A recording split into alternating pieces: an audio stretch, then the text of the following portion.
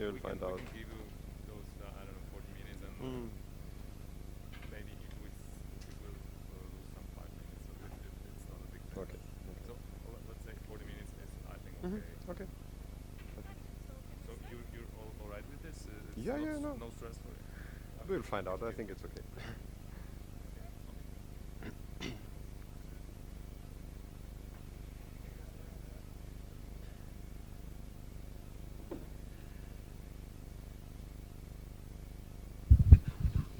Takže príjemné dobré ráno všetkým. Ja som Mirka, dnes budem manažovať tento stage of Turing Lecture Hall. Today at 10, Claus will open up the series of lectures here at Turing Hall. So let's welcome Claus, who works for Austrian Institute of Technology, and we'll be talking about scientific computing in Python, how you can use Python for research questions. So please welcome Claus, and let's see what he has for us.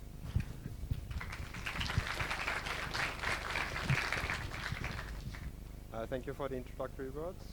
Good morning, everybody. I must admit that I'm quite surprised that we are so many. It's still 10 o'clock in the morning, Saturday. Well, welcome. So this talk is about scientific computing with Python. I would like to give you a short introduction to Python's scientific stack. Before we start, a few words about me. Okay, I'm Claus. I do statistical modeling, or simply modeling, with Python at the Austrian Institute of Technology. Also do a lot of data analysis and visualization, and we implement numerical algorithms for a variety of different purposes. I started to do this with Python about 3 years ago, and I would have been glad if somebody had told me that it's so nice. So I'm here to do this for you. But before we go into details, maybe you can tell me something about you. Who is actually using Python? Can you raise your hand if this is the case? Okay, yeah, it's a Python conference. And who is using Python for web development? Okay, not so many. Or system administration? Okay, and data analysis and scientific computing? Oh yeah, a lot of professionals here.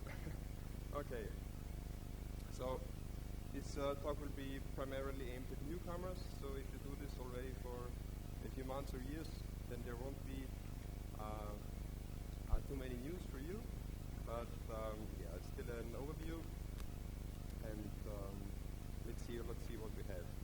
So there is this scientific computing stack in Python, or short SciPy, or scientific Python, and first we will see why you may even consider it, to answer some questions that you might have.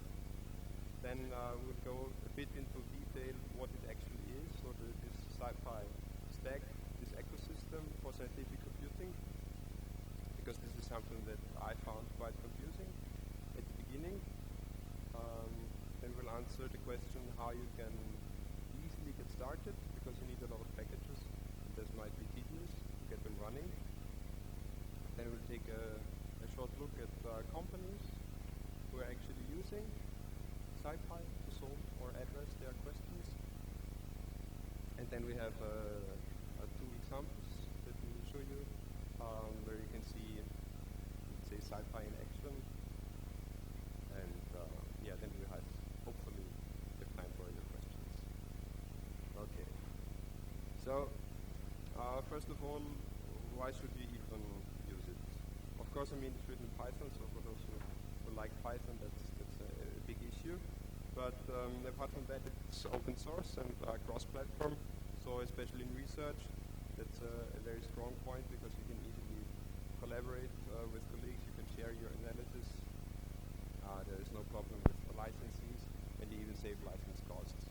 And yeah, it's also cross-platform. So maybe developers prefer to work under Linux. Those who use the code may work under Windows, but that's not a problem when you use this ecosystem. But apart from that, I think a very strong argument is the library system that's now available. So it's very mature and extensive. So for a lot of really a lot of applications. They are very well tested and very well developed libraries that really help you to get your work done faster and more efficient, and then address the more interesting questions. And since we have an interpreted language, you can do rapid prototyping. So this is a point that is very interesting for me, for example. We have a new research project, you get some data, and then you want to know quickly what is actually in there. So you can do write some scripts, explore the data, you quickly get an understanding what actually is there that you can investigate. But as soon as you know what your data or your project is about, you may need to do some software development. And this is also something that is very well possible.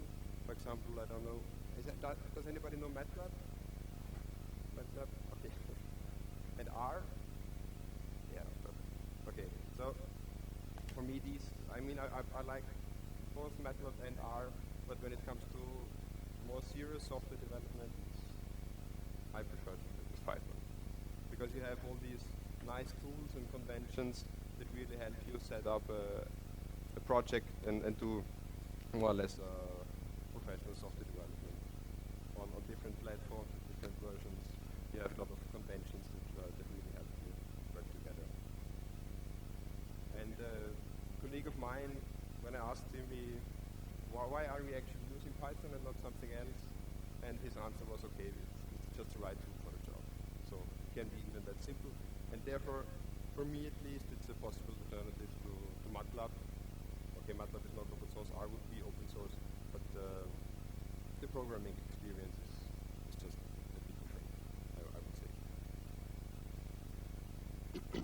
So this SciPy, or what is it actually? Well, we have SciPy, and as the SciPy homepage says, is a Python-based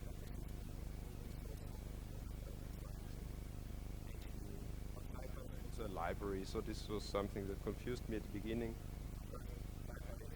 Scientific Python. It's a list of packages, but it's also a certain package that as we will see shortly. So to begin with, the very fundamental package is NumPy, numerical Python.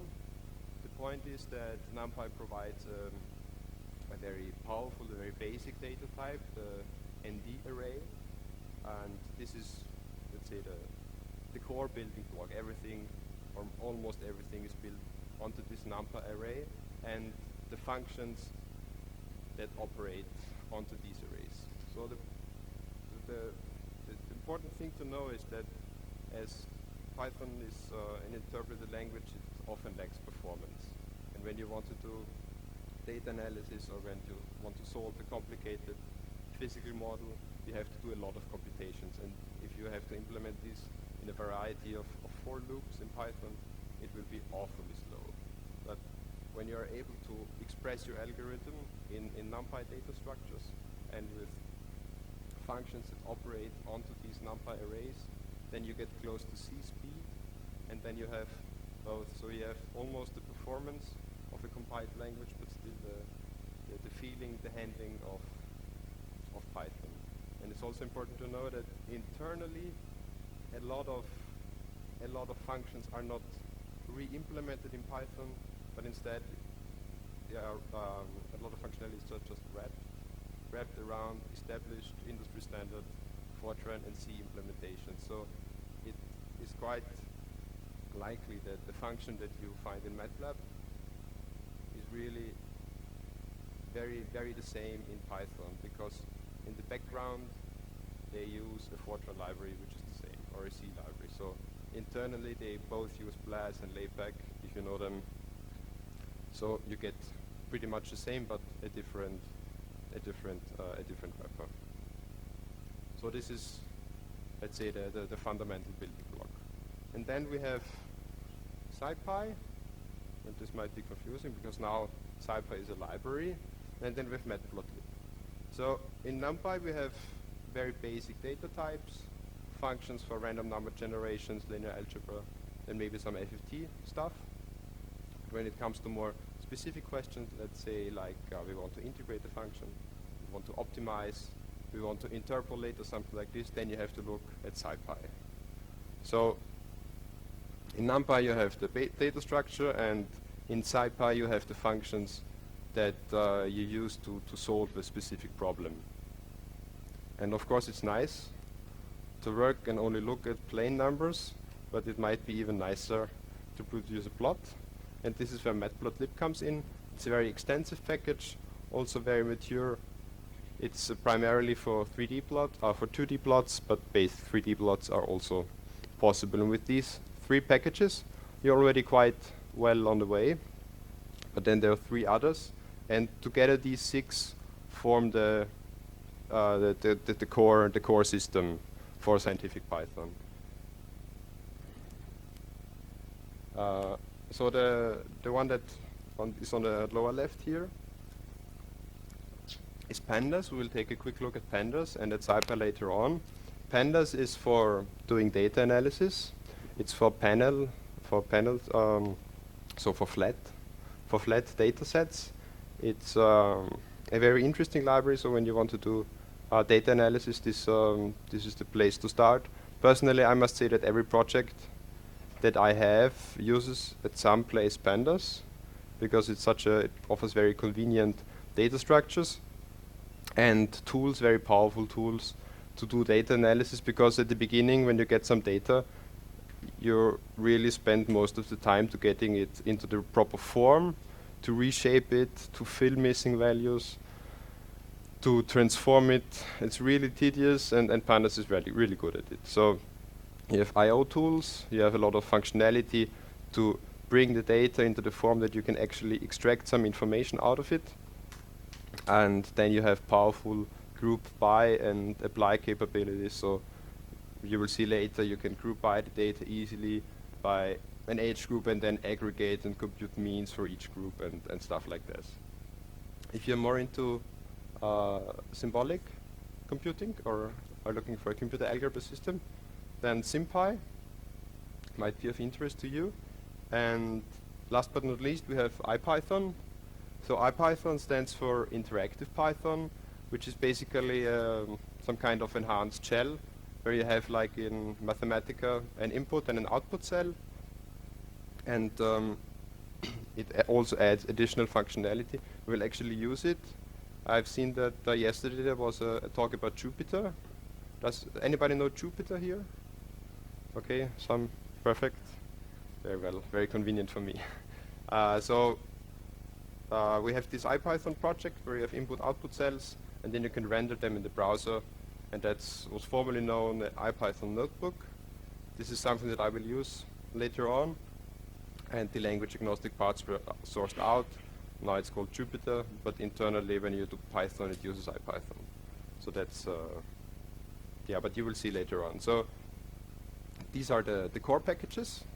And of course you may say, but I want to do some image analysis or maybe more statistics, and this is where scikits come in. So you have SciPy, and when it's still scientific but maybe very tailored to a specific application, you might say you need a scikit.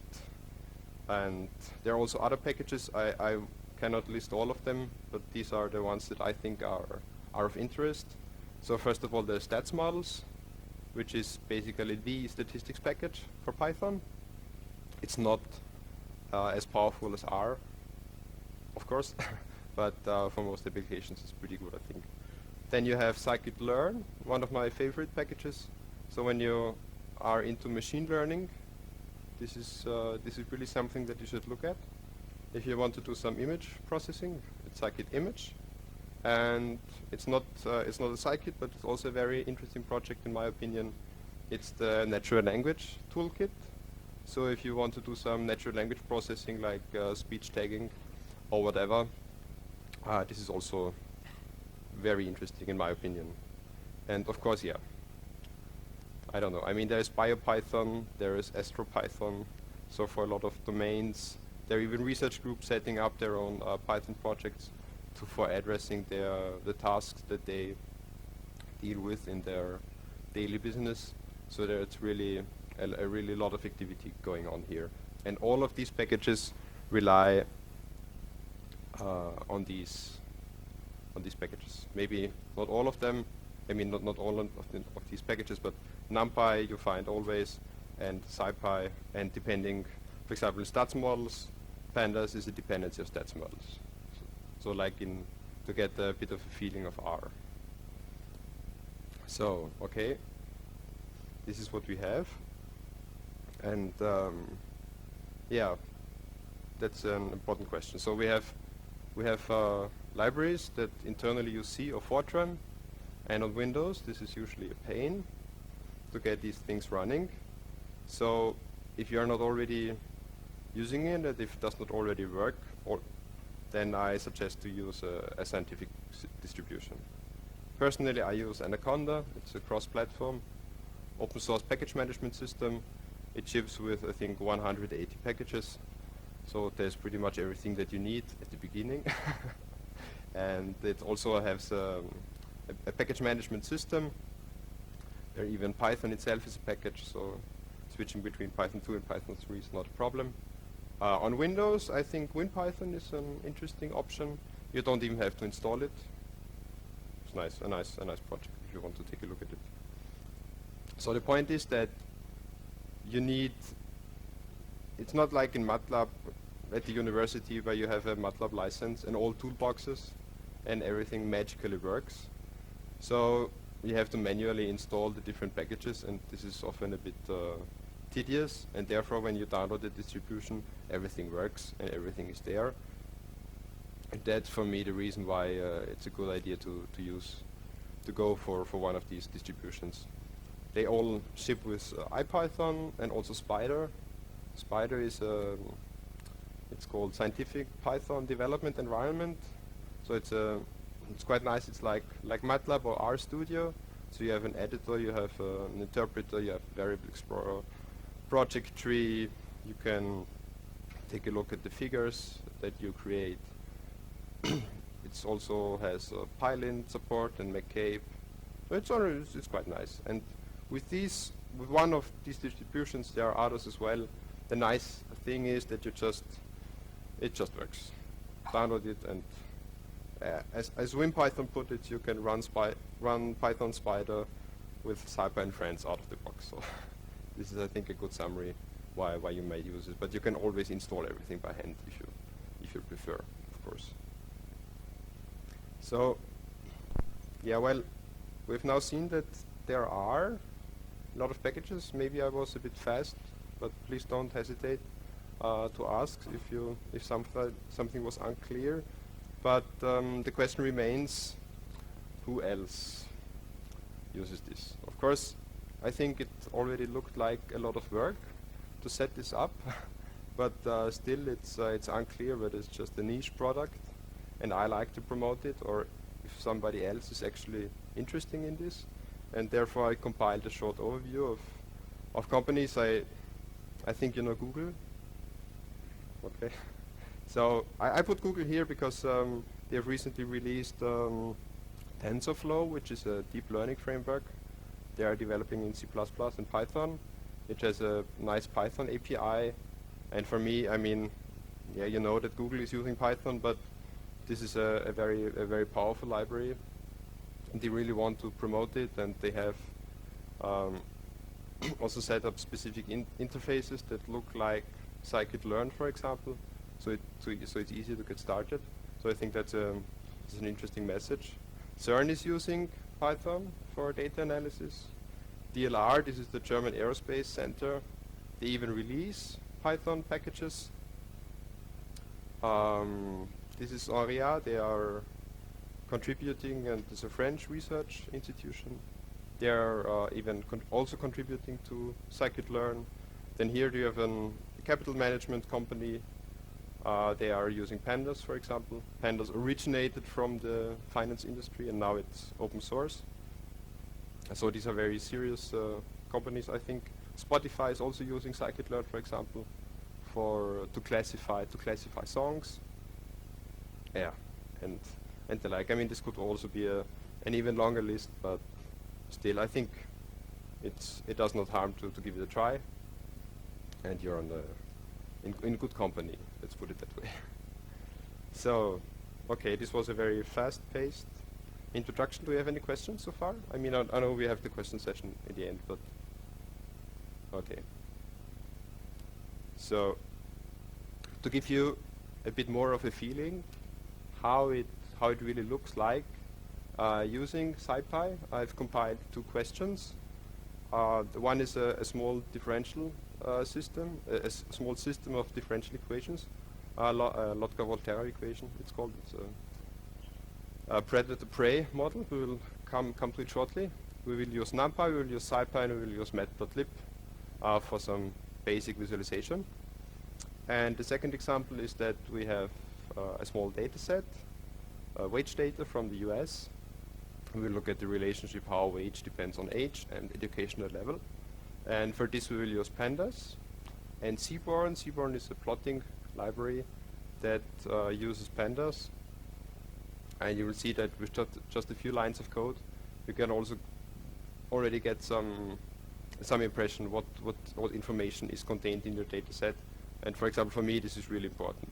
You get so much data, and then the question, oh, okay, what is in there? And yeah, you just produce a few figures, you get some feeling, and then you know whether it's worth investing time or not.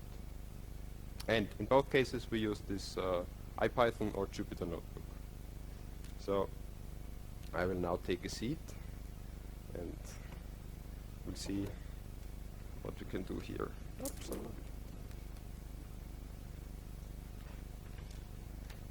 Maybe I won't take a seat. No, I keep standing. The cable is too short. Okay.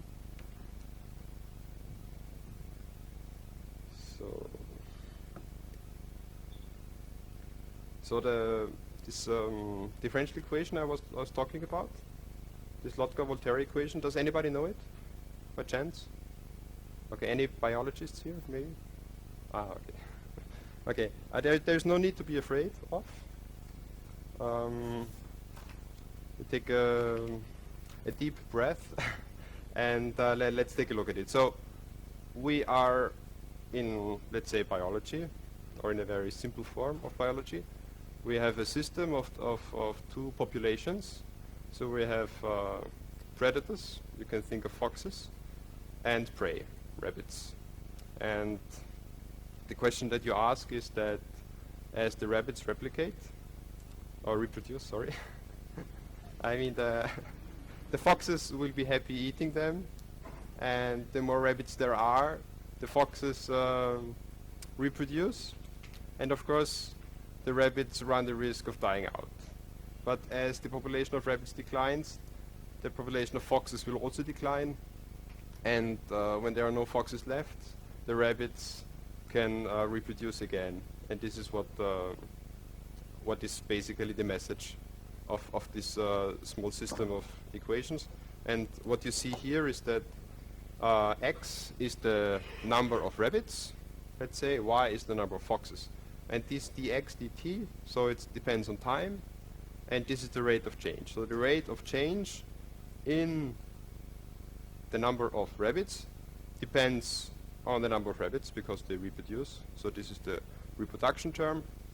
And then we have here an interaction term, and the rate of change is negatively influenced by the number of foxes. So if there are a lot of foxes, so if y is large, then the number of rabbits decreases because they get eaten by the foxes. So it's, I mean, it's a very simple model, but I think it's kind of reasonable. But I mean, the experts here in the audience might have their own opinion on it. So, and here in the second equation is the rate of change in the population of foxes, which is negatively depending on their own number. So if there, here we assume that if there are no rabbits left, they will simply die out. But if there are rabbits, so this x is positive, then they will reproduce. So they will eat the rabbits away. So we don't have to remember all this. We just copy it. I have here put some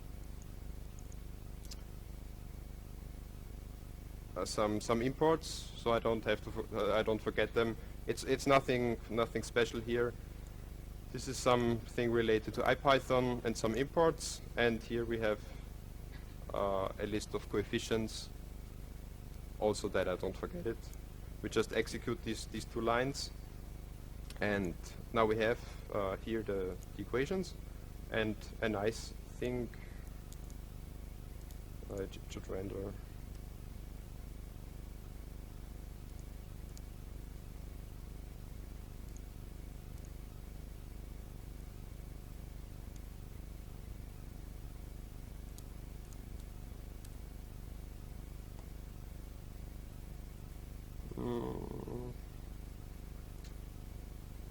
Usually it renders directly as LaTeX.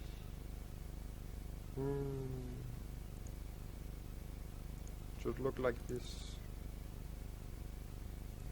Fortunately I can cheat here. So this is how it looks like. So a nice thing in this IPython notebook is that you have code cells and you have also markdown cells, and markdown cells natively support LaTeX, and that's it. So we don't have to remember the equation. So what we have here is this system. We will need some solver to solve this system. Fortunately, there is one. It's in SciPy. So SciPy integrate provides us with an ODE solver, and let's see what is there, so we know how we have to implement this equation to solve it. So when we take a look at the docstring, ODE int requires us to provide a function. This function is the right-hand side of the differential equation. So here we have the derivatives, and on the right-hand side we have a function. Okay, this function depends on time. Yes, I mean it's a time-dependent equation. That's good. And we have to supply initial values. We have to supply an array, which is a sequence of timestamps for which we want to produce a result. And we can pass additional arguments directly into this function. So this is basically all that we need to solve this system. So I will now try to implement this while we are talking, but please be gentle. So we need a function for the left-hand side of this equation, and we will try to be very explicit about what we do. So let's say capital X is the vector that has a small x and a small y.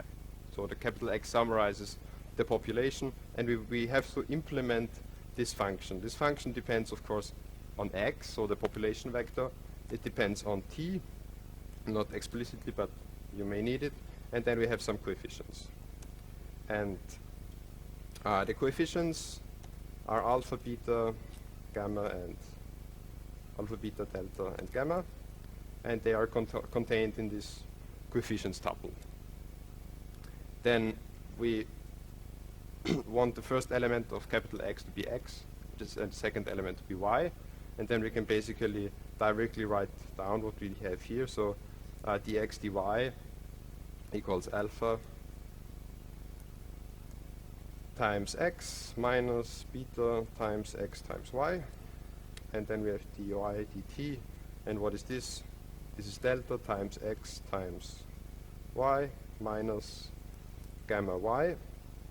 And what we return is an array. So this is now this numpy nd array that I was talking before. And well, the first element is the x dt, and the second element is dy dt. So this is the left-hand side, or no, this is the right-hand side of the equation. And what we now need, we need initial conditions. So we have to specify at time 0 how many foxes and rabbits there are. So we have x0 and y0. So this is what we have at the very beginning. I decided that we start with 10 rabbits and 2 foxes. Hopefully that's enough, but we will see. Okay. So then what else? We need time, because we have to specify from 0 to, let's say, 15. We will see what we have. So from 0 to 15. 15 is some imaginary time interval, and we have 200 intermediate steps, and for each step we want a solution of this equation. And yeah, then this capital X is ODE int, which is the solver that we need, and we have to supply the solver with the function. So the right hand side of our equation, we have to supply initial conditions, we have to supply time, so for each time step we want it to be solved, and then we can pass additional arguments, and this should be the tuple of our coefficients. And this tuple of coefficients I have already defined because I cannot remember these numbers. It's just a tuple. Okay? And this is what we have here. And let's see. Okay, no error. That's good. Yeah, and then what do we have? We have t, we have x, and we have y. And x is not defined because x and y is transpose. So that's it. Yeah. No? Okay, yours. I can already hear that that's not enough for you. Okay. Yeah, but this is how matplotlib now comes into play. So we create a figure. You have a figure, and every figure has some axis, and onto this axis you draw what you want to supply. So we plot against t, because t is time, and we want to see the population of rabbits. So x, therefore we supply a label. These are rabbits. And we also supply color. I think green rabbits are okay. Then we have, of course, the foxes. Label foxes, and blue foxes. Okay. Of course, we also want to supply a legend that we know what this is about. And here we are. So what we see here, that at the beginning we start with 2 foxes, and at the beginning we start with 2 rabbits. Since there are only 2 foxes, the rabbits happily reproduce. But, and that's the point, as the population grows, the foxes notice them, go out to hunt them, and they start to reproduce. And as the population of foxes grows, the population of rabbits declines. And yeah, this is some kind of periodic behavior. And we can now try to change the coefficients. The coefficients to see, let me check the time. Okay, we have still some minutes left. We can change the coefficients and see how this system then evolves. And changing coefficients should be easy. So let's first define a function. Put this into function. Solve fox rabbit, the fox rabbit problem. Rabbit, I said. And there's a typo here. So we want to solve fox rabbit, and we want to supply directly the arguments. So we have a function where we can then tune the coefficients to see how everything looks like. So we decided that we start with 10 rabbits. We can even try to start with 1.5 fox. Okay. Then we have alpha. Let's put it to 1. We have beta. Let's put it to 1, or no, 0.1 in my notes. Then we have delta. A reasonable number seems to be 0.07. Okay, and then we have gamma.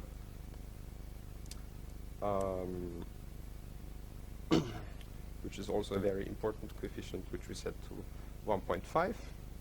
And then we need to indent this. And then we need to execute and see whether it still works. invalid syntax.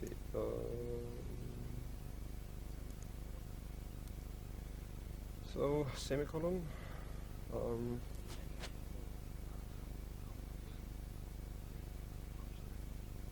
Yeah, right, of course. Yeah. Okay, so still works, and now we can do some really nice thing, because this is IPython or Jupyter.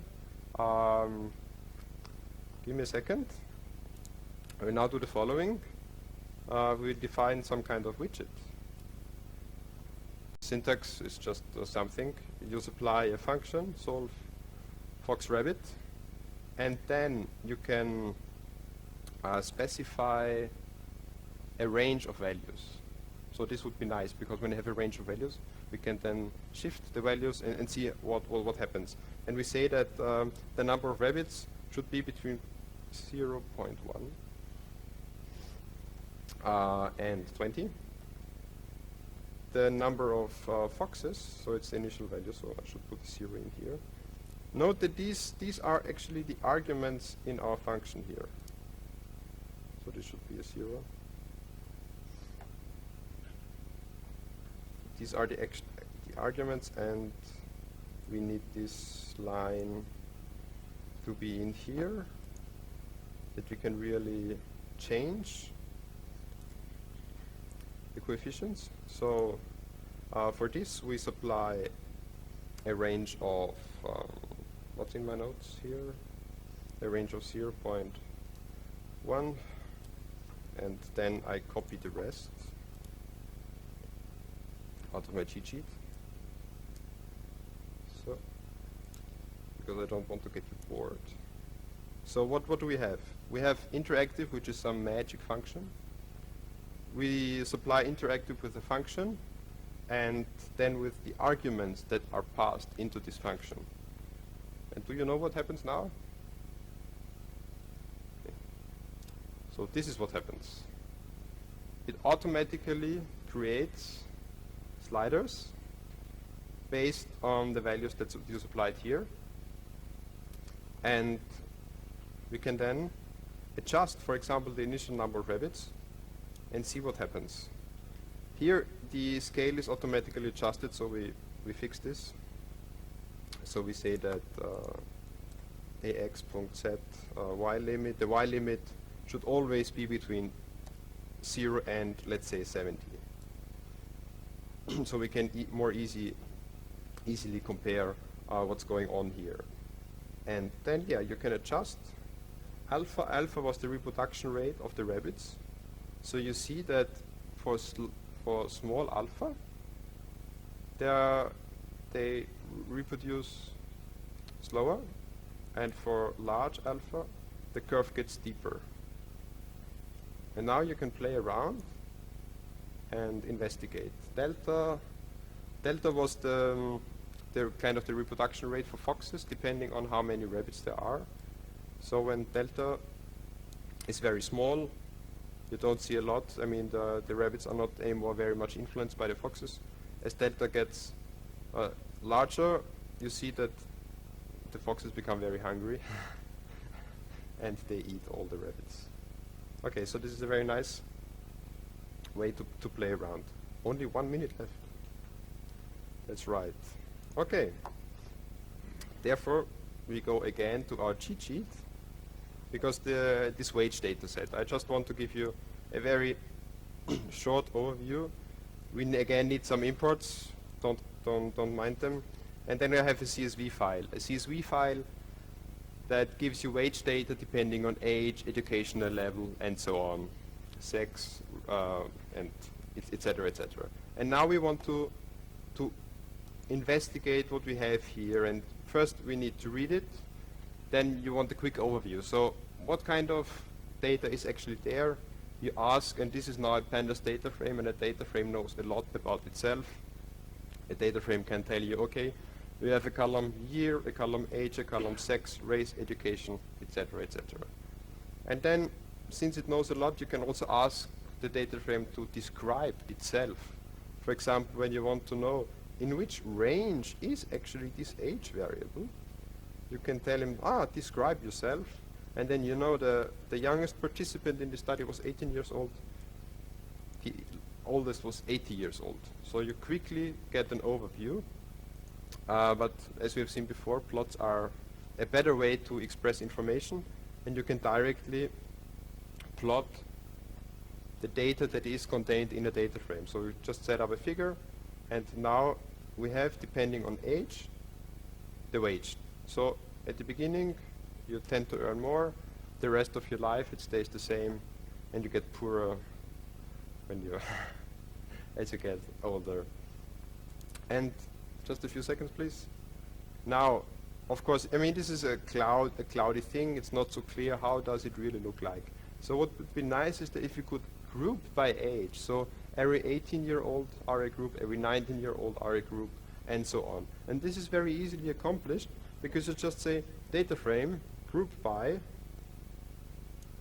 I'm interested in the variable wage, and then I want to aggregate using the median. The median is robust, and here we are. That's it. So for every age class, we aggregate it in one single line. And for me, this is really great, because otherwise I would never get finished with my work. And then there is Seaborn, I told you, a plotting framework that's building on data frames. And let's say you also want to know how your educational level influences your income. At universities, this is often an issue. And also we want to say, and what's about race? So I want to group it and even create subgroups, and this plotting function supplies you with this directly. So you just say, okay, on the y-axis you have wage, on the x-axis you have education, and you want to group by race. And that's it. That's it. And of course you can also print the result. Thank you.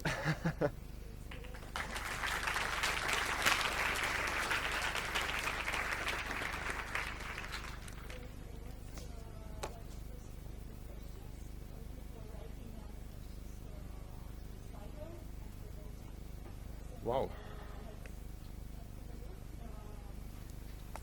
You can still vote if there's something interesting or ask questions. Feel free. So I think the first one has been answered already. Can you show us an example of a problem you solved using Python? So, but maybe if you have any other example. But the problem is, this is my private laptop, and the examples are at work. But I mean, I can tell you that a very interesting project that we had recently, which was quite large, is that we were predicting travel times on the Austrian motorway system. It was actually a quite huge project that we had. We did it for the Austrian road administration. And yeah, for this we used Python. So we collected tolling data and count data, and from this we build up a model to predict travel times on certain sections on the road. This is, for example, what we did at work. Great, thank you. Is there some good 3D interactive visualization tool? Interactive.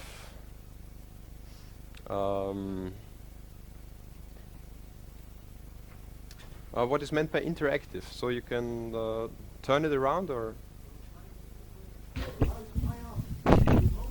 Yeah, yeah.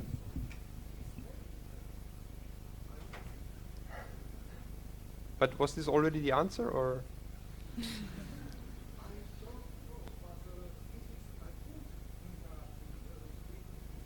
Yeah. Has everybody? My Yavi, it's written like this.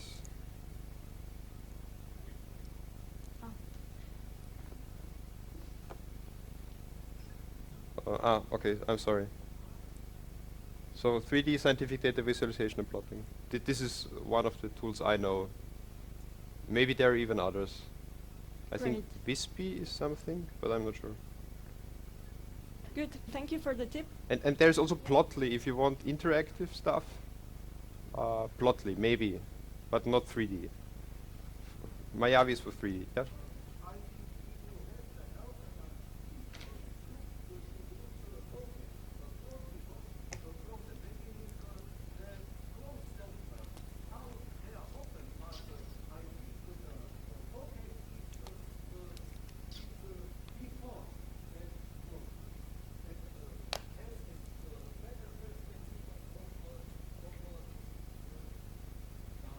Great, thank you.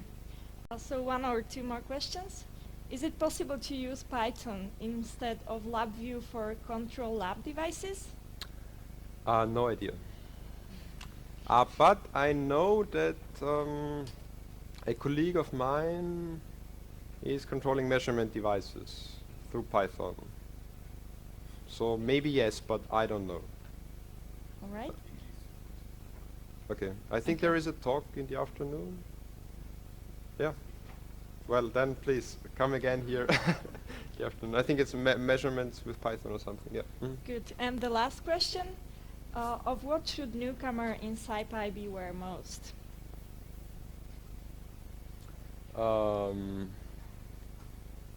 Could you specify the question? Who asked the question?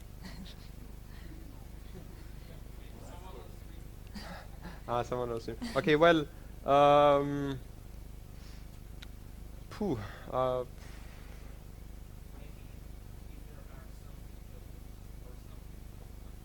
mean, if you come, for example, from MATLAB,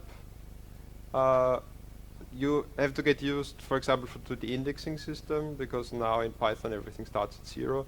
There is a nice overview, which is something called like a NumPy for MATLAB users. So this is something that you should take a look at. And I also suggest to, at the very beginning, already take a look at some coding standards, like PEP8. It really helps you later on, because in MATLAB, everything is very uncontrolled in a sense, which might be good, but might also be bad. So this is something that I would take care, because it really helps you evolve your skills. But apart from that, I don't know. I mean, no, Claus, sorry. Claus, thank you for the excellent presentation, and many others are thanking you. So now you can have a coffee. We are starting again at 10:55 over here, and if you have any questions, you can ask Claus in person during the breaks. So thank you very much. Thank you, Claus, and Thank you. Have a nice day. Thank you.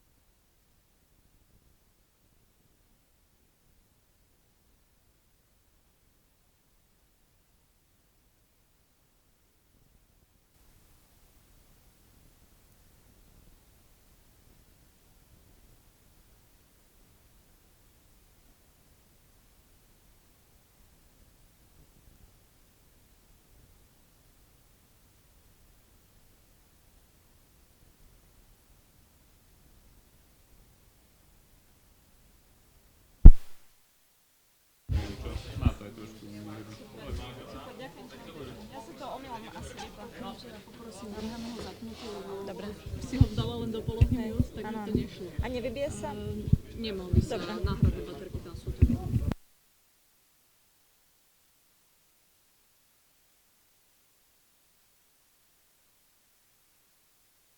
Takže vy si to už regulujete, toto s tým sa vôbec nemusím trápiť. Iba toto. OK.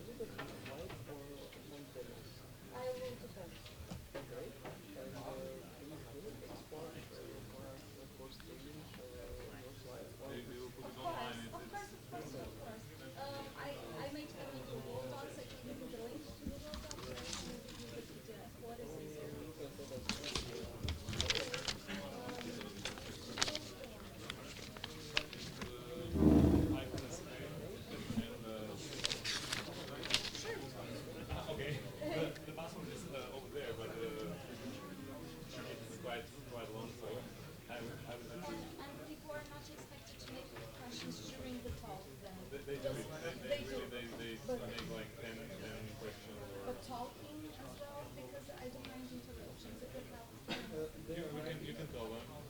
The previous speaker, Claus, asked if they have questions.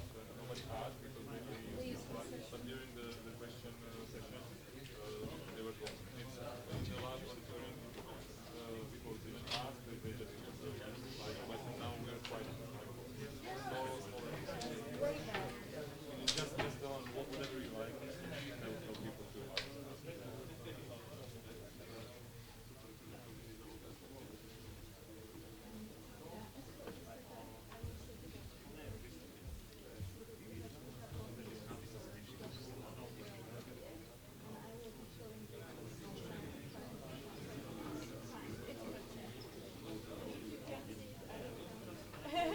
Yeah, you just make sure I see.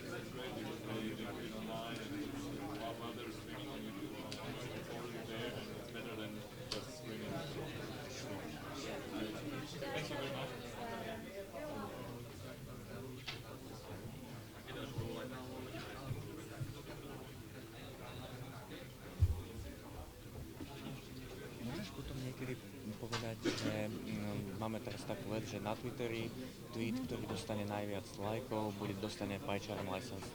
Dostane čo? PyCharm license. PyCharm je ide na editovanie a dostane PyCharm license. Dobre. Tak poviem to hneď na úvod. No, jasné. Aha, tu majú logo. Dobre, PyCharm. Dobre. Je to šarmantný výzor.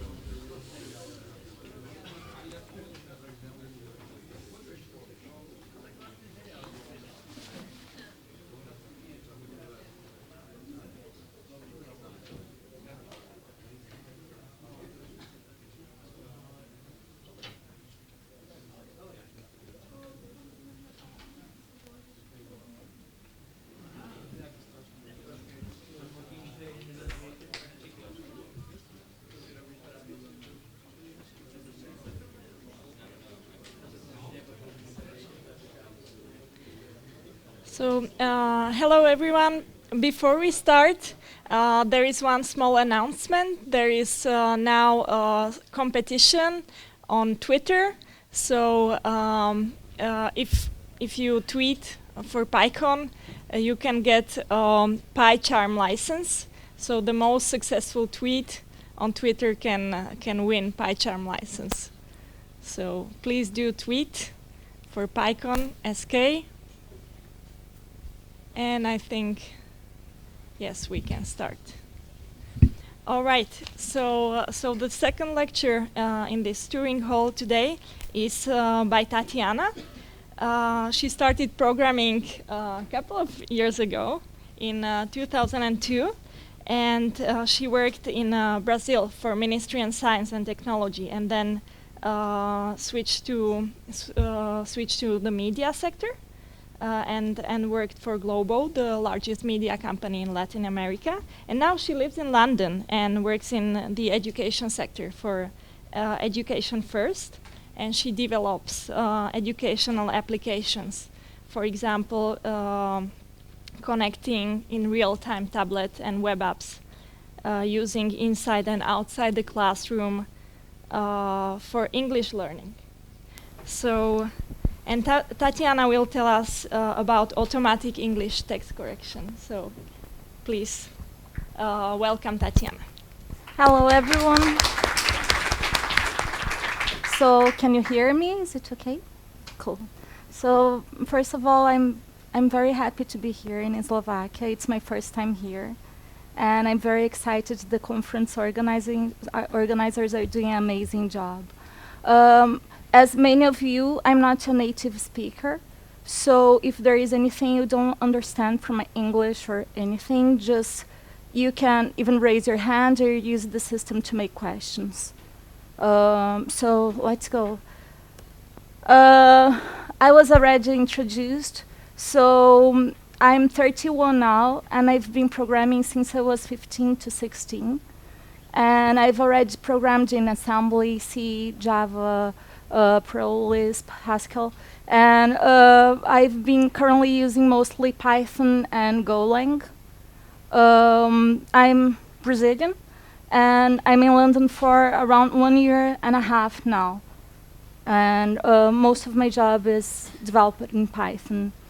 I work for this company, EF. Who heard of EF? Does anyone know about it? Good, because 1 year and a half ago, when I was headhunted, I had never heard about them either. But it's a quite impressive company. So there are around 40,000 employees around the world.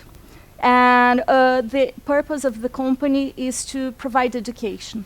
And their main business is related to language teaching. So they have interchange where students from one country can go to a native speaking country and learn more about that language in place. And they also have business schools, and they have local English schools, so they're called international language learning schools, and they are around all the world. So there are over 500 offices and schools, including in Slovakia. So I did my research. And another curious fact is that it's privately held by the guy who founded the company. So there is no outside investment nor anything. So that's quite nice. Inside EF, I work developing applications to help teaching and learning English.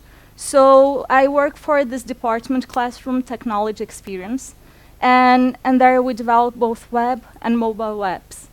And also a authoring platform where publishers can write English courses and lessons and so on. This is part of our team in a travel we did last year to Malta. And this is the other backend guy. So although we have users around the world, right now we are only 2 backend engineers. And despite taking care of all the backend and all the DevOps of the things, we sometimes try to go to other fields, such as cooking. So this presentation wouldn't be possible without Rafael's work and support. I have a few objectives here, and I don't know about you guys, so you can make questions and just lead to where you would like. But I would like to show to you guys first a challenge that we have, many companies have. Then I would like to show a useful data set. So we just had an awesome talk about scientific Python programming, and sometimes people lack data sets that they could use to train classifiers and experiment. And I will show to you guys a data set that's openly available. Anyone can download and test it out. I will show a bunch of Python scripts. They are quite ugly because they didn't take the time to cleaning them up, but they work. And I would then like to have some ideas from whatever ideas you guys would have to try to contribute to this work. And we are planning to have this as an open source tool that could help anyone. So the ugly scripts we developed are already available online on GitHub, so anyone can play around with them. So what is the challenge? Who here is a teacher? So we have a few.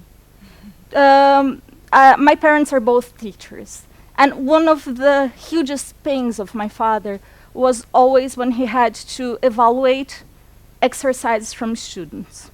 So he had to go through, he's a physician, so he would have to check all the time, again and again, the same answers and check what is wrong, what is right, and so on.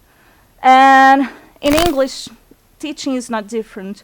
So normally, whenever you give an assessment, whenever you give an essay, you ask your students to write an essay, it can be quite boring and not very pleasant to have to go through hundreds and hundreds of essays and writing activities and try to correct them with basic mistakes.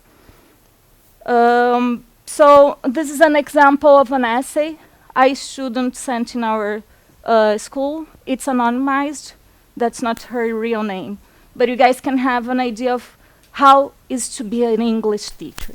So, hi, my name is Crystal. 9 years old. From China. Live in Yangshi, Shangyu. There are 12 people in my family, my mother, my father. My mother is 36 years old, my father is 37 years old. So there are a few basic mistakes there. So a teacher who went through this would probably spot, oh my God, this person doesn't use capital letters. So in the beginning of the sentence, we would expect to use capital letters. And then as a name of someone, Crystal should be also in capital letters. After the dot, we would expect also capital letters. Then spelling, this is not how we write I am. It's a contraction, so we should write it in a little different way. Form is not form, although this is a valid English word. What she expected to say there was from. And this is town, would be town, like city. And then, of course, this I'm leave, it's not a proper verb tense setup. So I leave, only that would be that would work. So you can see, just on this very tiny sample, we have around 17 mistakes. And these mistakes imagine you during years and years of all your life going through this, the same mistakes, the same problems, and it can be very frustrating. So this is a problem we would like to overcome. So the idea would be, let's try to build algorithms and tools which can help teachers assessing English written essays. And this doesn't have to be only for teachers. So supposing our tool is really cool, and you would like to make sure when you code using VI, for instance, you would like to have a plugin that would check if all the code you're writing is being written in proper English. So you could build a plugin which would use these algorithms, and you would have a beautifully English written code. An example of commercial applications who use this kind of things, we have LibreOffice, we have Google Apps when you're writing emails or Google Docs, and Word, of course. So many people see when you're typing things, they underline saying, hey, this seems a mistake. So the idea would just be to write something open source that could help highlighting potential mistakes a user is making while writing in English.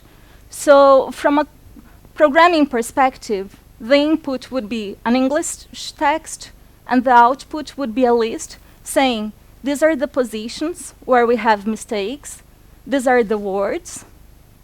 What kind of mistake is that?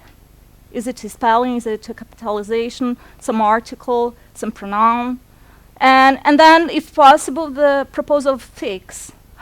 Look, you wrote this, but the correct form would be this other one. So this is our challenge. And we didn't achieve all of it, but in very few hours of programming, we got some very interesting results.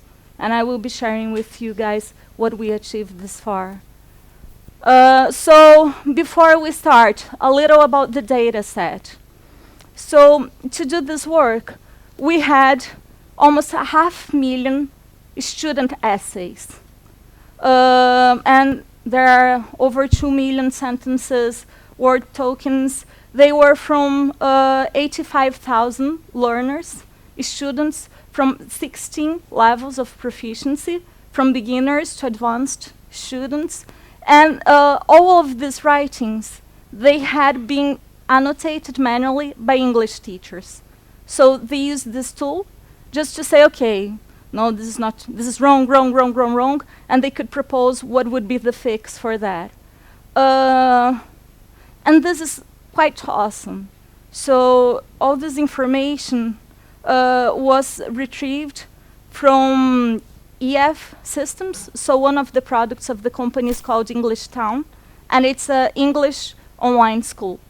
And we managed to have the company allowing to export this data and share with the world. This kind of information is very, very valuable because it's quite expensive to have people who have a good knowledge in a domain to annotate things manually. Of course, many of the annotations of the teachers are not perfect, and there are many mistakes the students made the teachers didn't find. But it's still, it's good as a base, and it helps us when we are developing automated tools to try to do this automation to compare how well our tool is performing compared to a human being. Some examples of topics of the essays we had related to writings. So introducing yourself by email, or writing a movie review, writing an apology email. There are all sorts of kinds of writings depending on the level of the students. There are over 150, I think there are 150 nationalities. And the ones we have the most are this. Most are Brazilians, then Chinese, Russians, Mexicans, Germans, and lots of other nationalities. This database was developed as a partnership between Cambridge University and EF. So EF gave the data, and he sponsored a research unit in Cambridge. And with this work, they were able to extract lots of data from EF's databases and try to make something that would make sense from a researcher's perspective, only with the information that really makes sense. So some kinds of mistakes that were annotated by the teachers. Agreement, article, so if you use an article such as a house, but you say a houses in plural, a should be only used with a singular word afterwards. So that's a mistake. Combined sentence capitalization, if something should be capital and it's lowercase, or the opposite. If some word shouldn't be there, just delete it, or all sorts of errors. Plural, preposition, punctuation.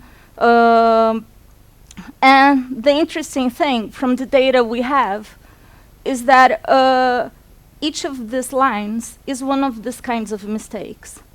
So if you check the PU, which stands for punctuation, is one of the most common mistakes students make. And teachers annotated. This could be wrong, but we expect that at least in average, it is similar to the reality. Then in the second place would stand capitalization, this line here, and then spelling, this line here. And this diagram illustrates how many mistakes of this type each level of student would make. So beginners make more mistakes, usually, whereas advanced learners of a language make less mistakes, and they are more mixed. For the purpose of what we did this far, we worked with capitalization, spelling, and article. So we thought those would be the easiest problems to try to solve, and two of them were top 3. So we thought it could be quite useful to use that approach. If anyone in this room would like to have access to this data, it's possible to do it by this URL. So these slides are shared publicly. You can find in the conference website soon. So you will be able to access this. You just need to register, and you can have access to the data and download to your own computer. The license, it's use non-commercial research. And if you guys would like to use for commercial purposes, you can negotiate. So you can find information in this file. When you log into the website, you would expect to see something like this. So here are the amount of essays per level of a student. So beginner, advanced. Here you can filter. So if you would be interested only in people from Europe who are in the level 5, so they're kind of intermediate students, you could filter out and try to figure out what are the most common problems, or try to reproduce or do some classification, etc. Once you've registered, you can filter the data set, and it's possible to export to XML. And it will look something like this. So there was an issue in this website. It's hosted by the Cambridge folks, and we couldn't solve it in time. So the XML right now, it's not valid, but we made a script to fix it. So you guys can go through all these steps at home, and all that I show here, hopefully, you will manage to reproduce. So the bunch of Python scripts that we developed. Just a disclaimer. Who here knows about the Agile methodology? Okay, so the Agile methodology is something that claims we should try to do things well, and people are important, the communication is important, we should try to have quality in our code, code review, and lots of important values. To do this Python script, we did quite the opposite.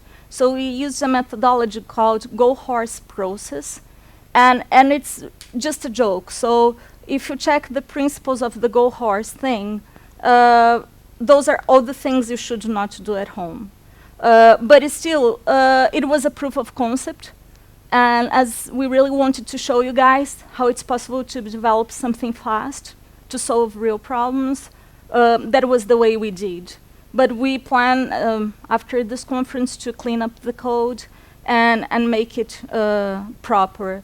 By proper, we understand to have a high coverage of automated tests, such as 90% of coverage or more, to have a good structure, and to have proper documentation, including doc strings and something that could be helpful. So what do these scripts do? We have a bash script to fix the XML files, and all the other things were implemented using Python. So we converted the XML files into JSON files, because we normally prefer to deal with JSON. It's easier, it's nicer, they look nicer. We implemented a few heuristics to identify some common English mistakes. They were, as I already said, spelling, capitalization, and articles. And we analyzed how efficient our algorithms were. So how close to the teacher's annotations we were. You can find all this code in this repo. So it's available in GitHub. You can find there. There are the minimal steps you would require to reproduce these things. So I would just like to show to you guys some hands-on. So the normal flow we would do would be to process the XML file, and then we use this Python script, writer predict, and we give the original data set, and we say, please output your predictions here. So let's have a look on how these files look like.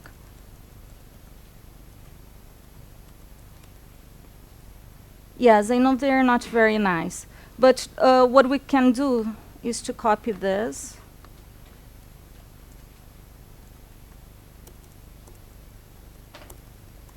And then we can use this. Oh. And we can do. So this is a nice looking JSON example. So you have changes, which were changes made by the teacher, with the symbol of the mistake, the selection of the word that was mistaken, how would be the correct form, and which is the first character that word starts on. And then you have punctuation and all those mistakes. You have the nationality of who wrote the essay, which level the person was, and the writing itself. So you can see it's just a normal Python string. So if we copy it, this is a string here.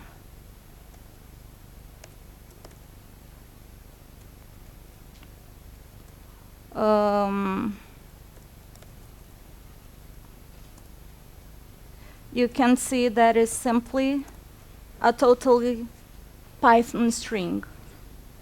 So what our script does when we run this command, it goes,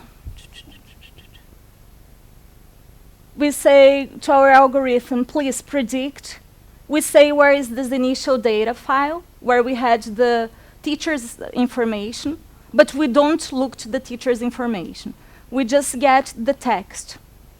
And from this text, we try to create annotations using hypotheses and heuristics that I will show to you guys.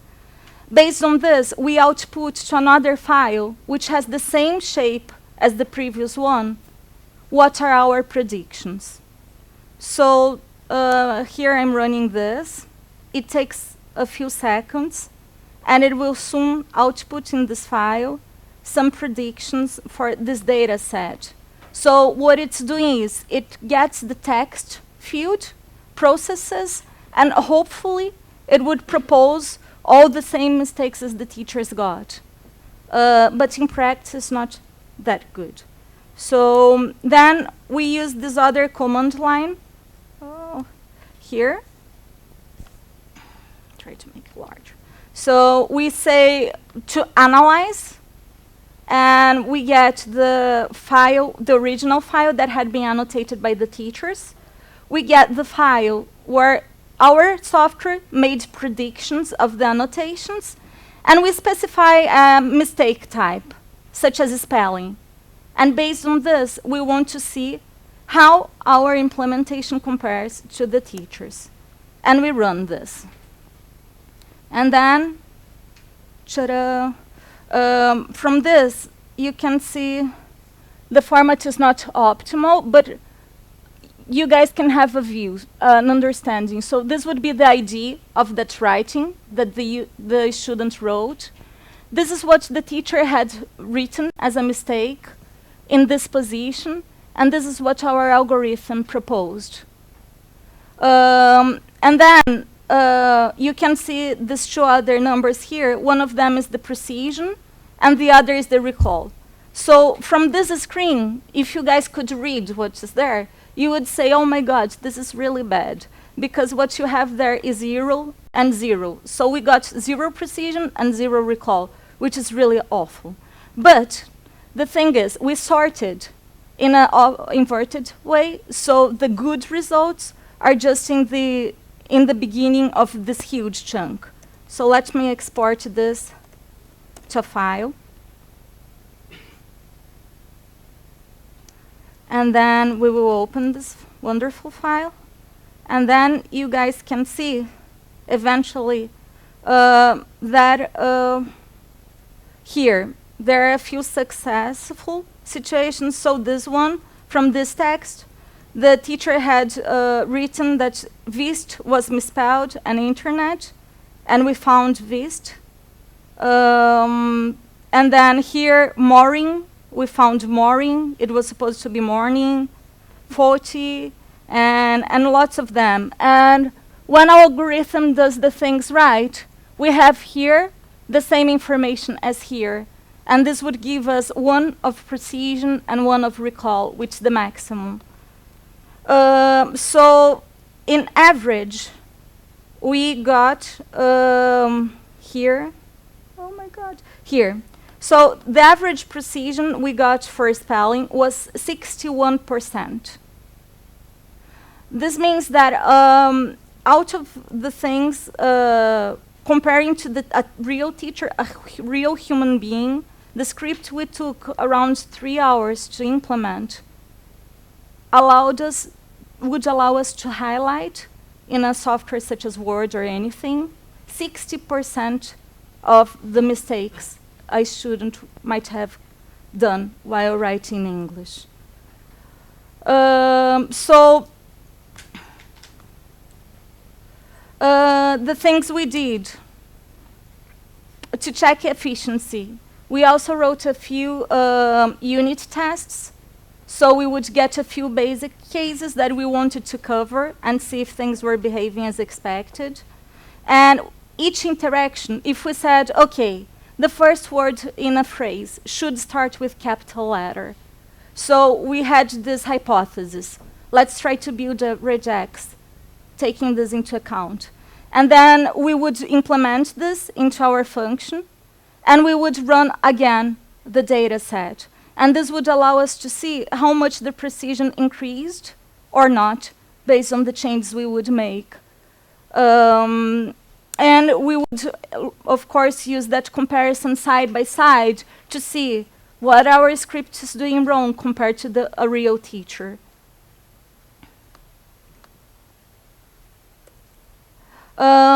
Just as to see if everyone knows the concept. So here is the definition of precision and recall. So these are the two metrics we're using. So precision would be among the things we said were wrong, how many of them were really wrong? So this is what we got, around 61% for spelling. The other one would be among the items that we selected, what percentage of all the items that should have been selected we chose. So you can see these two concepts in these things, and these images are from Wikipedia, and they have a quite good explanation on this topic. And as it may be tricky to sort by having these two metrics, precision and recall, it's very common to use the F-score, which gives us a number that involves these two concepts in a single one. So we can list and sort things to try to see how good or how bad we performed. In order to implement the spelling checker, what we did was, we got the text, we removed all the Unicode symbols, then we transformed letters that had accents to something that didn't. We removed all sorts of punctuation, because for spelling, these things should not matter. And then we got a dictionary. Do you guys know right now, if you wanted to have a list of valid English words, do you guys know how you could get this, despite going to a dictionary or website? Does anyone have some clue? So, I found this very cool thing. In Linux, you can find lots of English words in some files. So both in Debian, Fedora, or whatever Linux distribution you guys use, you can, probably it's already installed, and there is this file. You can just go there, and they have around 200 words, English words, which are valid. And we just use that. So we checked for each of the words in the text. Were they inside this valid English list of words? If they were, then it's fine. Probably they were not a spelling mistake. The other thing, does this thing have numbers? Because initially, our algorithm would get, sometimes people are talking about numbers, prices, measurements, and then our script would keep complaining, this is a spelling mistake. 6M doesn't exist in a list of valid English words. And we don't expect it to exist. It represents 6 meters. So what we did in this case is we would check if the word has any kind of numbers. And in this kind of situation, we considered, okay, it should not be a spelling mistake. And we created a file with a few country names and names of people that we saw that were quite common. So to create this file, we got around 10% of all the things we had, and we extracted part of this.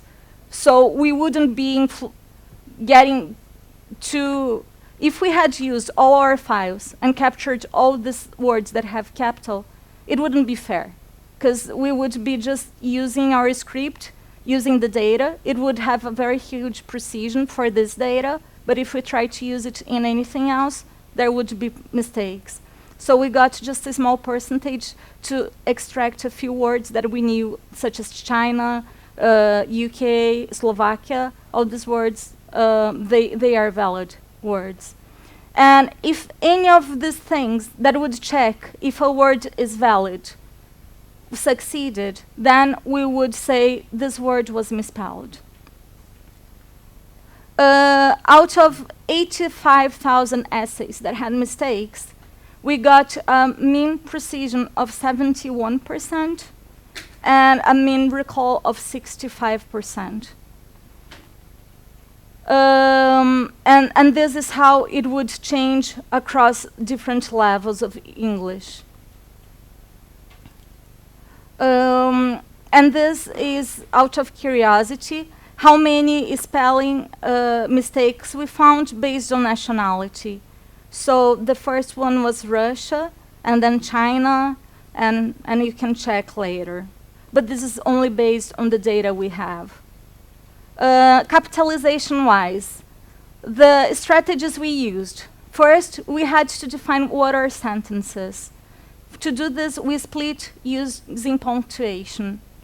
Then we would check if a word is expected to be in capital in English. So, is it a first person? I should always be capital. Day of the week, Monday, Tuesday, Wednesday, should always be capital. Month should always be capital in English. Is it a language? So we build lists with this information whenever possible we would get from Wikipedia or anywhere.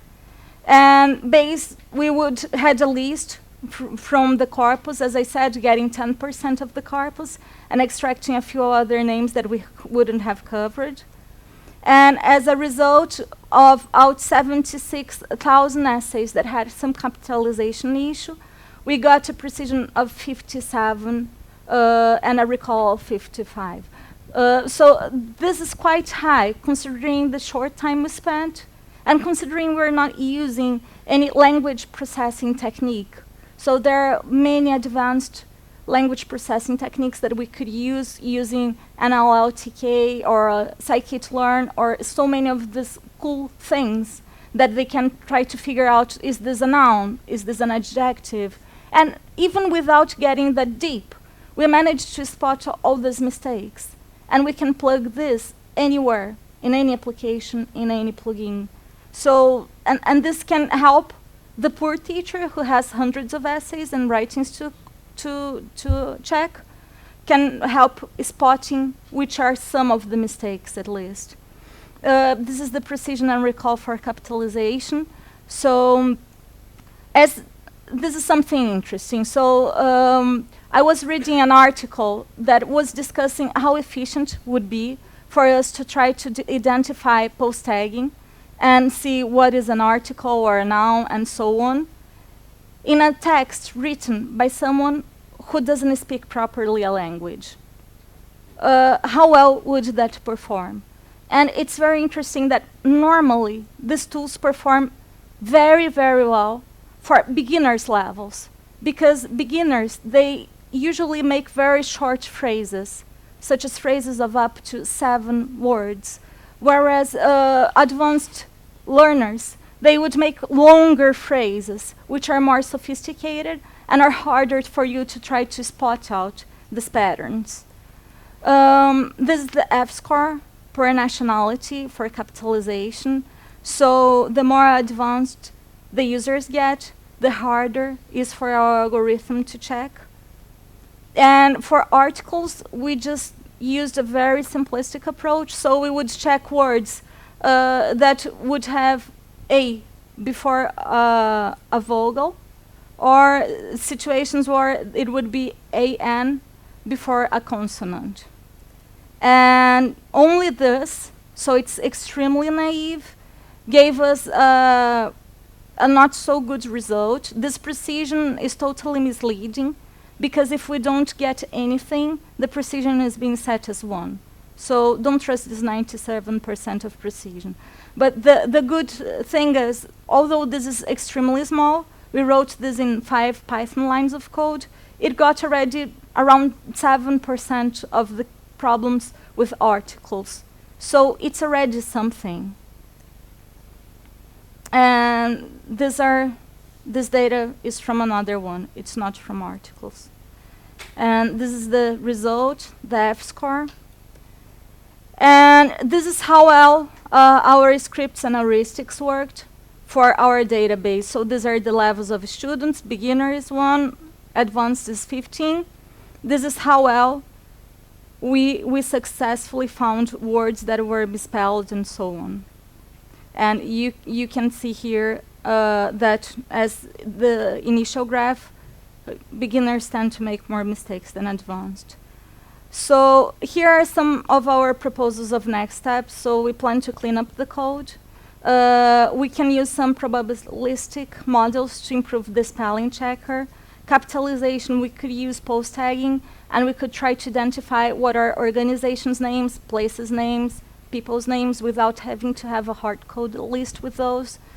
Articles, we could also benefit from post-tagging, dealing with plurals. So if someone is using an article like A with another word that is in plural, that shouldn't be happening.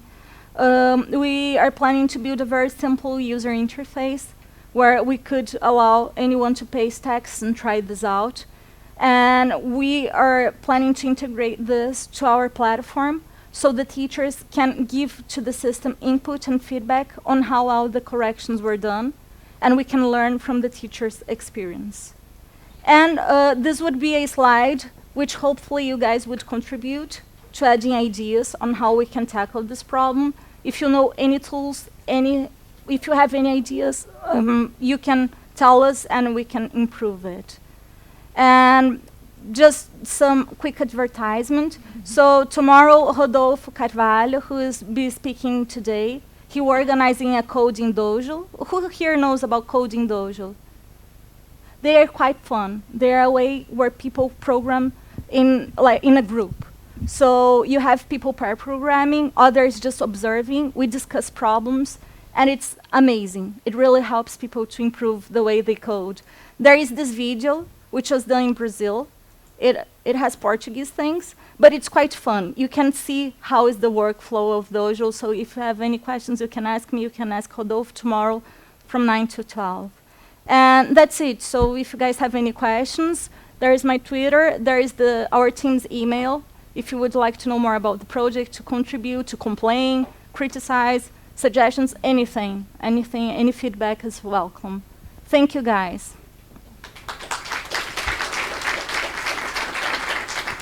Great, so we'll switch to the questions. Thank you for asking through Slido. So first one, do you use any of machine learning algorithms? Not yet. So we did this during the last week, and we didn't get time. We thought to have a good machine learning applied, we would have to train and tweak all parameters, and we just decided to do using very, very naive approaches and see how it would work. So we actually spent less than 20 man-hour to build this. So, but we do plan to use machine learning. Good. The next one. Have you used the Genism library when analyzing the text? No, we haven't. But I will certainly have a look at it and try to use it. Thank you. Good. So a proposal. How about setting up a Kaggle challenge? Sure. Let's do it. Anyone would like to help? Good. So a more technical one. What is the WC error? Is it interesting as it grows initially with the language knowledge level? Let me see. I don't know. But hopefully the slides will tell us. So is there any WC error? Let's see. They should be here. Word choice. Yes, there should be. We can check if we wanted to check, so we could even get here. Although the word, this one, we could classify them as spelling mistakes as well. So what I'm doing here is just saying to the analyzer, get the original data and compare to the original data. So we will have total precision and total recall. And I'm asking it to output, so just so you can see a few examples of how the WC looks like. Oh God, no, it doesn't exist. Wait, word choice. Yes, guys, for this data set, we don't have them. Let's check the V data. Let's get here, and let's try to see what do we have. Yes, we do have here a WC error, but as you might expect, it's in this horrible XML file. But if you want, we can check it close and understand the WC problems after the talk. It's here.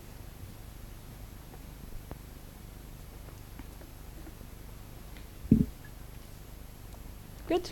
Can we go to the next one? Sure. So why not use existing, for example, LibreOffice spell grammar checker? So we wanted to do something in Python because we like Python. I suppose as you guys are here, you like Python as well. And we just wanted to have something. We didn't want to work with Java. We already have Golang, Python, Ruby, Perl, and so many languages in our stack. We didn't want to have any Java concerns. So, and we couldn't find any Python tool which does this. There is Python interface to like execute. Is there? That's awesome. We didn't know. So we will certainly try it. Thank you. Good. So, did you choose Python prior to beginning of this project? Yes, yes, we Okay. did. And how about other subjects like math, physics, learning music instruments, etc.? Have you thought of this? Oh, that would be super challenging. We would love to deal with this, but right now our platform is mostly to teach languages. And even in language, if we wanted to do a similar thing for Slovakian or Portuguese or anything, it would be so hard. So we're just trying to do this one better. We proposed to the company, and they will probably be adding this in our next features in the product. Great. So good luck with that. Have you participated in any similar project for your native language? I did participate back in Brazil. So I worked in a news portal, but it was a bit different. It involved natural language processing. And the challenge there was we had lots of news, and we wanted to parse those articles and extract the key concepts from the article. And we wanted to understand people who used our news portal, which kind of content and which kind of concepts they were interested in. And we would recommend to them articles based on those similar concepts. So it would involve some language processing, but not mistake related. It would be a little different. Thank you. And the last question we're going to ask, do you use teacher-supervised algorithm training? Not yet, but that's certainly one of our next steps. So as we have lots of teachers using the app, we can collect their feedback and we can make our algorithm to learn from their feedback. So yes, that's the next step. So thank you very much, Tatiana. Thank you. Thank you, guys. So if you have any other questions, you can ask Tatiana over the coffee break or the lunch break, and we'll see you around at 11:50 over here.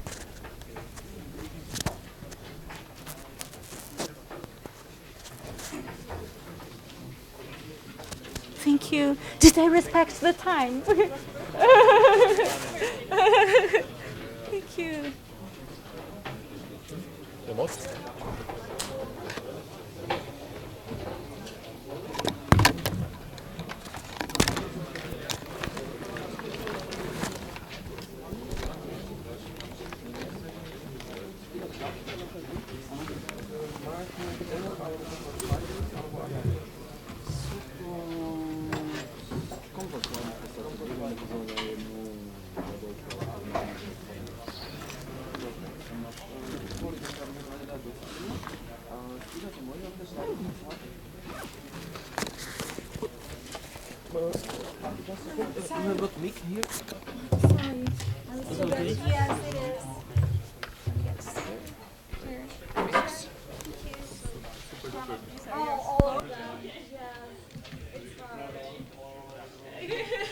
I can try, but I'm sure I will find places where neither of them will.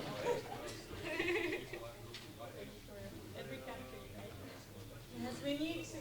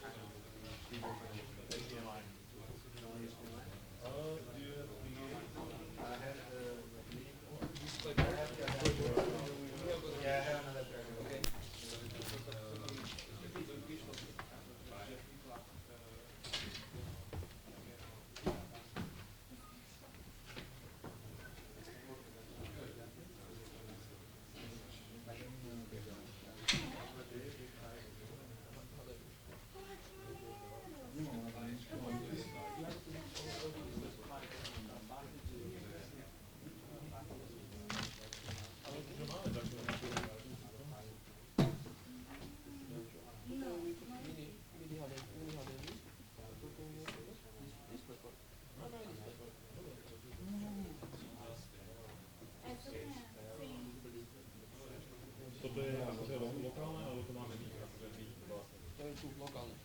To by sme mali robiť vlastne tak. Mali by sme to spýtať. Ja dávam to na dobre.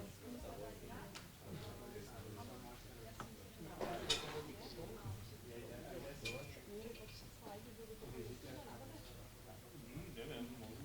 Akože je to na prednášovky, ale zatiaľ do streamu súhlasili všetci. Ok, tak dostanú teraz aspoň nejaké oznámenie si, že? Ešte raz, že či sa, ako neviem, či sa budú dať stiahnuť, môžeme to zabezpečiť určite, lebo vlastne väčšina nám to poskytla a vlastne všetci. Takže môžem povedať, že Tatiana nám... Vnímanie aj ostatné. A akože my zatiaľ v podstate všetky nám to poslali na mail, čiže my to už máme, lebo kvôli streamu. My všetci si poslali. Veľká väčšina. Čo nebude, tak nebude a čo ostatné vlastne. Ako, myslím si, že s tým nie je problém. Ak má, tak ideálne. Dobre, chcem ešte povedať, možno povedať, že ako to majú vymyslené. Alebo info@how.no.sk. PDF-ko alebo? Ideálne PDF-ko, myslíš to potrebujeme PNGčka? Dobre.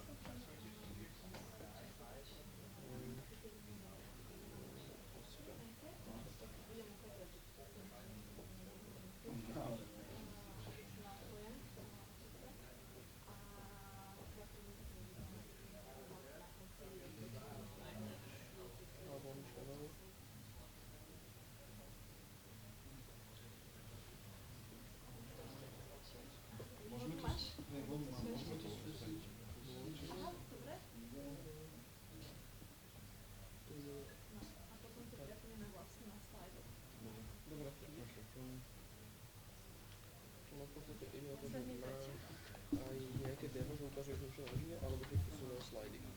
Akože radšej som si dal aj program do slajdov, ale keby som to dal, to je akože dobre, akože ide o to, že v podstate robíme tu taký setup, že ak je taká obrazovka, tak v podstate keď máme slajdy vopred, tak tu je logo PyCon, tu je obrazok priamo detailná prednášovka a vlastne asi nejakých 75% stvoria slajdy, ktoré sú vlastne priamo čitateľné. Nie je to také ako taká reprodukcia odtiaľto. Ale keď je aj nejaké demo, tak spravíme tak, že teraz v podstate na celý záber od kraja plátna po prednášajúceho.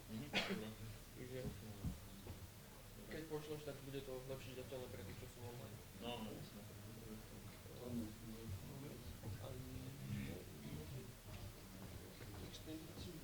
Nikdy som to nemal zapojené akože cez Discord, čiže neviem. Tak ale tiež je to stále. Pokiaľ som mal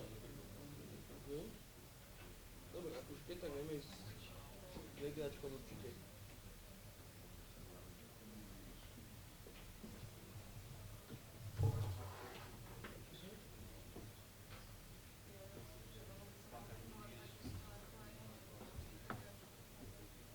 Čo myslíš? Projektor? Hej, to funguje. Ide o to, že ja som skúšal Windows PS tlačí, vieš? A to nefunguje na všetkom. Na klávesnici. Aby to proste nabehlo. Meta. Keď to nejde tak, tak pravím. Tak to zatiaľ troška spravím. Dobre, toto je tvoje pozadie. OK. Ešte raz to zažneme.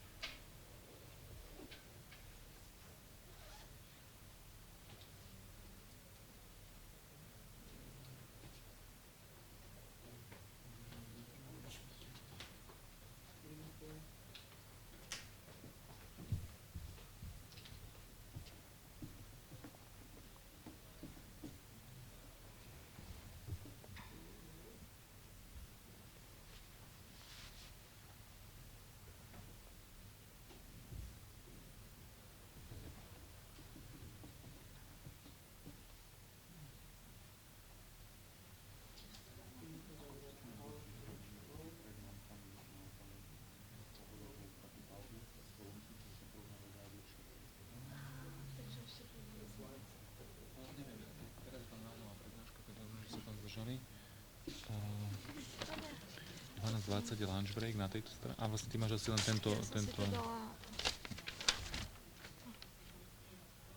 No, oni končia 12:30 až, čiže vlastne tým pádom my kľudne môžeme, vieš, keď sa to natiahne opäť o 10 minút, nič nestane.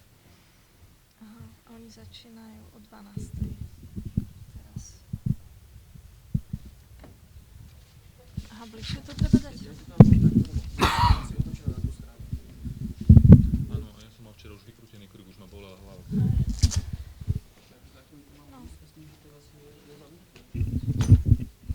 Teraz by mal vybeť.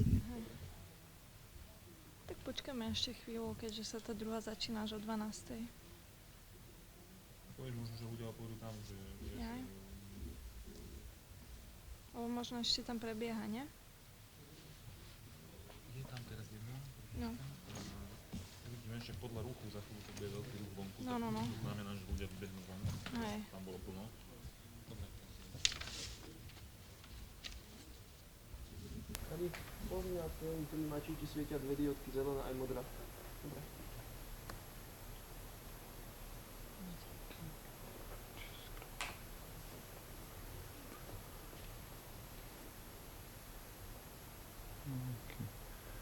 Dobre, čiže vlastne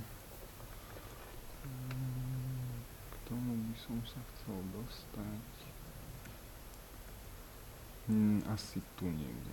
Čiže po tomto?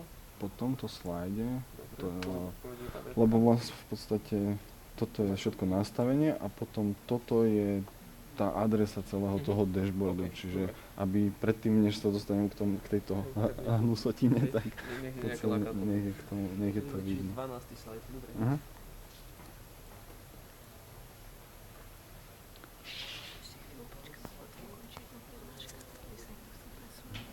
Jasné. Ináč prečo sa to rozsynchronizovalo? Lebo to je celkom fail. Niekto, keď si na začiatku zvolil zlý track, tak...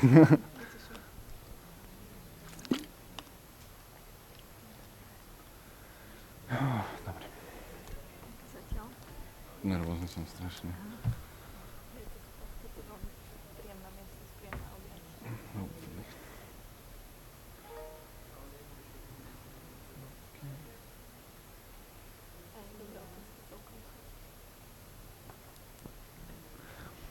Áno, teraz budú všetci pred obedom, tak dúfam, že mi dajú pokoj.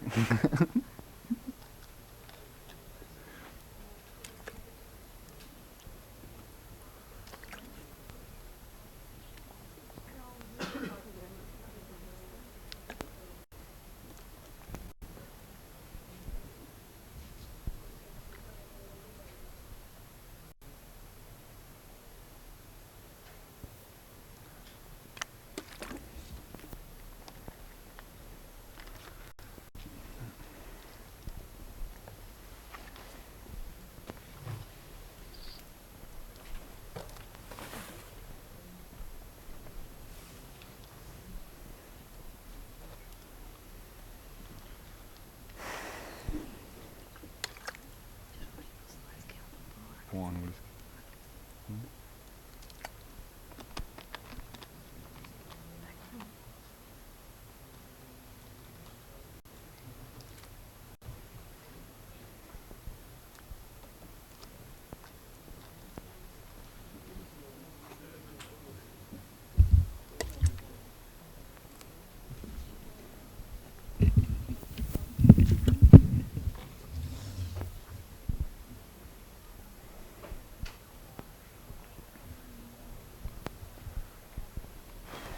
Takže počkáme ešte pár minút, kým prídu ľudia z vedľajšej miestnosti. Ak ešte niekto sa chce pridať, tam končí prednáška.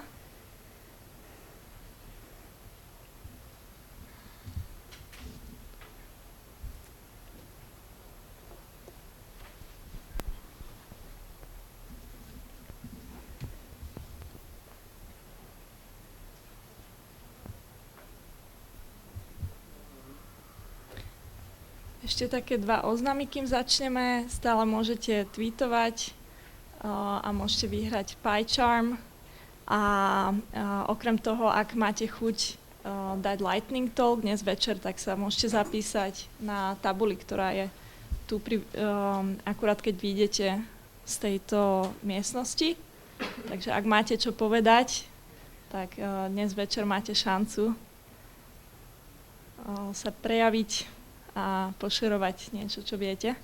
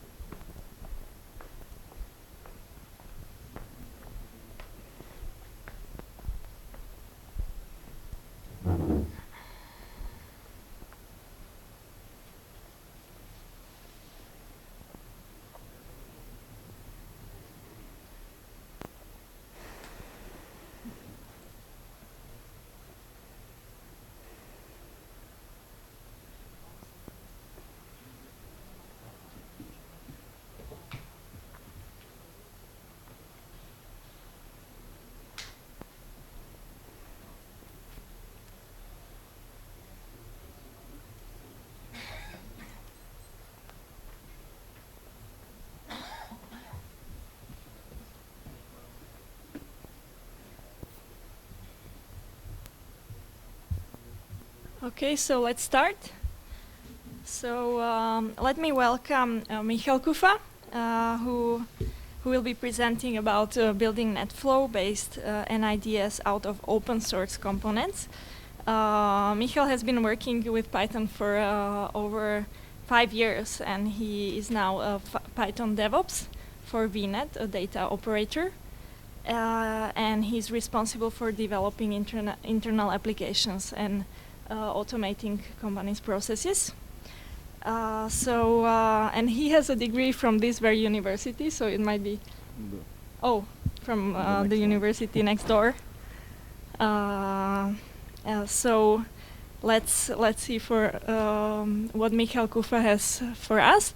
And still, as always, you can ask your questions on Slido and vote. The hashtag is over there. So let's begin.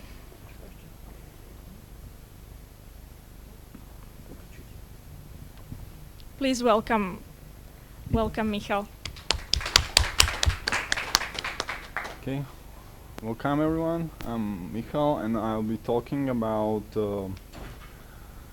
how you can create with just a little effort a network intrusion detection system, which is Netflow based. I would like you to think about this as a proof of concept, which is also very effective, but still some of the details are not firmly decided. So I will appreciate every feedback. Okay, let's start. I will be talking about what are the essential properties of such an intrusion detection system, what the data we have at our disposal with Netflow. I will give you a brief overview of attacks we are trying to detect and eventually mitigate. And I will be talking about NFZoo, which is the code name for the NIDS. Okay, so let's start. So common intrusion detection framework architecture describe intrusion detection system with 4 components, which is basically event generators. Event generators are the factual reporters of your environment. Event analyzers analyze those facts about your environment and try to detect intrusions and malicious activity. Even databases, just the storage and response units.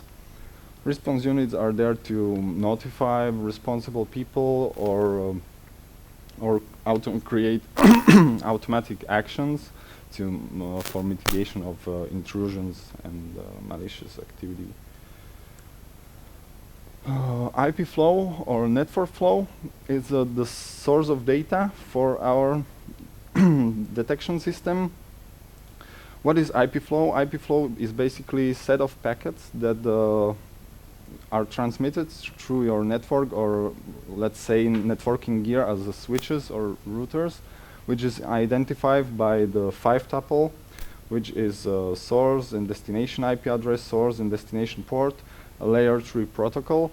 Then it depends on the on the network and protocol if it also have a type of service, and depends on the exporter you have, if it also include input interface, because exporters are of 3 types basically.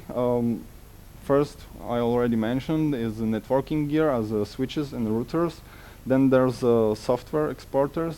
The usual situation with the software exporters is that you have a switch, you create a mirroring port on the switch, and which will pass then all the traffic also to the mirroring port. And on this port is listening some host with its interface in the promiscuous mode, and create these IP flows in software implementation. The third type is a probe, which is, in my opinion, the best way to collect those flows. And you place the probe somewhere in your network infrastructure, and basically with the probe you are not interfering, or rather, let's say, you are not increasing the load on your networking gear. Netflow as a protocol defines how those IP flows or network flows are exported to processing. So basically, is a UDP protocol, and in a header it contains the version number, sequence number, export time, and number of flows in this datagram. For version of 9 of Netflow protocol, it also contains a list of templates, since in version 9 they introduced templating, so you can export more or less data, depends on the templates. Each record then contain the common identifier, which is basically the layer 3 headers. So source, destination, IP address, source, destination, port. If it's ICMP protocol, then it's type and code, and type of service. So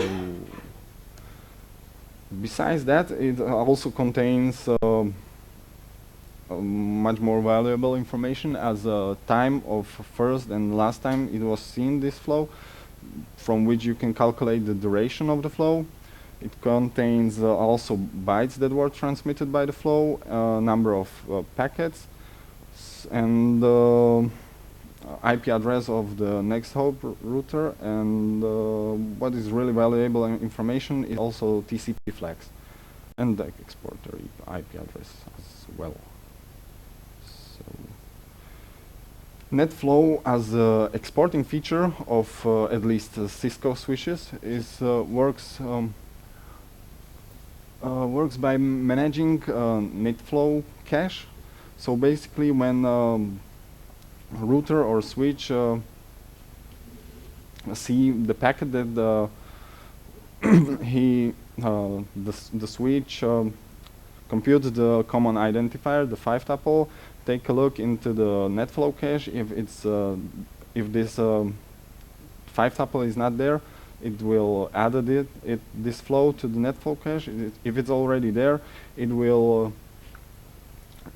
reset the idle counter, or the inactive timeout, and that's it. So basically, how the router or switch know that it should export the flow is by inactive timeout and active timeout. Those are both configurable values, and I think the default value for inactive timeout is like 15 seconds, and for active timeout is like 30 minutes.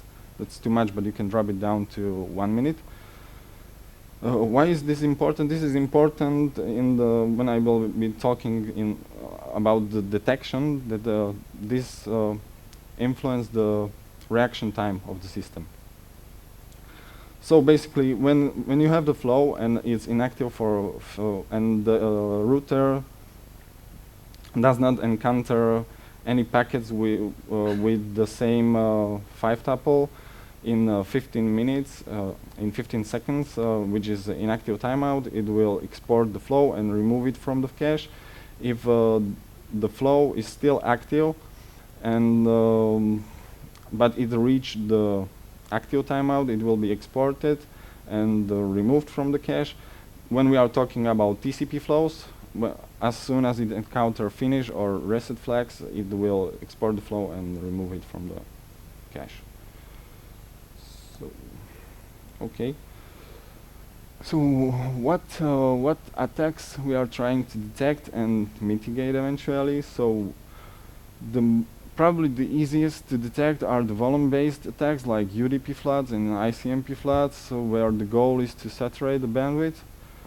With the protocol is also quite easy, but they don't have to create such a big amount of volume of the traffic.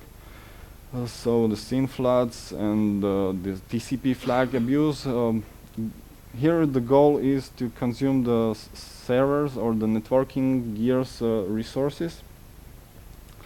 The deadliest attacks, but with this kind of information we have from the Netflow, where we lack the details about the content of the traffic, it's very hard to detect application layer attacks like the GET and POST flows and buffer overflows and malform data, where the goal is to crash the application because from the point of the Netflow it seems to be legitimate traffic. Okay, so NFZoo, our Netflow intrusion detection system, consists from we have Cisco switches as the Netflow exporters. Then there's a Netflow capture daemon, which is part of the NFSN package. We customized it a bit, so it is not using the ARD files for the flows as a storage, but rather it open 0MQ publisher socket and export it there. So it's I want to emphasize that the publisher and subscriber model give us the ability to create plenty of subscribers for any purpose. For now we have basically two subscribers, which is one is just simple pipe to Elasticsearch as a storage now, and the second is for analyzing and detecting the anomalies in the traffic, which goes through the classifier. Again, classifier is a subscriber. It creates another publisher socket, so you can put more analyzers behind one classifier. What classifier I will talk about on the next slide. So, as I already mentioned, for the storage we use Elasticsearch, and as a front end for it, Kibana. I guess you guys know what Kibana is, so I'll skip that. And as event collector for notifications about intrusions. So we use Sentry. Do you guys know what Sentry is? Nobody? Okay, how you do your crash reporting? Okay, so classifier.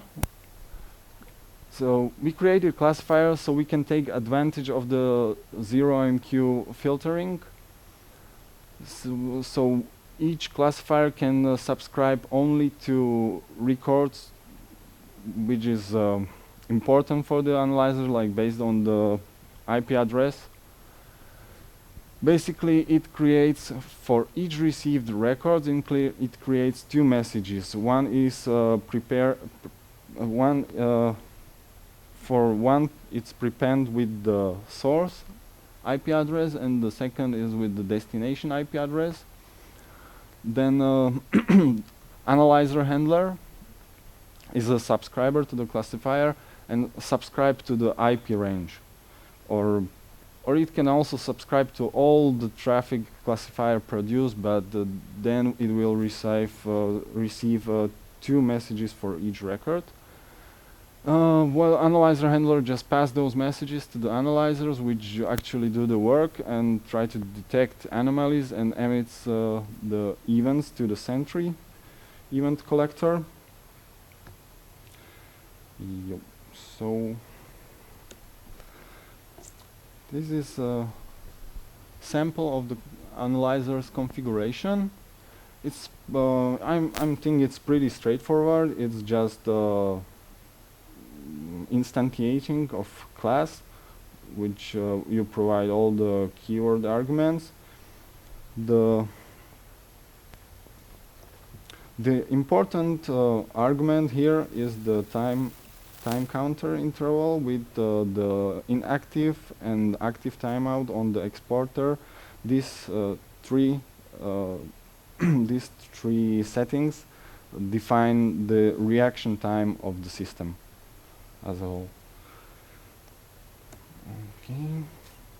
So when the analyzer decided that something is going on, something unwanted, it will report to the Sentry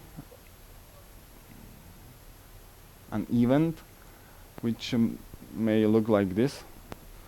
So when the responsible people from the network administration receive an email from Sentry that something's going on, they have already all the information at their hand that about which IP is probably under attack and which analyzer decided that probably intrusion is happening, on what basis it decided about it, and so on.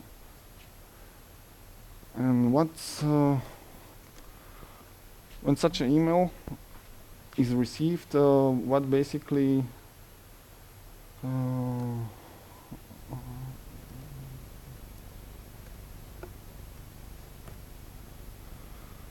network administrator basically take a look at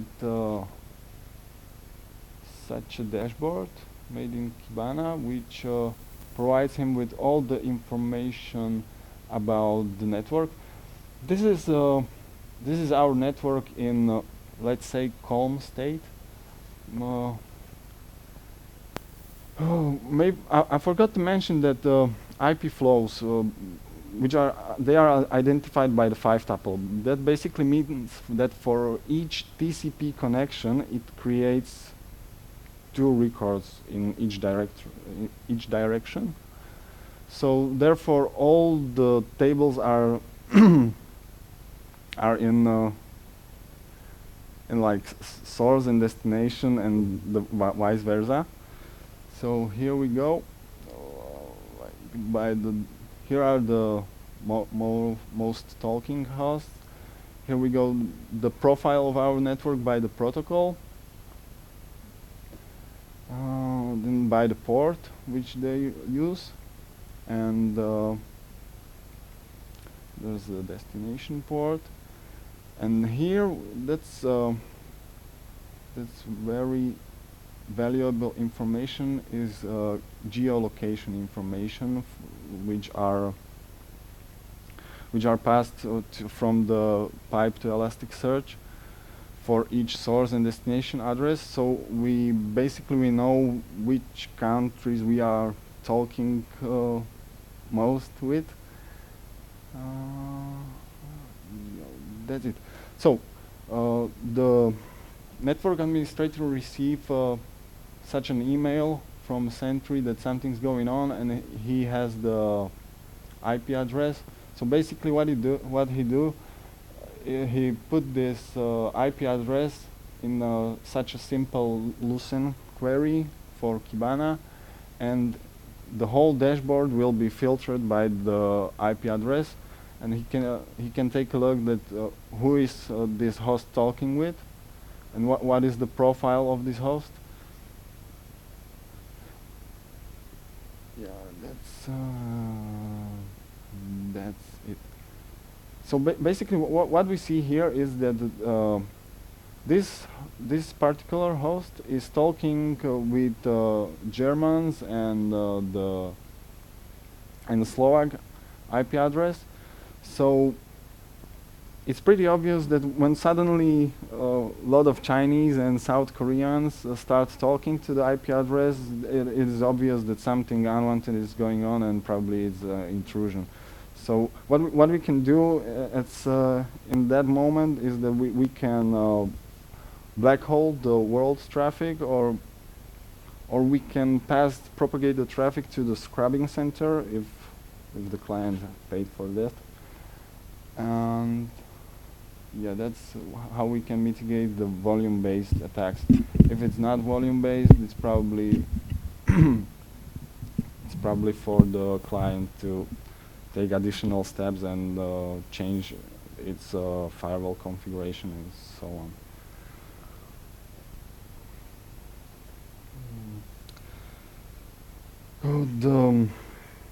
Okay, so this is what the network administrator see when he comes to Kibana, but he has already all the information in Sentry as well.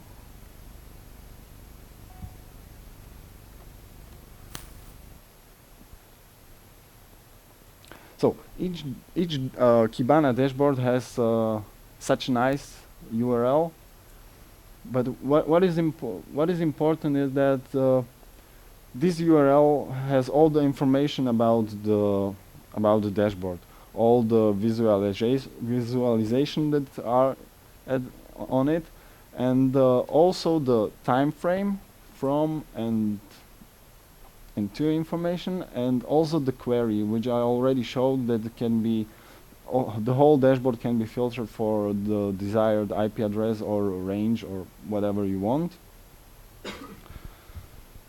So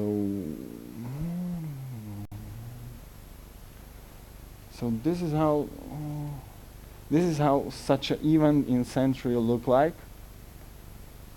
And it's already filtered for the desired IP address and the time of the event when it happened. Okay, to sum it up, what we have thanks to the Netflow and just the few simple Python scripts, we have the visual representation of our network traffic. We have excellent insight into the network traffic, and we can detect anomalies based on IP or IP range, and we can configure the notification per analyzer. So we can, in the end, we can offer our clients Sentry dashboard, especially for their IP addresses, which they have. And yep, that's probably all. Thank you very much for your attention, and if you have some question. Good. So we have one question on Slido. What does your DevOps infrastructure look like? What else our DevOps infrastructure look like? What do you what do you mean by what does it look like? I mean, we have plenty of machines, and we deploy software with Salt Stack. So Yeah, you can maybe tell us more about your stack you're using. what stack we are using? Okay, so we are using Python everywhere. Like we are using for the web frontends, we are using Django and CherryPy, and for the frontend we are using AngularJS. As a backend, as a server, we use Nginx with MicroVisgy with combination. For the asynchronous task, we use Celery with RabbitMQ, and for the cache, we use Memcached. That's it. And for the searching, we use Elasticsearch, and for the crash reporting, we use Sentry. And you should definitely check out Sentry. They have also a freemium plan. It's open source. It's basically Django app, so it's easily extensible with the plugins. They already have tons of plugins for GitHub, GitLab, Bitbucket, so you can from each event you can create the issue. So yeah, check it out. You can install it on-premise, but they, as I already mentioned, they offer it as a service with freemium plan, so there's no reason to not check it out. Any question from the audience? Good. So thank you, Michal. Yep. And so the next lecture over here is at 12:45. 13:45. So see you here, and have a nice lunch. I would like to add, if you have seen yesterday the lightning talks, you can apply. You can just write your team on board, and you have your 5 minutes after all talks in a large auditorium. So feel free, just subscribe. just write your team. Okay. When I lunch.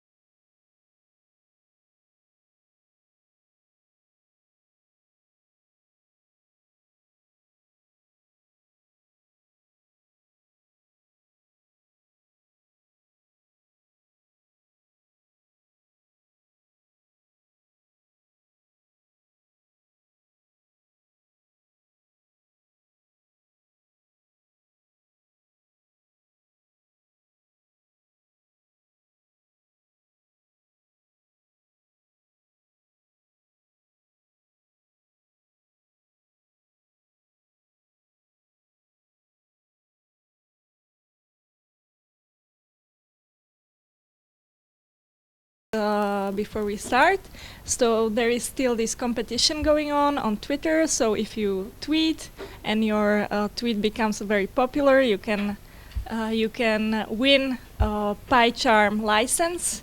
Then if you'd like to have a lightning talk in the evening, you want to share some knowledge for 5 minutes in the biggest lecture hall, you can write up just in front of the entrance to this hall. So you can sign up for a lecture or lightning talk outside this hall. And this afternoon we have Rodolfo Carvalho, who came from very far, which is Brno, but he's originally from Brazil, Rio de Janeiro. And he's been living all around the world, living in Lisbon, studying in Beijing, China, developing software in Poland, and now he works for Red Hat as a senior software engineer. And what's interesting, he's working for a platform for developers that won many awards. For example, Technology of the Year by InfoWorld 2015 and 2016. So really interesting. So let's welcome Rodolfo.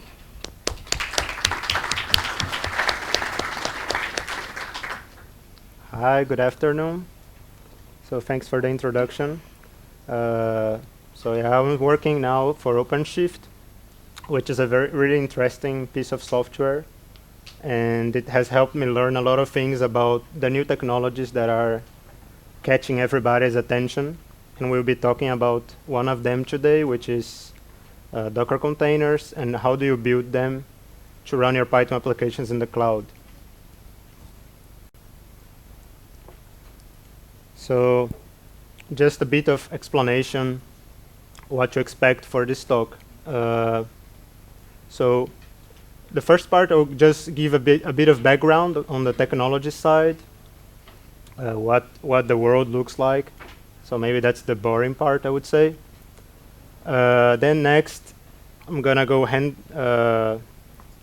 hands-on and show a bit how to create containers. That's probably one of the reasons you're here today. So who here wants to see how to create containers and never created containers before? Okay, good. That's great. So next thing, I'll go a bit further from just creating the containers, but how do you actually wire things together? So one container is nice, but after some time it gets really boring. So you probably want to do more things, like you want to run your application in a database or a message queue or some other thing. And I'm going to show you that. And then like we'll do a quick recap, see what we learned, and hopefully have some discussion in the questions part. So the background part, what I've been observing, like I'm not very old, I'm not in the industry since forever, but what I see is the tendency that everything that used to be manual, we are making it automatic. And this goes from the hardware side with service provisioning. So we go from, okay, how do I get a new server? Before it was a manual process, you need to put a new box in a data center. And now you have virtual machines. You can simply start a new machine with whatever operating system you want in a matter of seconds or minutes, depends. We are also automating tests. So before, development process was, okay, you spend a lot of time working on something, then you send the code over to somebody else, they will test it and put it in production. Right now we try to automate it, and so we have automated tests. So the same for deployments. Before, deployment was, okay, how do I FTP my files to another server or in some other procedure? It was a risky thing. Not everybody is allowed to do that. You have a special operation team to do it. And today we see movements like DevOps that try to bring together developers and the operational team with whatever it means. It's a new buzzword and nobody knows what DevOps is, but that's what I take from it, is making deployments quick, making communication better between operation team and developers, And another part that we also see automation is with monitoring. So before you put your system online and you're hoping that it's still there, maybe you wait for a user to complain that your website is down. And now we have a lot of services or tools that help you monitor your application live. So given this, what are some of the techniques and practice that we have seen that kind of make this new era that I have in mind? So on the more developer side, we have most processes for development include practices like sprints. So we have iterative processes versus a long development process that it takes forever for you to see what you're developing, to see what is the end result. So I think who here is working? Actually, could you raise your hands? So most of us is working. Do you have sprints at your work? Okay, so maybe half and half. So that's what I've seen, like in the companies I've worked in the recent past. Everybody's using some sort of iterative process, be it Scrum or something else, or some in-house crazy invented.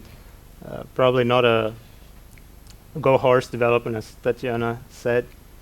So we've also been doing automated tests. So as I said about automation, ideally we're not only having automated tests, we also have TDD, which is test-driven development, which is you get to write your test first, and this is part of designing your application.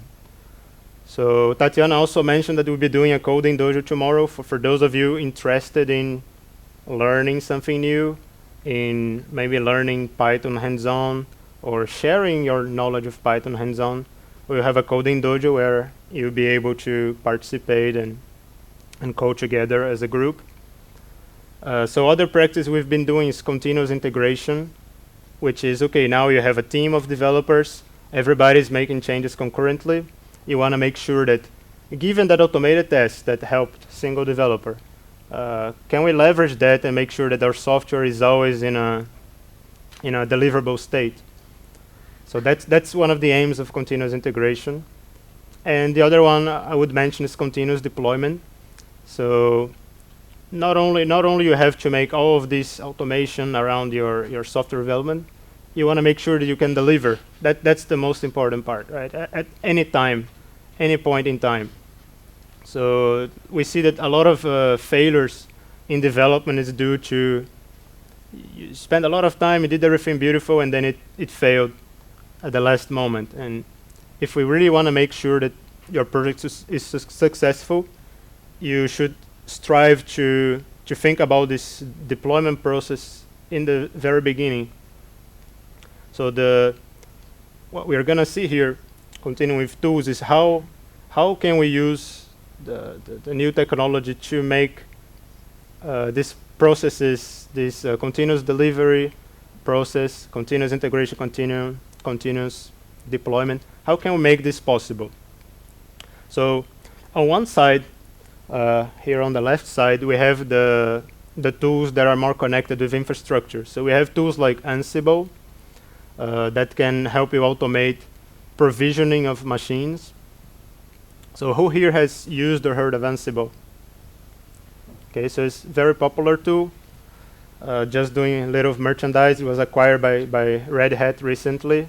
So that's something we use heavily internally and externally in all of our open source projects. There are tools like Yum and DNF, which helps you manage dependencies on your system. So you combine that with Ansible, and it becomes easy to create a new virtual machine that has a certain state for running your application. And we've also seen the popularization of infrastructure as a service. So now everybody's company is probably paying a bill for Amazon or some other provider, right?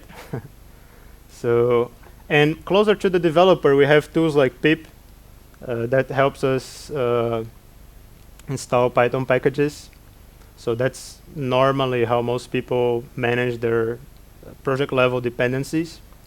And we have also the proliferation of tools in the area of platform as a service, where OpenShift is one of them. And of course, the new kid in town, which is the recent thing, is Docker. So who here has tried Docker before?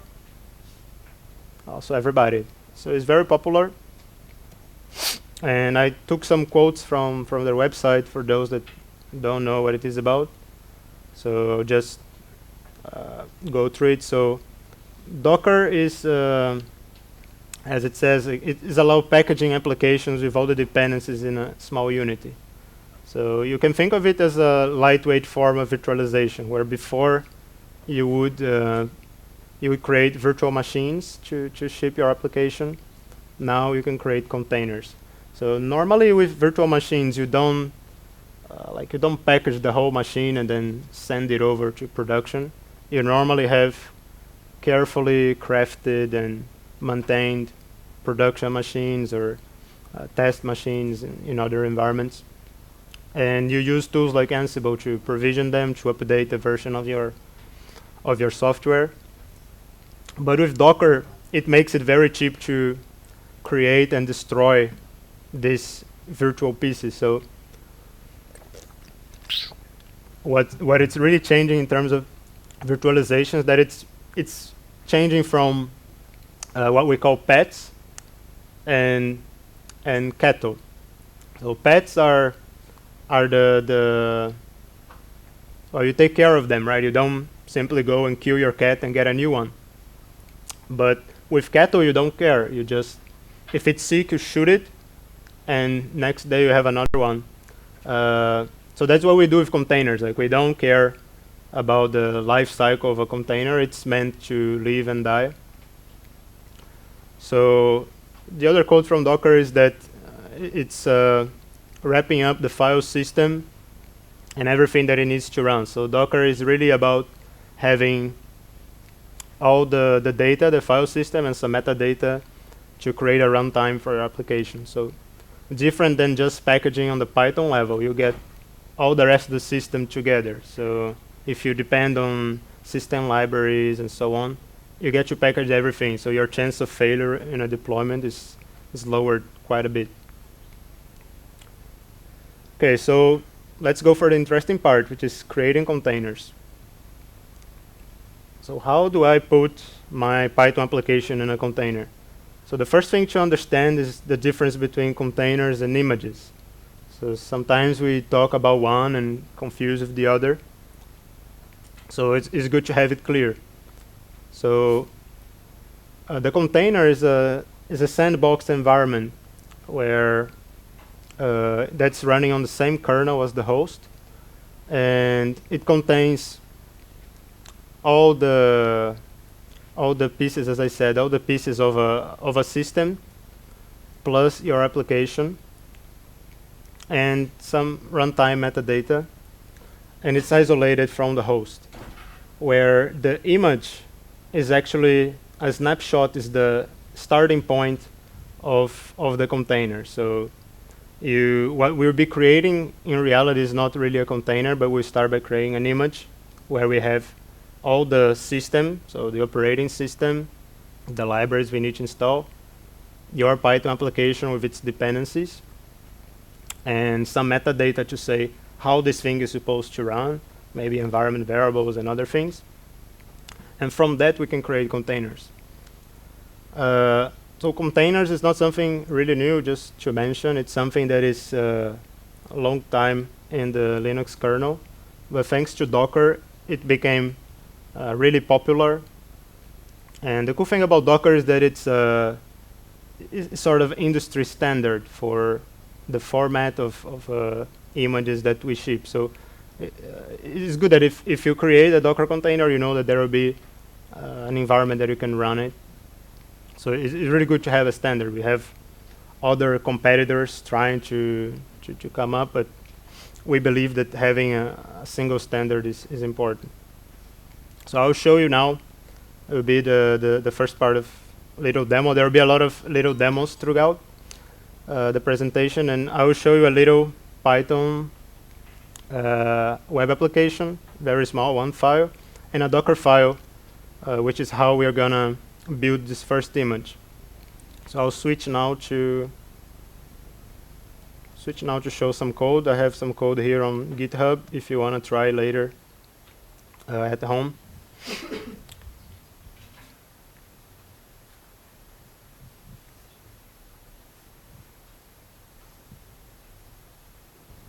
So I'll wait for switching if you can switch to presentation, to my screen.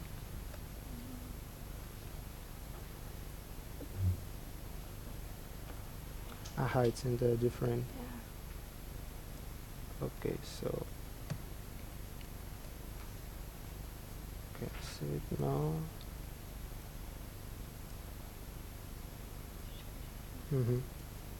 Okay, yeah, okay. So I have to look back a bit, but so here's here's the mouse. So here's a little. So this is a Docker file. I'm gonna show you first the Python code. So here's a very, very small hello world application. It has 8 lines. So I don't know if you've used Bottle before. I picked it because it allows me to show a very concise example where I'm just saying, okay, there is one URL exposed, is the slash, and whenever you access it, it will show hello world. So it's very, very simplistic. So there will be some moving things to a different screen. So here's my terminal. So we've seen the application. Here's the same code. Maybe make it a bit bigger, visible. So we have here, we have the code. And okay, so how do we go and package it as a image? Right. So there are several ways. I would just go with the better way, which is you create a Docker file which describes how the packaging is supposed to be done. So there are a few elements here. Okay, so is it better from the top? So you can see, and I'll make it even bigger to make sure everybody can see it. Okay, so gigantic.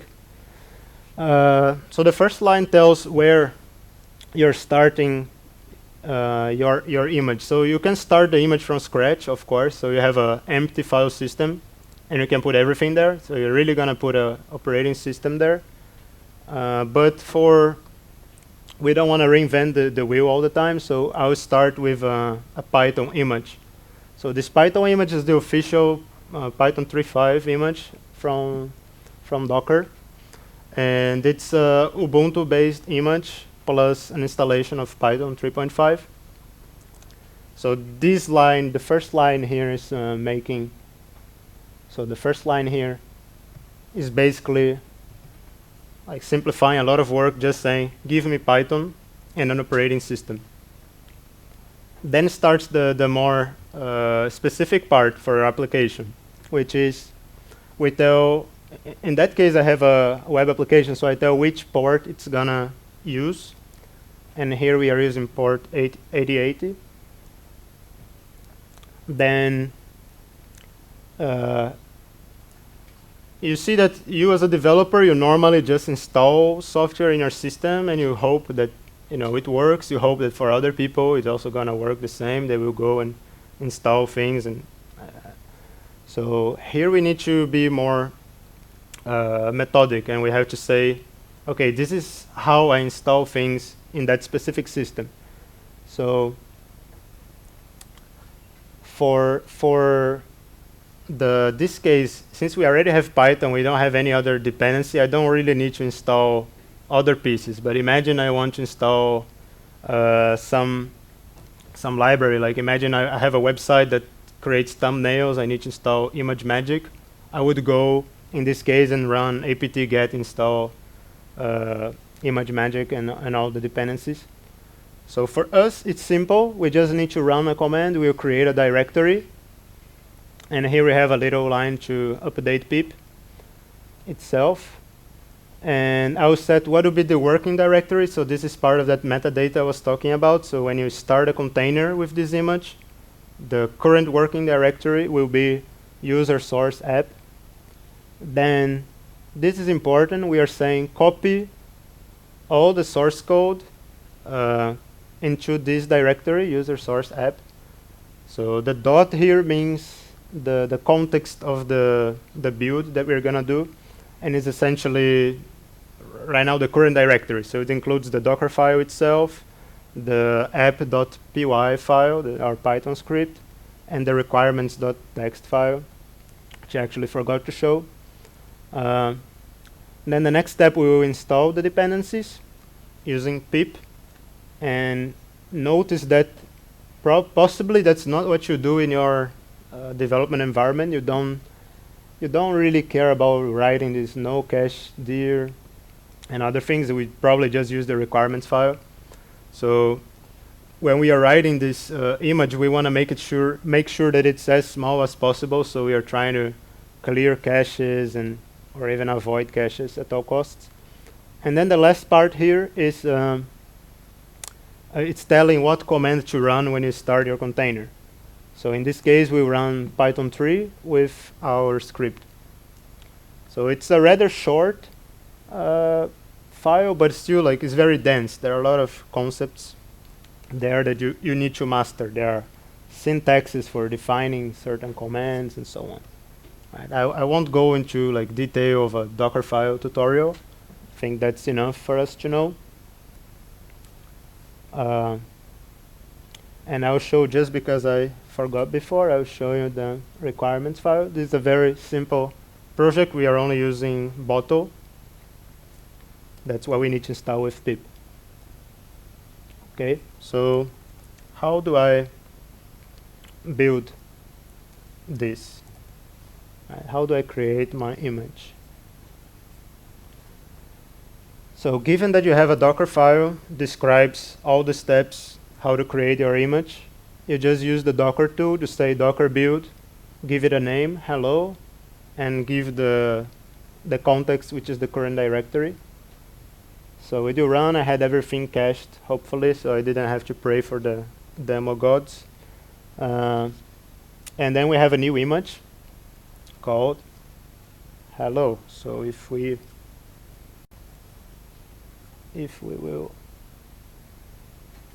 can list all the images, and I have here my hello image now.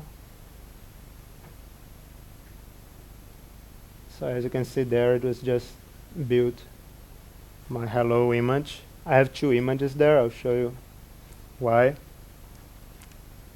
Okay, so that's one way to build images. Let's go back to, if I can find the cursor.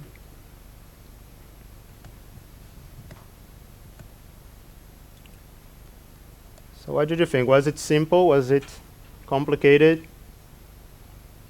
I think it looks simple until you start doing it. So for those that started using Docker, you probably realize that there are a lot of pitfalls and some small details that you get to learn as you try it. So I'll go through a few considerations you have to have in mind when you're creating your own Docker images, if you decide to do so. So the first thing is, what is going to be your base image? So it's easy to pick an image from Docker Hub, which is it's like is a website where you have a repository of other users' images, include some official images provided by Docker.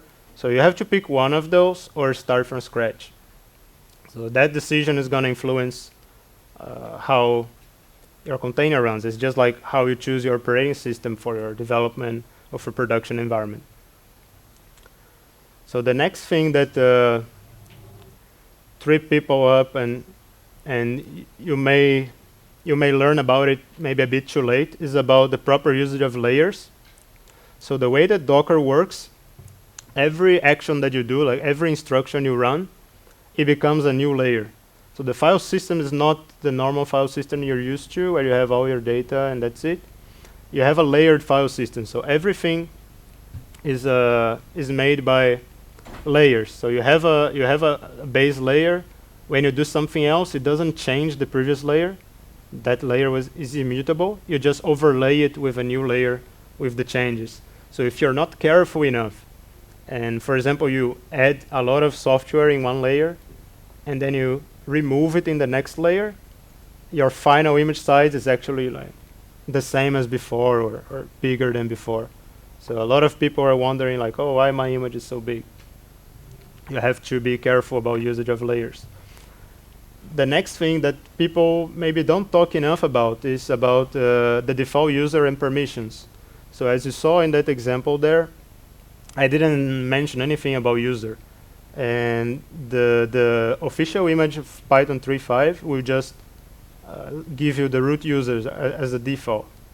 So what it means in practice is that if there will be ever a security issue with Docker that allows you to take control of the container and to escape the containment, you basically have root access in the host. So this is a serious danger, and people normally overlook it. They think, okay, the container is meant to contain, but unfortunately that's not true. So one thing you should have in mind is what's going to be your default user.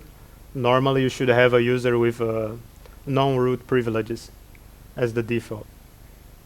So you also think about exposed ports, as we saw. You think about what is the work directory. That these are maybe things that you could overlook in the beginning, but they make using the image either convenient or inconvenient if you made the bad choices. And we saw we set the command to be executed when we started the container. So that choice also of entry point and command is something that I see a lot of people confusing in the Docker community. They use the wrong syntax and they don't use these things properly. So it's important to go read the docs, understand how it works. Then you also need to think how you install dependencies. So depending on your base image on your system, there will be different ways to install system dependencies, language dependencies, and how do you reuse parts of the image. So it's thinking about all of these things that part of the development of OpenShift include a project called Source to Image. So we thought that all of these hard decisions you have to make to create an image, maybe you don't really want to be making them over and over again. So that's where the reuse comes in, right? So if you know how to do it well once, why can't you just reuse that? So I'm gonna show you again like how to do another build, but this time using this source to image tool. So it's gonna look a lot similar to the Docker approach, but we'll see the differences. So let's try to switch again to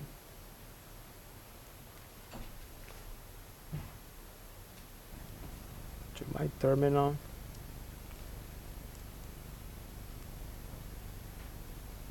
Okay.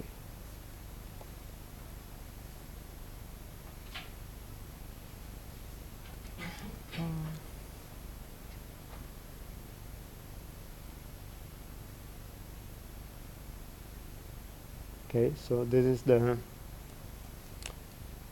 the line. Make it bigger. Boom. Make it bigger. Good enough? Okay.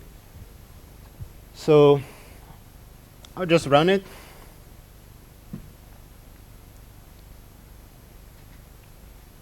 So in installing bottle, installing our dependencies.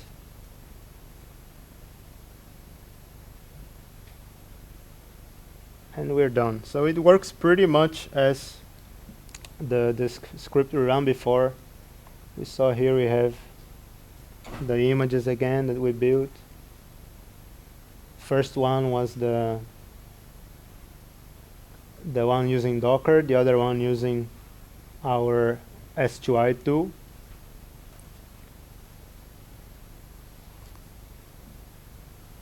So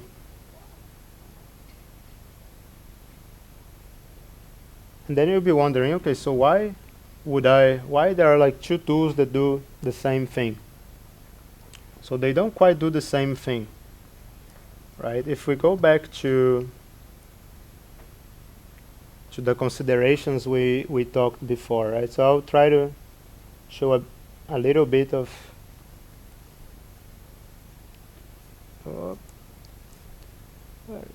okay, so I'll try to show you a little bit. For example, if we look at the layers of this image, we saw that it's already a smaller image at 500 something megabytes. It has as base CentOS, and all of the code that we have in the application, it goes as a single layer on top of that. So we have some base layers, and then we have all of the source code goes as a single layer.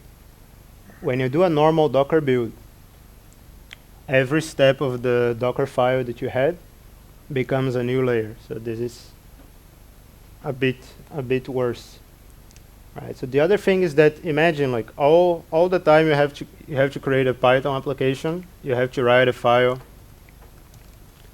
like this and make decisions about how to install things, what things need to change, and so on.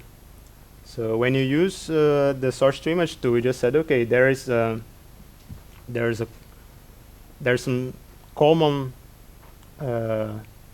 there are some common things that you need when you're writing a Python application. So as you saw, there was no Docker file. When I did this, when I did S2I build, there is no Docker file involved.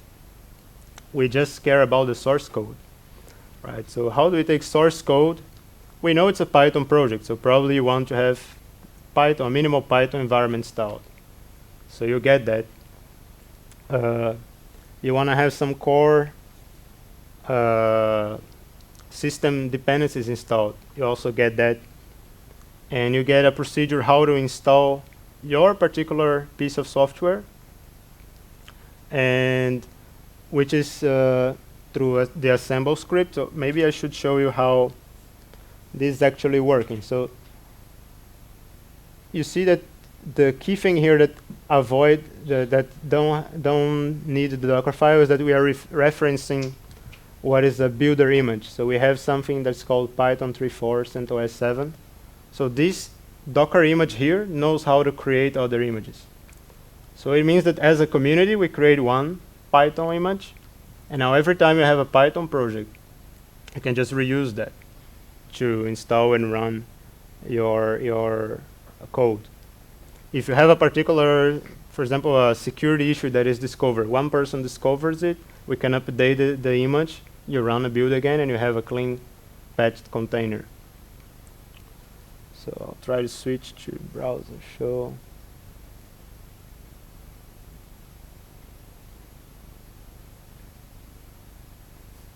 Okay.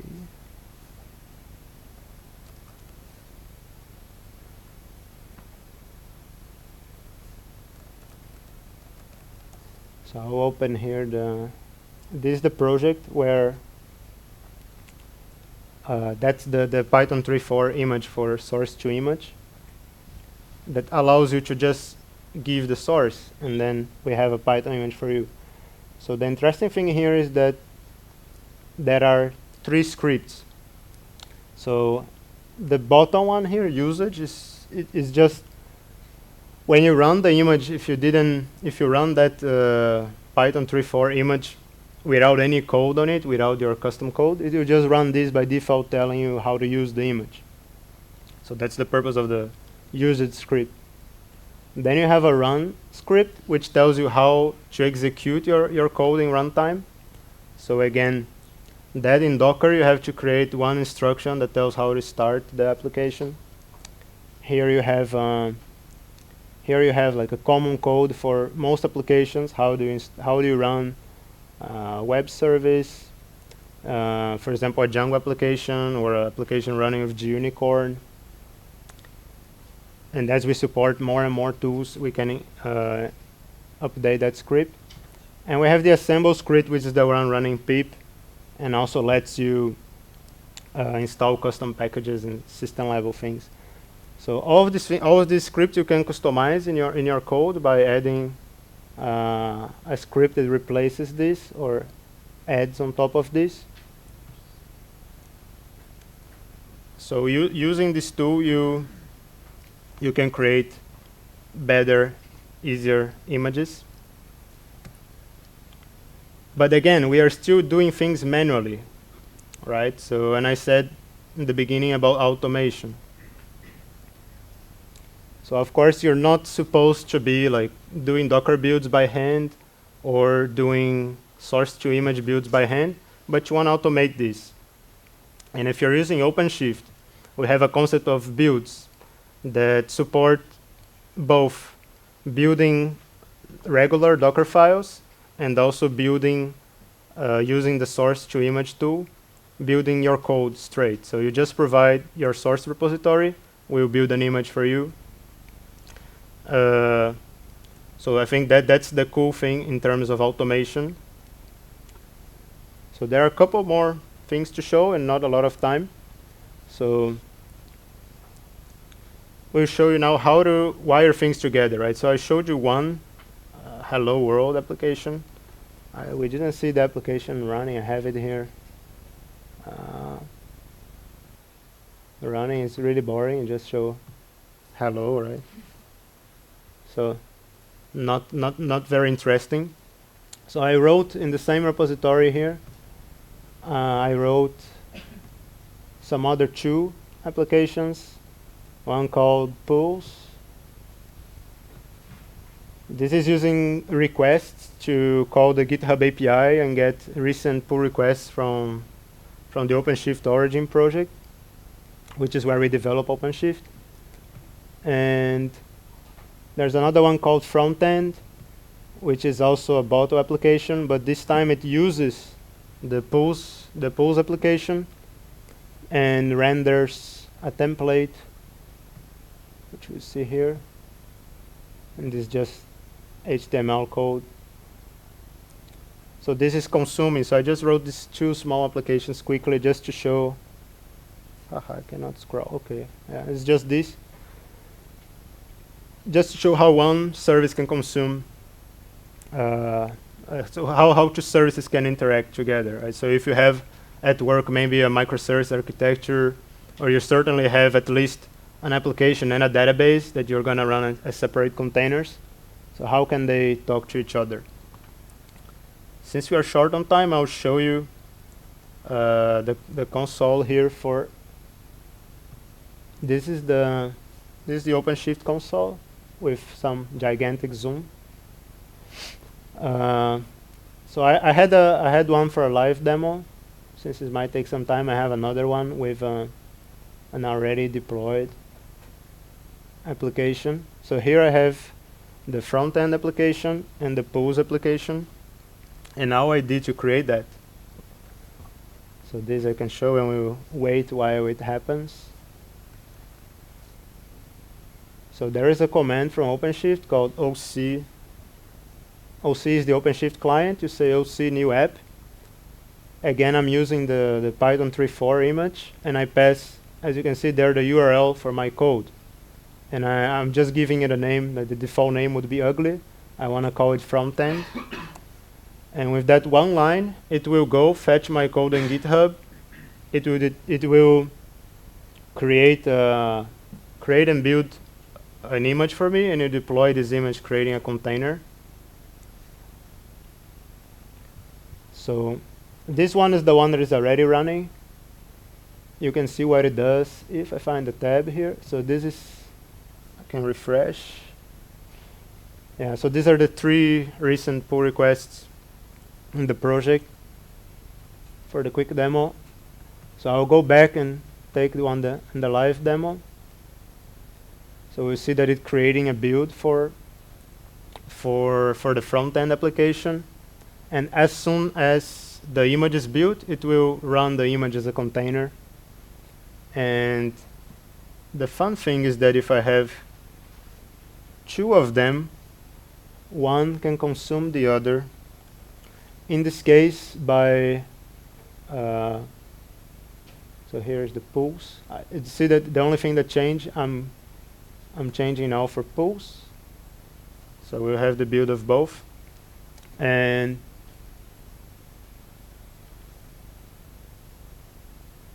for this particular application,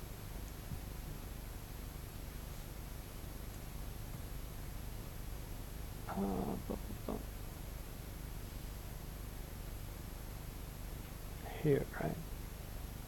So for this app, the front-end app, show you the code again. It checks the environment variable for a pools service host. So when you run multiple applications, every container has access to the other, for the IP and port of other services as environment variables. So you can use that to connect the pieces together, or you can use you can also use DNS. So there is a built-in DNS in OpenShift that you can query by name. So for example, if you query pools and you are in the same project, you can access the service called pools from the front end. And let's see how far we went here. So now we have a build running for both. So the connectivity here is slow, so it's actually downloading things from internet. I see that the front end finished, and it's gonna scale pod for one. So it's very easy. I can click a button and I can get 2 copies of it. So there are a lot of automation here. So I think that's the kind of thing that we as developers should enjoy in the current days, and not thinking about manually doing stuff. Okay, so that was wiring it all together. We saw how to use new app for doing that. So there's another thing, if we have 1 minute left, but I'll just show you that the other way to combine things is using templates. So if you have more complex applications with multiple components, I will show you one here. This is one example of template. It's just JSON. And this defines like containers and which ports things run, environment variables. We don't have time to go into detail. Like if you're interested, you can reach me on the corridors and I can show you this in more detail. But the idea is that you can define all the pieces of your project, of your product. If it's composed by multiple pieces, you can define them together in one place. And with using OC new app again, you just instantiate this template. So again, if you want more information, you can talk about it after. Okay, so recapping, we saw at least 2 ways or 3 ways to build Docker images and Docker containers. So the first one was using the Docker tool. Then we saw a lot of things, a lot of concerns that we have to have in mind when we're doing that. We saw a tool that helped us go from source code to running images. That's the source to image tool. And then we saw how to do that with an automated environment, which is inside OpenShift. Okay, I think with that, we'll go for questions. Thank you. Okay. So the question that received most votes is, does it make sense to use virtual environment inside Docker? Okay, that's a good question. So the answer, short, is yes, it does. So if you go a bit further to think, so the way, if you don't use a virtual env, it normally implies that you have access to the system. So if you're running just pip install something without a virtual env, you need root, right? So you need sudo pip something. And as I said, that's not a very good idea. So you want to run your image as an unprivileged user. So you can still use pip from the system if you do a user side install. So it's, I think, pip -- user. But then again, there are other concerns, like if you're using the system, you get you probably get some libraries installed, like depending on what packages you have installed on your system, you get like Jinja For example, DNF is written in Python, so it already comes with some dependencies of itself. And this might conflict with things you have in your own application. So it's still good practice to have virtual env, have only your project dependencies at the certain versions installed and isolated. Yep. So you said Python 3.5 is official Python image. So was it already packaged by Python people or Docker people or some random person? Or and who will take care of the upgrade? So the official images from Docker are maintained by Docker people. So they are Docker developers. So they are not official from Python, but official from Docker. So we have equally the images we ship with OpenShift are maintained by Red Hat. Good. And what is the biggest business advantage of using Docker? That's another good question. I think there are many advantages. So maybe the silly one is to say that you're following the trends. But so I really like the one thing I mentioned about pets versus cattle. That with a container, it's very cheap to try things out. So for us developers, it's easy to try tools. It's easy to try new versions. Like I can try my project with different versions of Python, and it doesn't cost me much. It doesn't take me time trying to manage different versions of Python 2 and 3 in the same machine. I can just spawn a container and then delete it. And for production, for deployment, it's also good that you have everything packaged in a concise and reproducible shape, that you know that if it runs here, it's also going to run there in the same way. Okay. Could you tell us what is special about OpenShift compared to other similar tools? Okay, so that's also something I've been learning. So before I joined OpenShift, I tried to look at the market and see other platform as a service. And a lot of them, they're really easy to get started. But then that's about it. Like they might have a nice UI and so on, but then when you go to see the fundamental parts, they are lacking things. So for example, there are some tools that are solely based on Docker. It also means they can only run in one node. So as soon as you try to scale and have multiple nodes, forget about that tool. With OpenShift, we are founded not only on Docker, but the other important piece is Kubernetes, which is a project from Google for container scheduling. And like Red Hat works, like we developers, we work on the upstream projects, both in Docker and Kubernetes. And so this solves the problem of scaling to multiple nodes. It solves other problems that tools like Docker Swarm and Docker Compose don't solve. And yeah, there are numerous things that I don't know how long time we have for me to go describing them. So yeah, maybe we can talk about it later, or you can look at the OpenShift website for all the reasons why it's great. And it's open source. Okay, two last questions. Are there any practical differences between Docker and the other containerization technologies like OpenVZ? Or is it just about the cool factor you mentioned already? Okay, so, well, as far as I learned by listening to other people's talks, I think down the system level, it's all the same thing. So the difference is how easy it is to set up, how easy it is to use. Of course, there will be differences, but for me, the cool thing about Docker is not, there's the hype, but also that it's setting a standard. So now everybody talks about containers, we talk about Docker.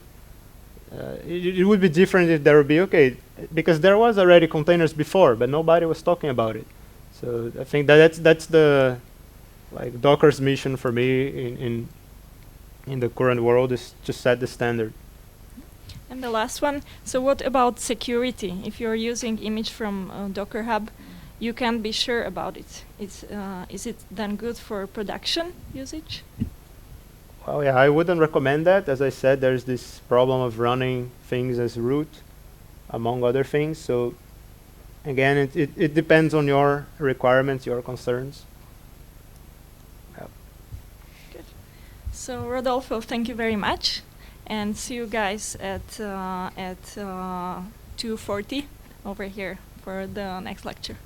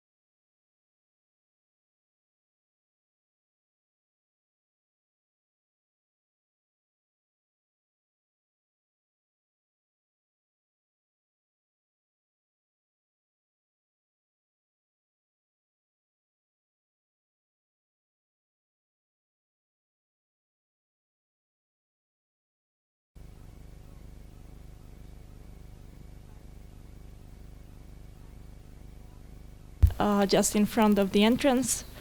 And you can, of course, you can put your questions on Slido as you've been doing so far. So thank you for that, and please continue.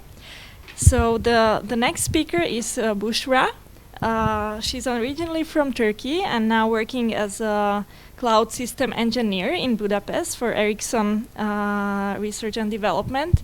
And besides that, she also runs a social enterprise, Bikokorets, that promotes a Turkish national dish.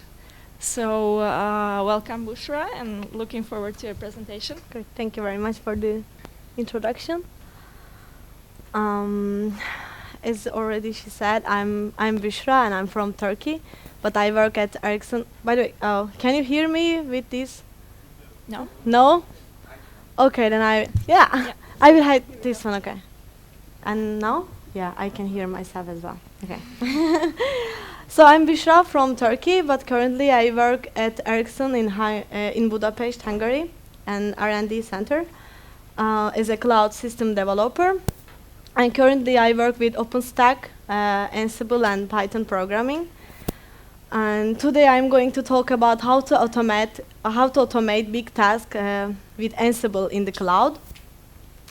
So let's have a look at our outline and what I'm going to talk about today and what we are going to discuss. First of all, I would like to talk about the automation, the idea of automation and which kind of automation tools we are using in IT.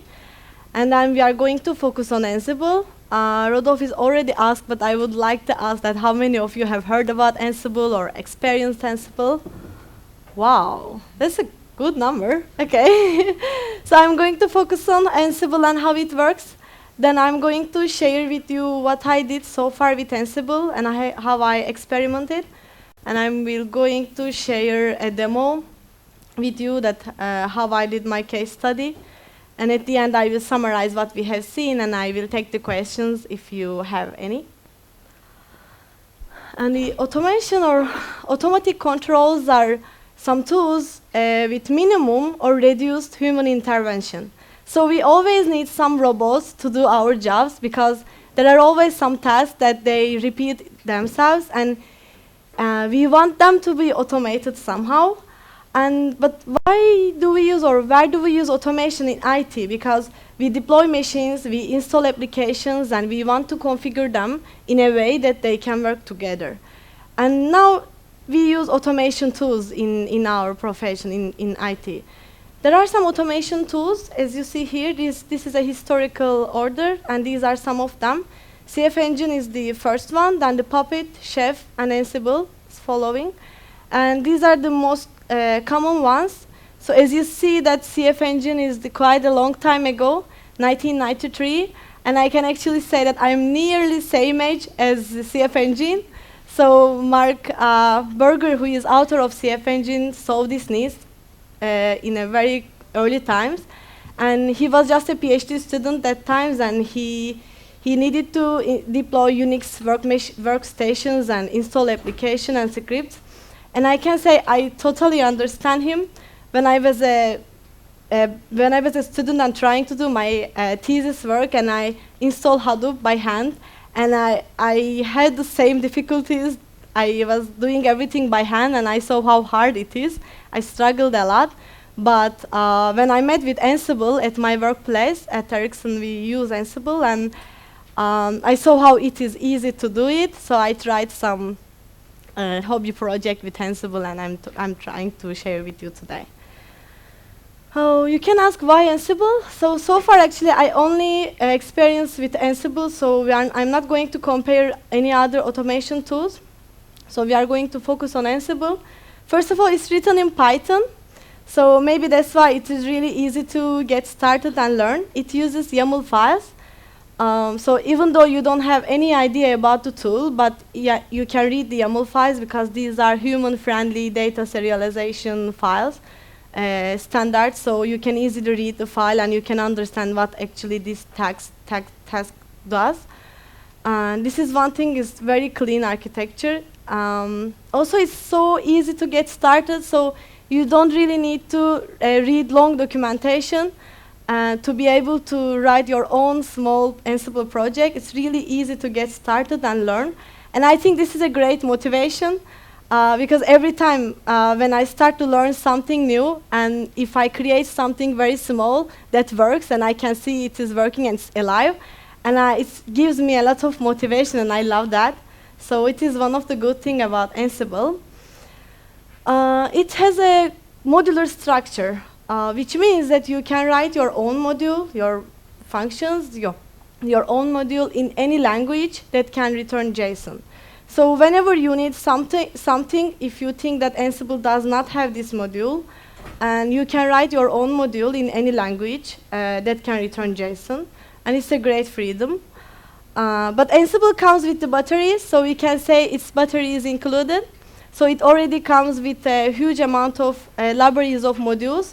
So I will suggest you to look at first whether Ansible has this module or not, then you can create your own one. And also it is supported with a very big community, and they have mailing list, but it's already, you can find so many questions in Stack Overflow as well. It also helps me a lot, but its documentation is also good, so you can even read its own documentation in the website. And Ansible itself is an open source project. It's on GitHub. You can even contribute Ansible. So as far as I know now, it has contribution from 1,000 users from all over the world. So how Ansible works? First of all, Ansible works over the SSH connection. And this is the most important thing about Ansible. It makes it so easy because you don't need any additional applications on the other side. You just need SSH connection, and also you all need just Python installed on the remote side, on the other servers. This is all you need. And you have your inventory file, and this is where you write your host information. So if you want to run 3 servers and you need to put their IP addresses and which kind of users you want to run, you want Ansible to run on these nodes. So inventory file should contain this this information. It's most of the time it's a file, but there are some other options like dynamic inventory and so on. You can check them. Ansible runs playbooks, so it says it runs playbooks, and these playbooks are represented by tasks, and tasks are represented by modules. But you will see the big picture when we are looking into the directory structure, and I'm sure you will see it better when we are going through the demo. For example, this is just an example of Ansible project. You can see the tree here. I have my Ansible config file. You can have your own one, but it is as default under etc Ansible, but you can have your own configuration file in your project directory. You have your host file. You can see the screenshot of it here, cat host. And I can write here my host name, for example, my web servers and my Git servers and their IPs. And the great thing is that you can group your servers, because I'm sure there will be some tasks that you want them to be run on your Git servers, on your web servers. So at some point you want them to be separated. That's why it's so good if you can have this group by with your server names. And the site YAML here, it's your main playbook. It's your playbook that you map your host to the roles. So here, for example, I write host is all, so I want to run my role on the all nodes. So I can write them, for example, web servers with the web server tag, or I can also write them Git servers. So we only write here just the role name common, but this role name common has some subdirectories, as you see here. It has some defaults, task. In the task subdirectory is your most important one. So here you need to write your module, what you want to write. For example, you can install a library on your machine, on your server. So you need to write them into this main YAML. As you see, these are some of them has main YAML file, but you can have any kind of other files, but you need to include them into your main file, because as you see here, site.yaml, we only call the role name common. So when you run this command, it is going to include all the main YAML files, and it will run your task. So what I did with Ansible and what I'm going to share with you today, we are going to create the servers in the cloud. Then we are going to install Hadoop on them. We are going to have 3 servers. So they are going to be a cluster with 3 servers, and we will run a big data job on this cluster. And after the collecting results, we are going to destroy the environment. And all this thing is going to be run as an Ansible project. So we are just going to press a button, and it will deploy the servers, install the Hadoop, run the job, collect the results, and at the end, and we are done, we can destroy the environment. As a cloud system provider, I use DigitalOcean. So this is where I create my servers. And maybe I need to say some words about Hadoop. Maybe you might heard about it. Hadoop is a MapReduce framework. It is used in big data area. So it's a MapReduce framework that it allows you to make your task distributed. So if you have a cluster, let's say like 50 servers, you can have this Hadoop framework, and you can run your job as distributed. So it will handle your task in a distributed way. So when I was a student, as I already said, that I tried this Hadoop for my thesis work, and I did everything by hand. And after meeting the Ansible, I just tried this. It was the first thing that I tried on my own. That's why I wanted to share with you today. And as a big data job, we are going to run a word count. It is kind of like hello world in the big data area. So we will give a big text file, and it is going to count the words, how many times, and how many times which word is repeated. So we are going to see this as an output. This is how my project looks. So I have my own Ansible config file, as you see here.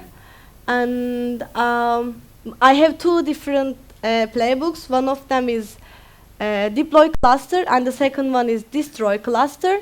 So when I run my Ansible project, first I run deploy cluster, and it runs 2 different roles. One of them is creating cluster. This is where I create my servers in the cloud. And the second one is install Hadoop.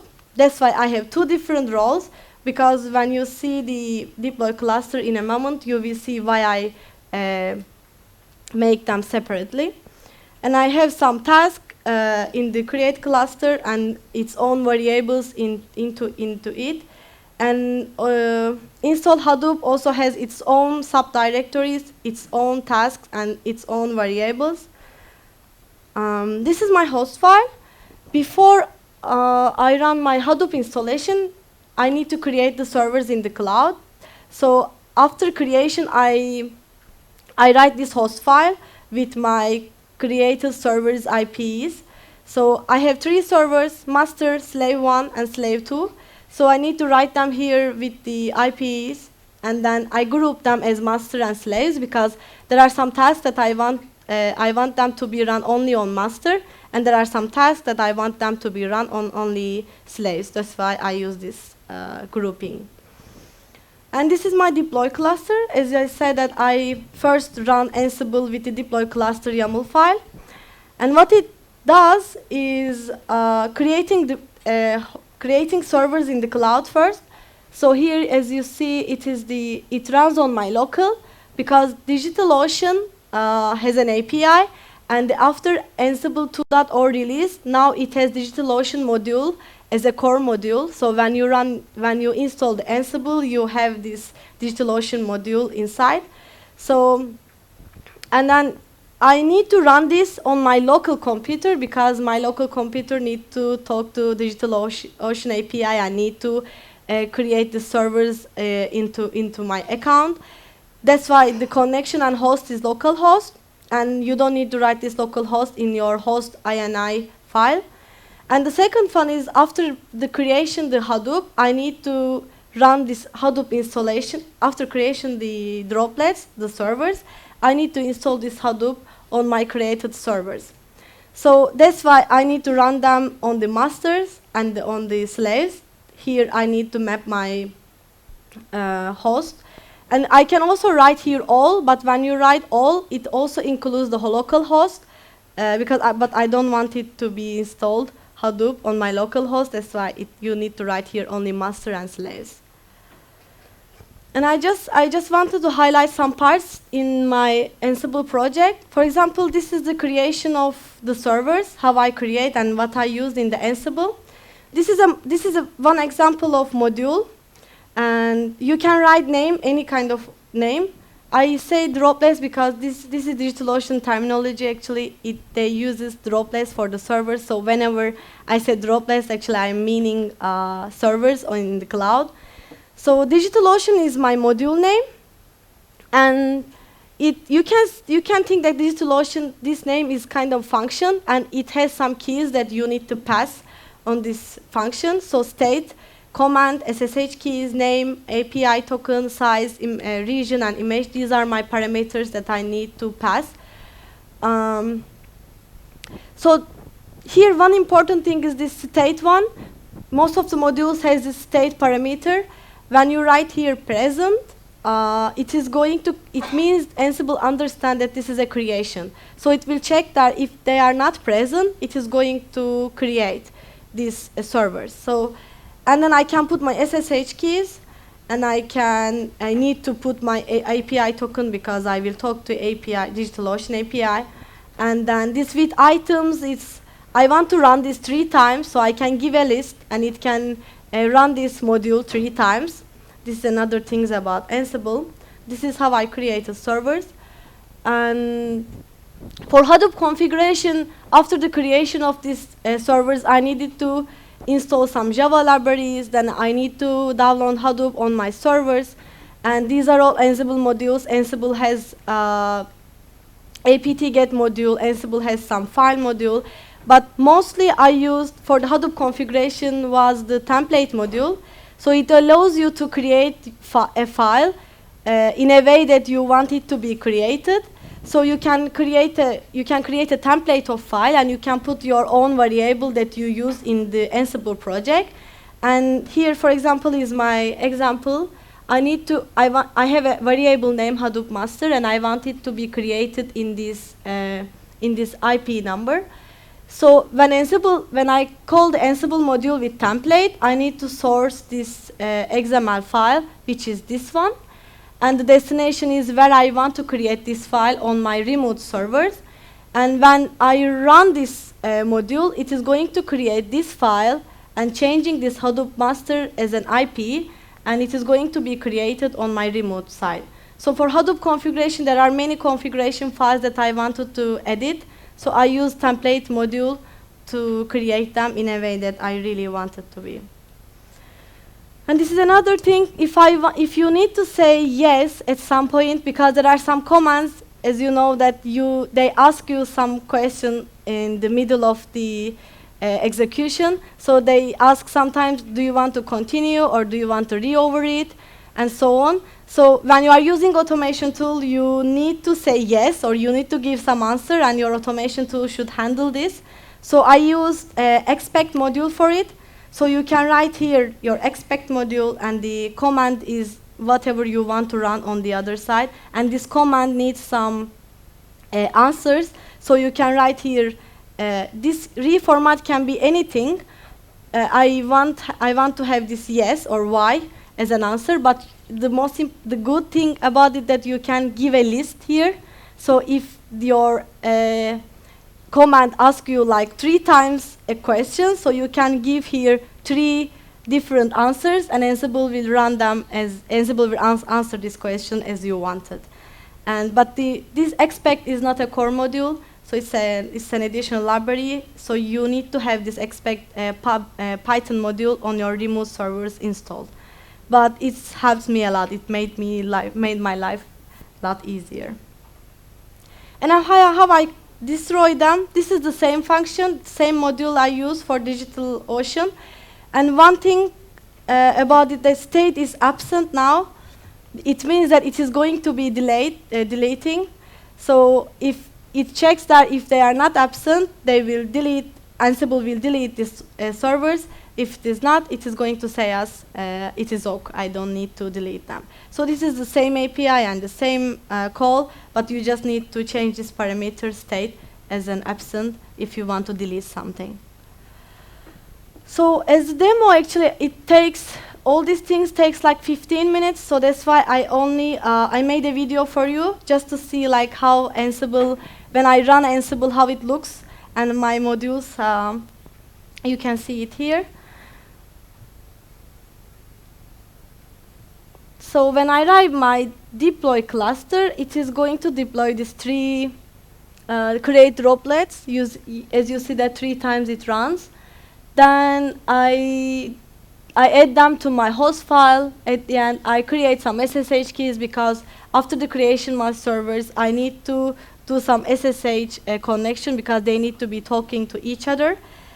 And then I need some libraries for the Hadoop. It runs with the Java, so I can install Java with Ansible module. This is where I install Java libraries.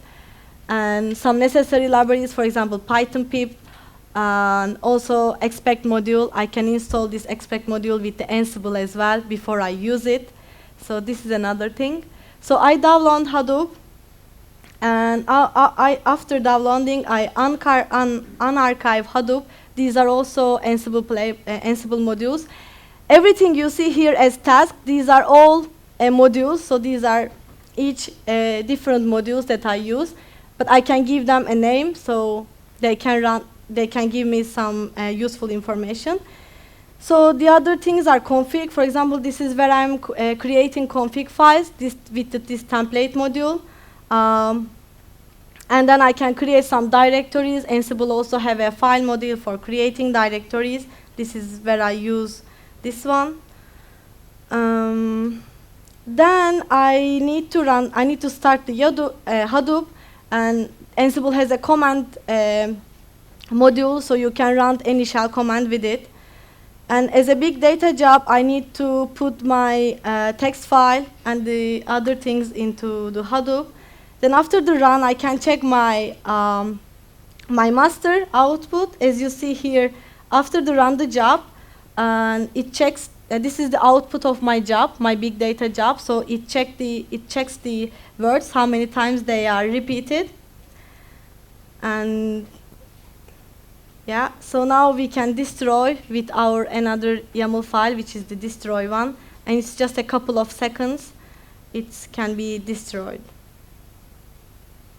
And that's it.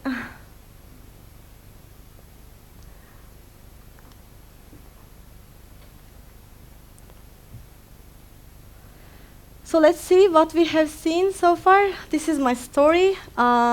First of all, the Ansible is really, really easy to get started, just like Python. Of course, you need to improve it, but this is a great motivation if you can start immediately whenever you learn something new. So this is great motivation. And it has a clean architecture. It uses YAML files, and you also see the directory structure. It is really easy to get because whenever your project gets bigger and bigger, and it is going to be easy to organize it, and it is going to be easy to handle it.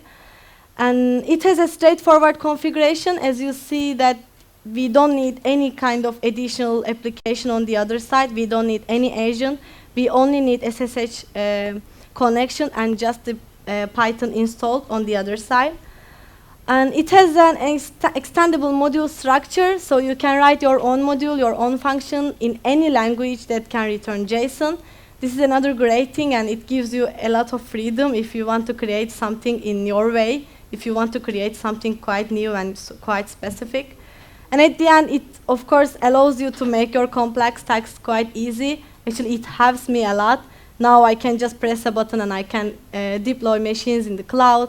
I can install Hadoop. And my Hadoop is ready. I can use it. My project itself, it is on GitHub, so you only need to change your SSH keys and your API token, so you can press the button and you can have your Hadoop cluster in the DigitalOcean, as we did here. So I do appreciate for your patience. So you can contact me via LinkedIn, and my email, and you can clone my project in GitHub as well. Thank you very much.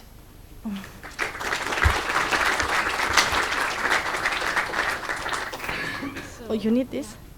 Okay, I can. Get to questions. We received a few. Uh-huh. So, what are your thoughts about Ansible versus Salt? Oh, as I said, I only used Ansible so far. Actually, this is also my first job, so I'm experimenting everything. And this is what I learned with Ansible and what I tried and what I wanted to share with you today.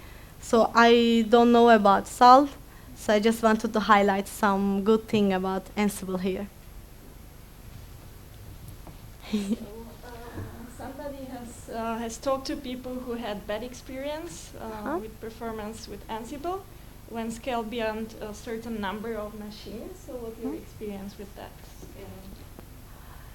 In my project, I didn't get any, of course, I didn't experience with the scalability, but at my workplace, we also use Ansible and the Puppet as well, actually, together. And so far, I don't have any bad experience with Ansible. And, well, I have a very short history with Ansible, but I cannot really tell any story about negative story or any bad story with you today. Yeah, thank you. So the next one is, do you think Ansible has enough modules to perform regular deployment jobs? Yeah, I think, yeah, Ansible has. I mean, it also has, for example, OpenStack for Amazon as well. So you can also try to create your cloud or create your servers in the Amazon Web Service, Amazon Cloud, or also in OpenStack. I just used DigitalOcean. For example, DigitalOcean was not a core module before. So after this 2.0, they include this DigitalOcean module as a core module. And I think this is kind of sign that it is growing and growing every day. So far I had enough modules to try my thing. Yeah. Okay. So the last 2 or 3. So very nice design of presentation. Thank you very much. And so could you compare using configuration management software like Ansible to using functional Linux distributions like NIDS OS?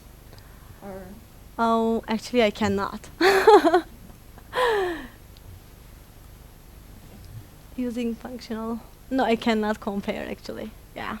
All right, so let's get to the last one. Do you think that Ansible is suitable as a means for distributing or installing a project, not necessarily in a distributed manner environment?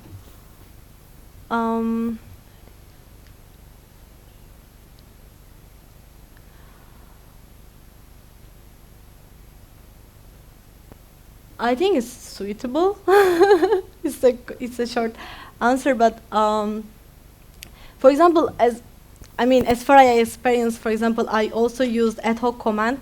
Ansible has ad hoc command that, for example, if you have just servers and you want to shut them down, for example, if you have like 50 servers and you don't really need to write a long playbook or something, you can just run one command in your local machine to shut down all these 50 servers. So this is a ad hoc command, and this is what I experienced so far, that I don't need to deploy a environment or something. So I think you can also use in this manner as well. But yeah, this is what I experienced so far. Good. Okay. So yeah, we have time for another question. So you've used several modules during presentation. Did you write some by yourself? Nope, I didn't write them. So for example, for installing some libraries, Ansible has a module for installing libraries.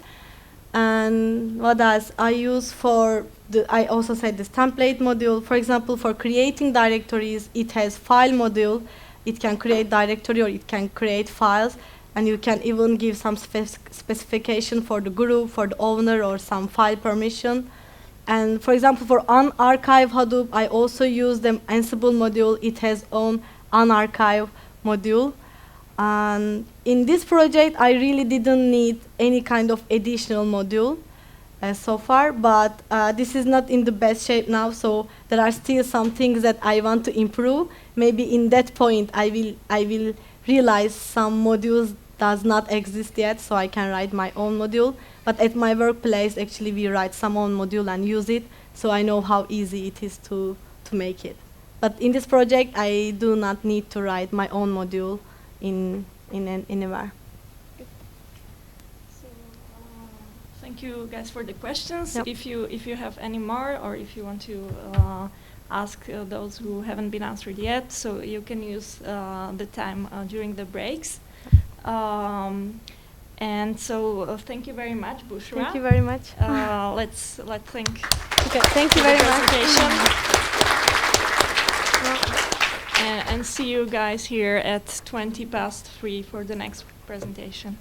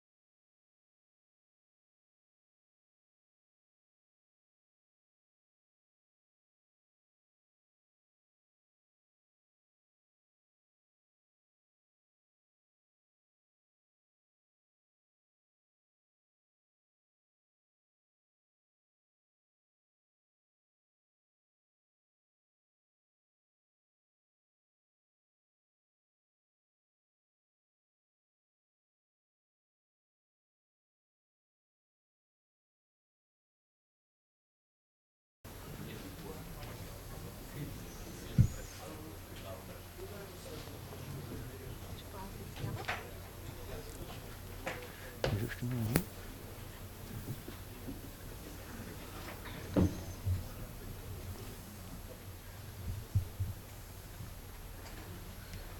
So, 0, 1, 2. Oh. Okay, so hello again. You can still tweet and win PyCharm license if you haven't done yet. So you can do it now.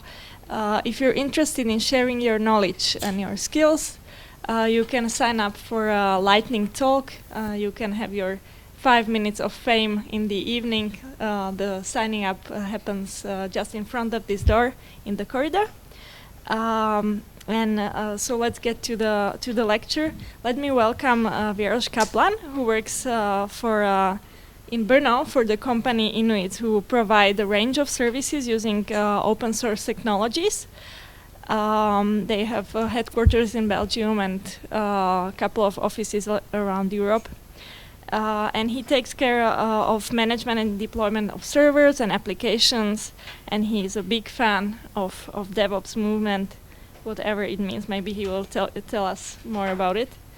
And he will be talking about Vagrant. So let me welcome Věroš.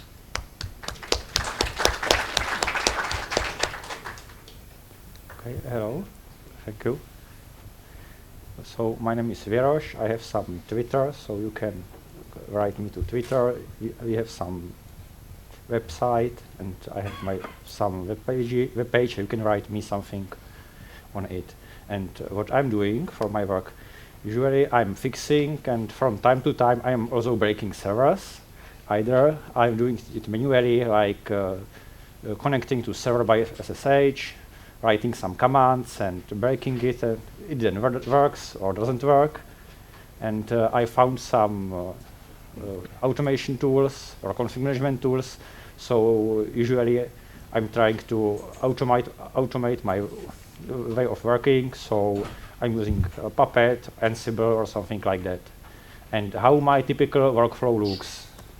Usually I have got some broken server. It's set server because our customers calls us. It doesn't work. It's broken. It's on fire. And then my task is to convert that broken set server to a new happy server, and the arrow between the broken and new server, it's my work. By the way, how many of you are developers? How many people are developers here? So you are dev people, and how many of you are ops people, or trying to operations? Okay, thank you. It's smaller half are ops, bigger half are devs. So, but this workflow I shown on the slides, it's ideal workflow. In the real workflow is I have set server, I try to fix it, I usually broke it, and I create even more broken server. So I have very set server, and if I'm happy guy, I will convert the very bad server to happy server. Usually it doesn't work, and I have few iterations how to do of broken servers or broken server, and it's not so good. So, do you know this famous slide? This famous man?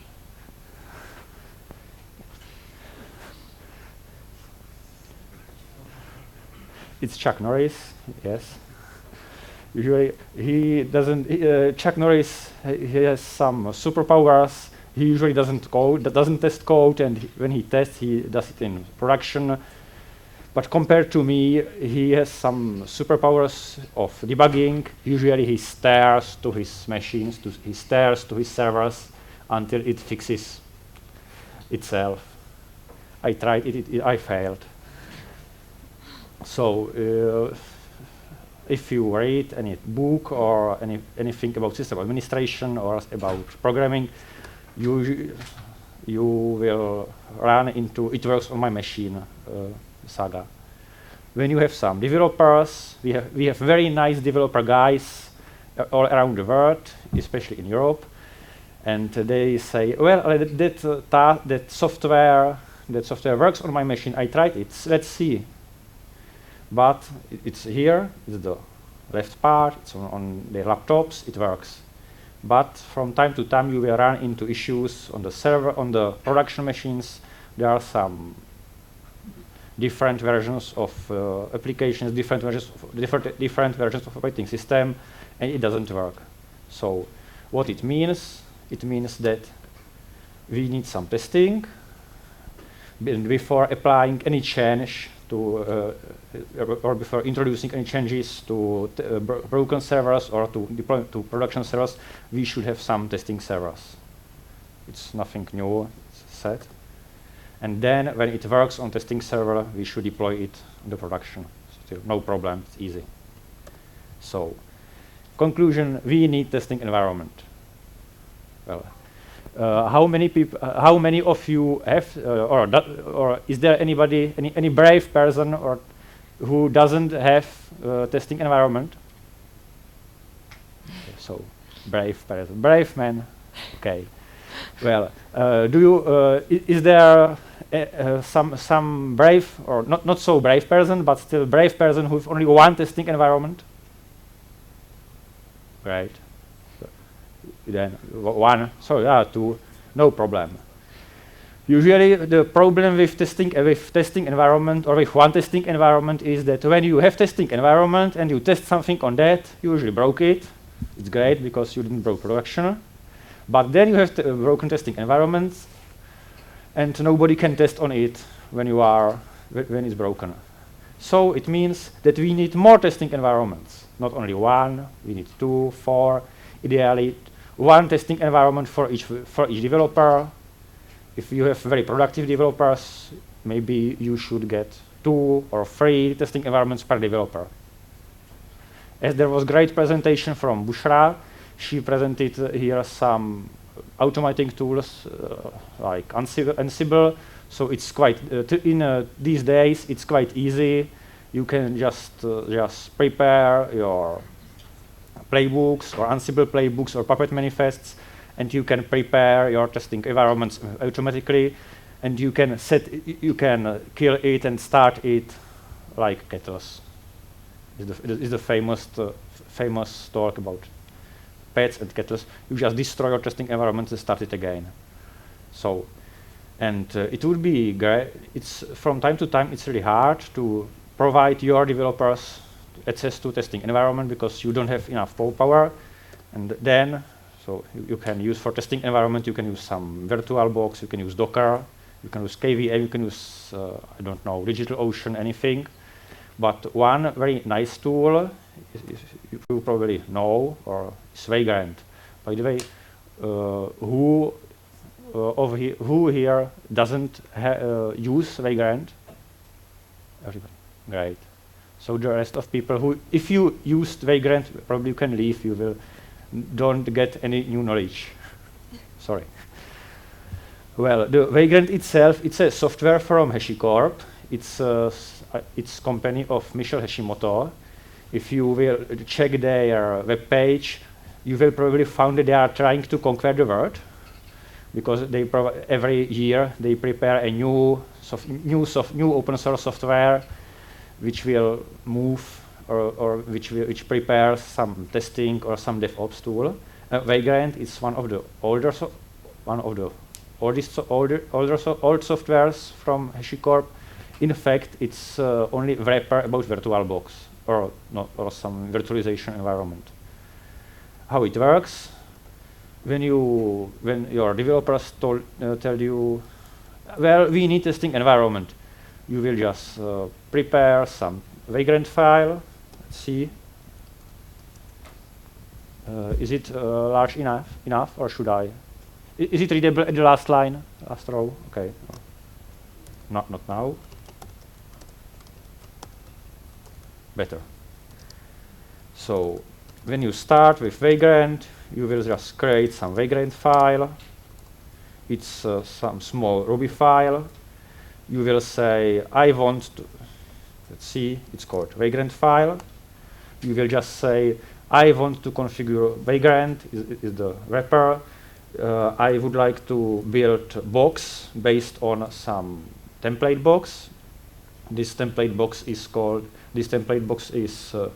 provided by vStone. It's my colleague. you will say, I would like to provide that virtual machine with 1 GB of memory, and I would like to run some commands on it. So let's check. Is the Vagrant file. I would like to Vagrant status. Vagrant machine is running, okay. So I will destroy it and start again.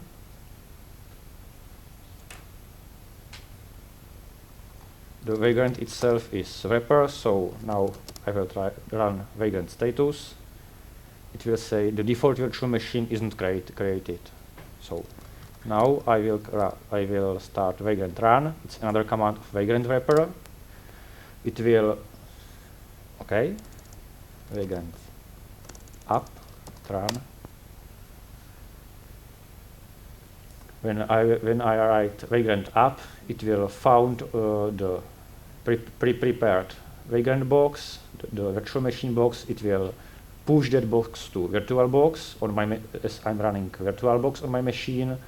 It will do some setup on it, like setting name of the virtual machine, like setting port, like forwarding ports. The SSH port on the guest machine will be forwarded to my laptop, and the port 80 will be forwarded also to my laptop to another port. It will boot the machine. It will do some additional magic, and in the Vagrant file, as you see, there are some commands which will install Nginx, will start Nginx, and add the HTTP to add the HTTP port to enable ports. So let's start it, and now if everything is okay, I will try to connect to Vagrant box. It works. Unbelievable. Well, easy. I'm at that window. So by quite easy, by one prepared file and one command, I'm able to start the virtual machine. I can run some commands on it. I can even broke it if I don't like it. I can run some experiments on it. I can try to fix the machine if it's broken. I can try some super clever idea I have got, like inventing perpetuum mobile in software, something like that. It will work. Well, using shell scripts for provisioning your machines isn't so good. Isn't preferred idea. So if you know Puppet, it's just another config management tool. Provision. Puppet runs by Puppet can be applied to your machine by some manifests. It's just file with extension pp, and I wrote to the machine, I want that file etc motd message of the day and I would like to that this file should be present, and it should contain some files or some string. So Vagrant up, what will happen? Again, the machine will be started, provisioned with Puppet. 90%. The Vagrant, if you are running VirtualBox, it does some magic with SSH. It will connect to the virtual machine, put some SSH keys into it, it will create SSH key on your machine and put the public part to the target machine, and you can connect there, and you can run your commands. Well, now it's running Puppet. The last line is running Puppet. These messages are from Puppet, and it will say it was applied. And now, when I will connect to the machine by command Vagrant SSH, I will be connected to the target machine, to the guest machine. It will do some magic at background and say, and I'm at machine, and as you see, I have got welcome message. The message of the day will be presented to me when I connect to the machine. Still no magic. If you don't like, well, I will destroy it. If you don't like the machine, you can destroy it. I will destroy it. I don't need it anymore. Vagrant destroy. Yes, I'm true.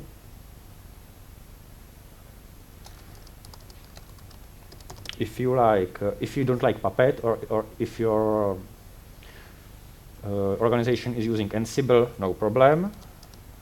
You can just write Vagrant file. You will say, I want to provision this machine by Ansible. The playbook of Ansible is in directory provision site YAML.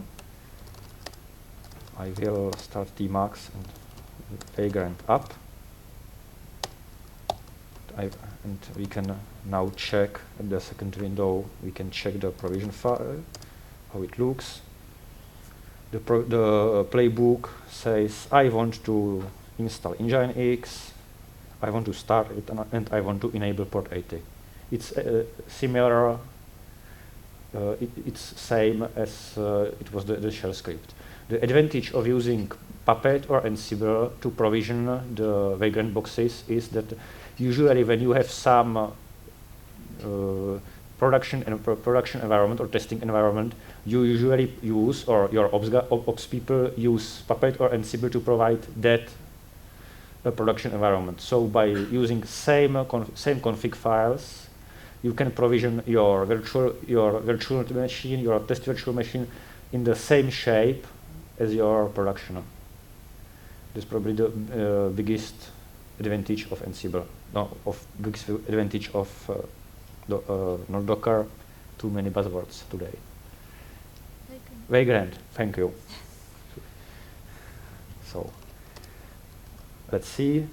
Now the Vagrant started Ansible provisioning, and it's running.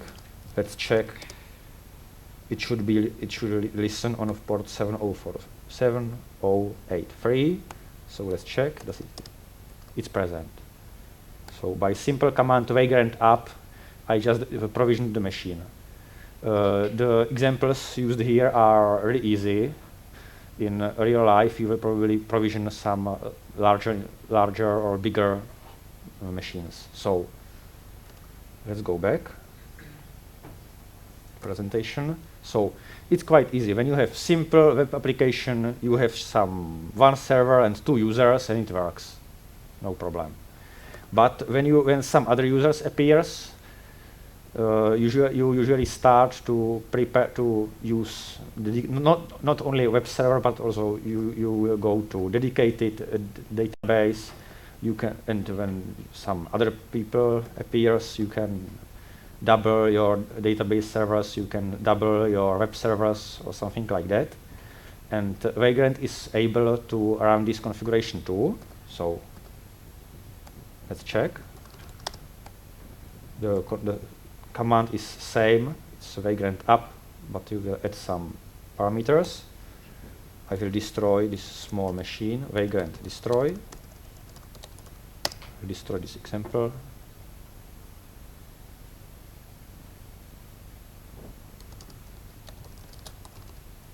It's multi-host. Now the Vagrant file looks slightly different. I will say all my machines should be provided by VirtualBox. They should be provided by Puppet. And I want to define virtual machine Django 01 and virtual machine Postgres 01. There are some parameters and so on. And all these machines should be provided by Puppet. Again, you can use the same Puppet manifest as you are using for production. So what will happen when I will write Vagrant status? Okay. Now Vagrant told me that I have 2 machines which I should deploy. If I will fire up command Vagrant up, both machines should be prepared. So let it happen. If I would try to start only one of the machines, I will ask Vagrant to write Vagrant up Django 01, Vagrant up Postgres 01. Control B. The provision, okay. I'm with the directory. 04 multi-host.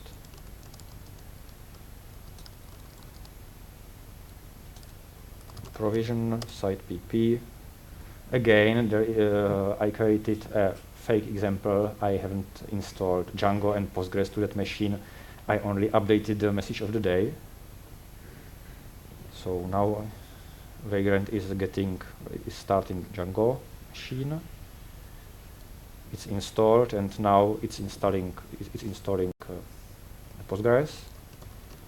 So when I will write Vagrant status,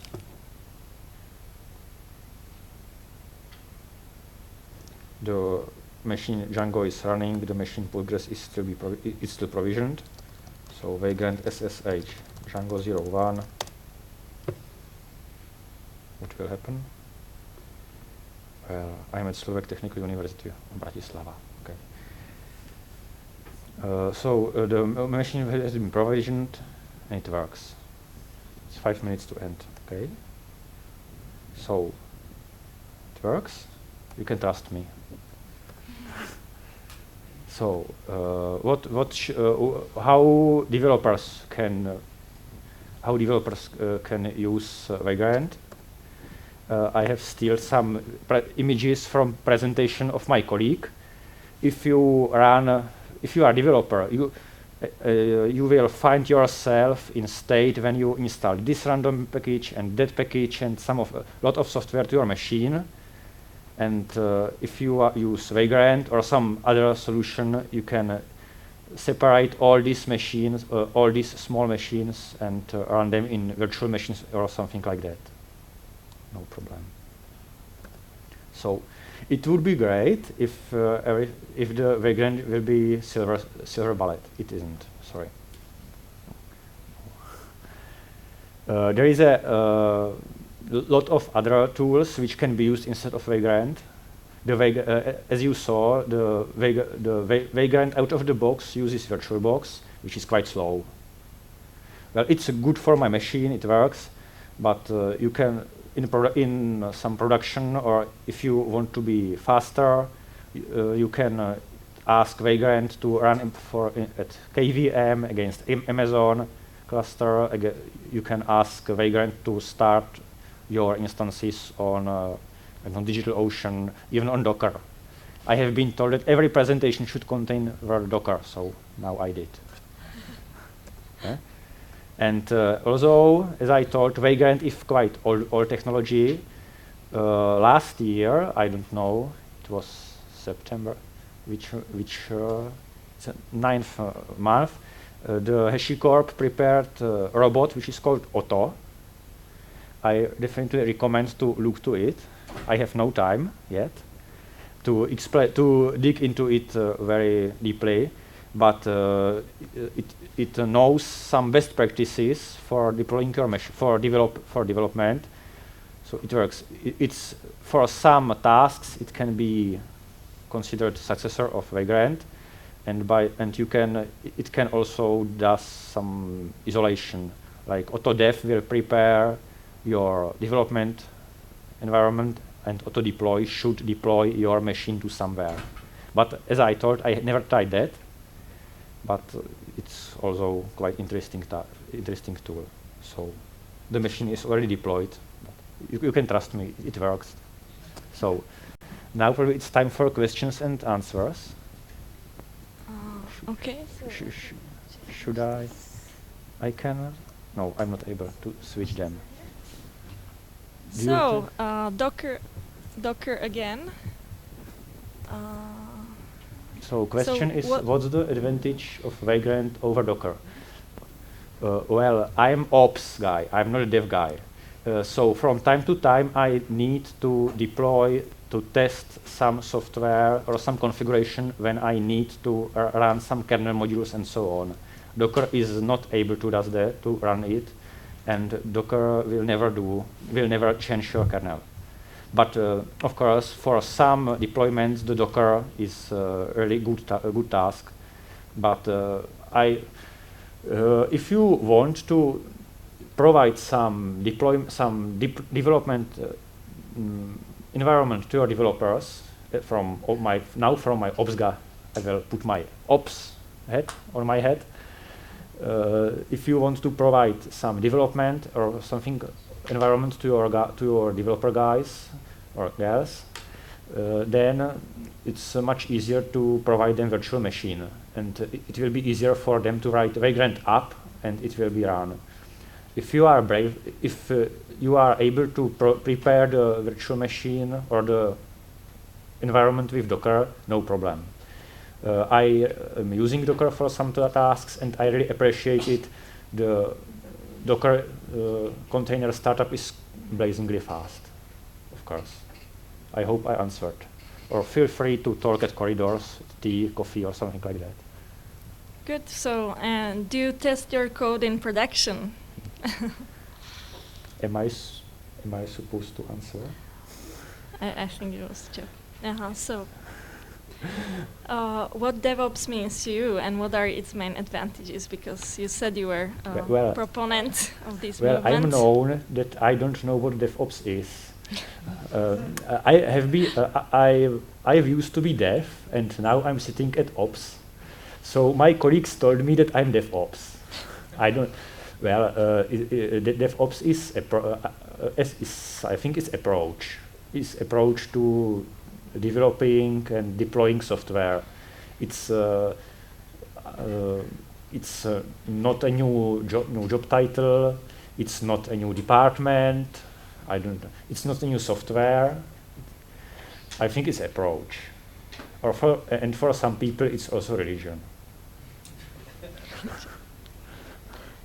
So, next one. Who supports or updates the original pre-made images used by Vagrant? Okay.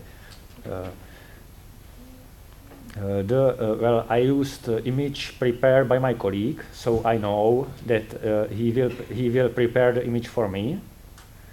We have some scripts or some CI which will build the new boxes for us. And the difference, it's a quite difference. So maybe one difference between Docker and Vagrant boxes. To build a Docker machine or to build base Docker container or base Docker image, you need to install some machine and to pick it up. And for example, for preparing CentOS base image, you have to install the machine to clean it and then to archive it to image. While in Vagrant, it's same. You just install your machine, clean it, and package it. Usually we prepare our boxes itself. We have some CI tool for that. So next one, how much RAM are those virtual machines consuming? Well, this question is of course of some Docker fan, I expect.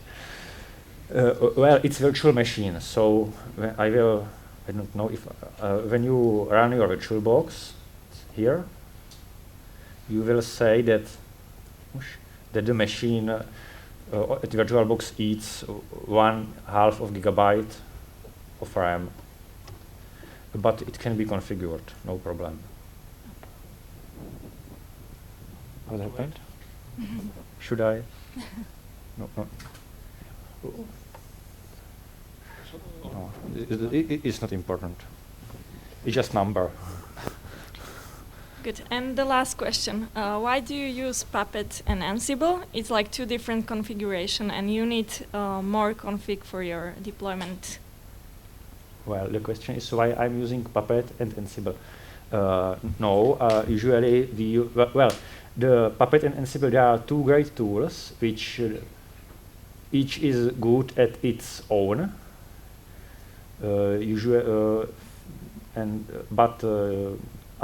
In this presentation, I used Puppet and Ansible just to show that Vagrant isn't bound to specific tool.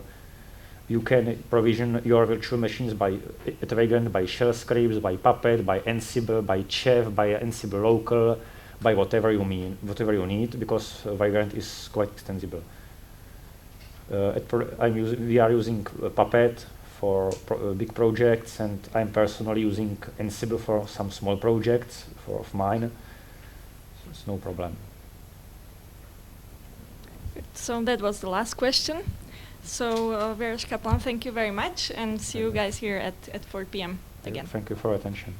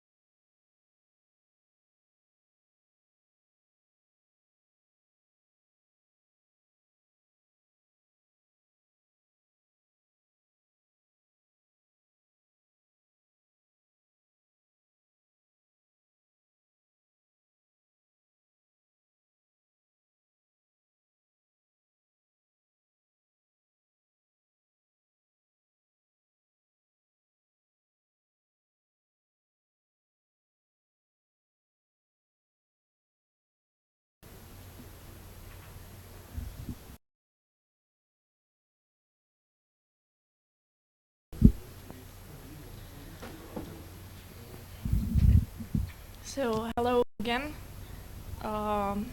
Is there anyone who doesn't understand Slovak? OK, tak budem hovoriť po slovensky. Aj Tomášova prezentácia bude po slovensky. Takže ešte raz, ako vždy, Twitter súťaž stále beží, takže stále môžete tweetovať na PyCon.sk a vyhrať PyCharm licenciu. A ďalšia vec je, že ak máte chuť zdieľať svoje know-how, tak stále sa ešte dá zapísať na Lightning Talks, ktoré budú večer. Môžete využiť 5 minút svojej slávy a prezentovať nejaké svoje know-how vo vedľajšej miestnosti. No a teraz by som rada privítala ďalšieho rečníka Tomáša Sirného, ktorý bude hovoriť o tom, ako využíva nástroj ako Hadoop a Spark pri personalizovaní e-mailov. Tomáš pracoval z Elasticsearch nejaký dlhý čas pre Pexeso a momentálne pracuje pre firmu Expona, kde sme zhodou okolností kolegovia a učí sa pracovať s Hadoopom, Sparkom a je náš dvorný Pythonista. Takže prosím, privítajme Tomáša. Ahoj, takže ja som Tomáš a poviem vám niečo o tom, čo na projekte, ktorý robíme, alebo ktorý robím hlavne ja. A ide o personalizované e-maily s Pythonom a Sparkom a ako používame hlavne tieto technológie. Čo by som vám asi chcel povedať je, že keďže pracujeme s veľkým množstvom dát, tak narážame už na to, že používame aj algoritmy ako MapReduce, ktoré sa používajú na spracovanie veľkých dát, ako do toho zapadá Spark, ako ho používame s Pythonom a potom ukážem konkrétny príklad, ako sa dajú tieto dáta použiť, ako sa dajú spracovať, ako sa dajú použiť už na niečo konkrétne. Prečo hovorím o tom, práve o tomto Sparku? Začínal som ako Python developer, robil som weby v Djangu, robil som research s Elasticsearchom, takže som sa trochu posúval k nejakej ďalšej práci s dátami. A teraz už som sa posunul do čisto práci s dátami a robím ako data science alebo data scientist, ako sa dá nazvať. Čo je vlastne problém s big datami? Všetci s tým operujú, ale čo je na tom také ťažké? Lebo to najdôležitejšie, najzložitejšie je, že tých dát je veľa a väčšinou už sa vám nezmestia na jeden server, sú na viacerých miestach, takže je náročné a hlavne drahé na zdroje ich spojiť dokopy a začať ich používať všetky naraz. A zároveň, ak ich chcem spracovať, tak je to pomalé, pretože je ich veľa, trvá to dlho. Na toto ľudia vymysleli, alebo teda prišli na nejaký algoritmus, ako si s tým poradiť. Nazvali to MapReduce, čo je spojenie, ak poznáte funkcionálne programovanie, že operácia map, ktorá na každú jednu zložku použije nejakú operáciu a reduce je ďalšia fáza, ktorá všetky tieto zložky nejak pospája do nejakého celku, ktorý je menší ako súčet tých pôvodných zložiek, pôvodných častí a tým pádom sa s tým dá ľahšie pracovať.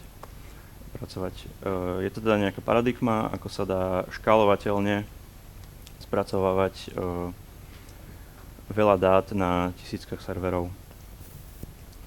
Ako to asi funguje, ako som už povedal, s každou malou časťou môže to byť nejaký jeden event, jeden súbor, jeden objekt.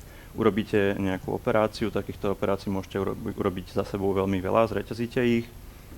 Následne si vyfiltrujete iba tie, ktoré chcete použiť, ktoré vám vyhovujú. Pretransformujete ich do takej podoby, ako chcete. Spojíte ich dokopy a následne ich získate naspäť z toho klastra a urobíte niečo s tými výsledkami. Uložíte si ich, alebo ich pošlete do nejakej databázy, alebo začnete spracovávať a vytvárať z nich niečo konkrétne. Toto je paradigma, ale bolo by dobre mať na to aj nejaký nástroj, ktorý to umožňuje to použiť a vlastne fungovať s týmto algoritmom. Vznikol Hadoop, čo bola vlastne open source implementácia Bigtable od Google, keď zverejnili white paper, tak ľudia z Apache Foundation urobili Hadoop, alebo dnes to funguje ako projekt pod Apache Foundation a použili pritom MapReduce. Základ je distribuovaný file systém, ktorý vlastne umožňuje to, že môžete mať dáta na veľa miestach, sú redundantné, takže ak prídete o jeden server, nestratíte dáta na tom. Postupne sa to vyvíjalo, vo verzii 2 pridali Yarn, čo je vlastne framework na správu tých jednotlivých resursov, na jednotlivých nodov, malých zložiek, ktoré môžu vykonávať prácu, tie malé operácie a tým, že ich môže byť veľa, tak ich potrebujete nejak manažovať, spravovať, vedieť, koľko takýchto zložiek workerov môže bežať na jednom stroji, kedy treba posunúť prácu na ďalší server. Fungovalo to tak, že vstupy a výstupy z jednotlivých fáz sa ukladali do súborov, to znamená, že worker niečo spracoval, zapísal do súboru, ďalší worker to zobral, zase niečo s tým urobil, to, čo mal nadefinované a zase to uložil. To znamená, že už to umožňovalo spracovávať veľké množstva dát, ale stále to bolo pomalé. Hadoop je v Java, ťažšie sa to konfiguruje cez XML a podobne a je zložité používať to z iných jazykov ako tých, ktoré sú založené na JVM, teda Java, prípadne Scala. Potom prišiel Apache Spark, čo vznikol ako malý samostatný projekt, ktorý ale získal veľkú popularitu a dnes je už de facto štandardom v práci s takýmito dátami. Tu je nejaká definícia priamo z ich stránky, že je to rýchly a všeobecný engine na veľké dáta, na spracovanie veľkých dát. Čo znamená to fast? Je to rýchlejšie ako Hadoop, pretože dáta sa medzi tými jednotlivými workermi, medzi tými jednotlivými fázami vymeniajú, nezapisujú sa na disk, ale sú stále v pamäti.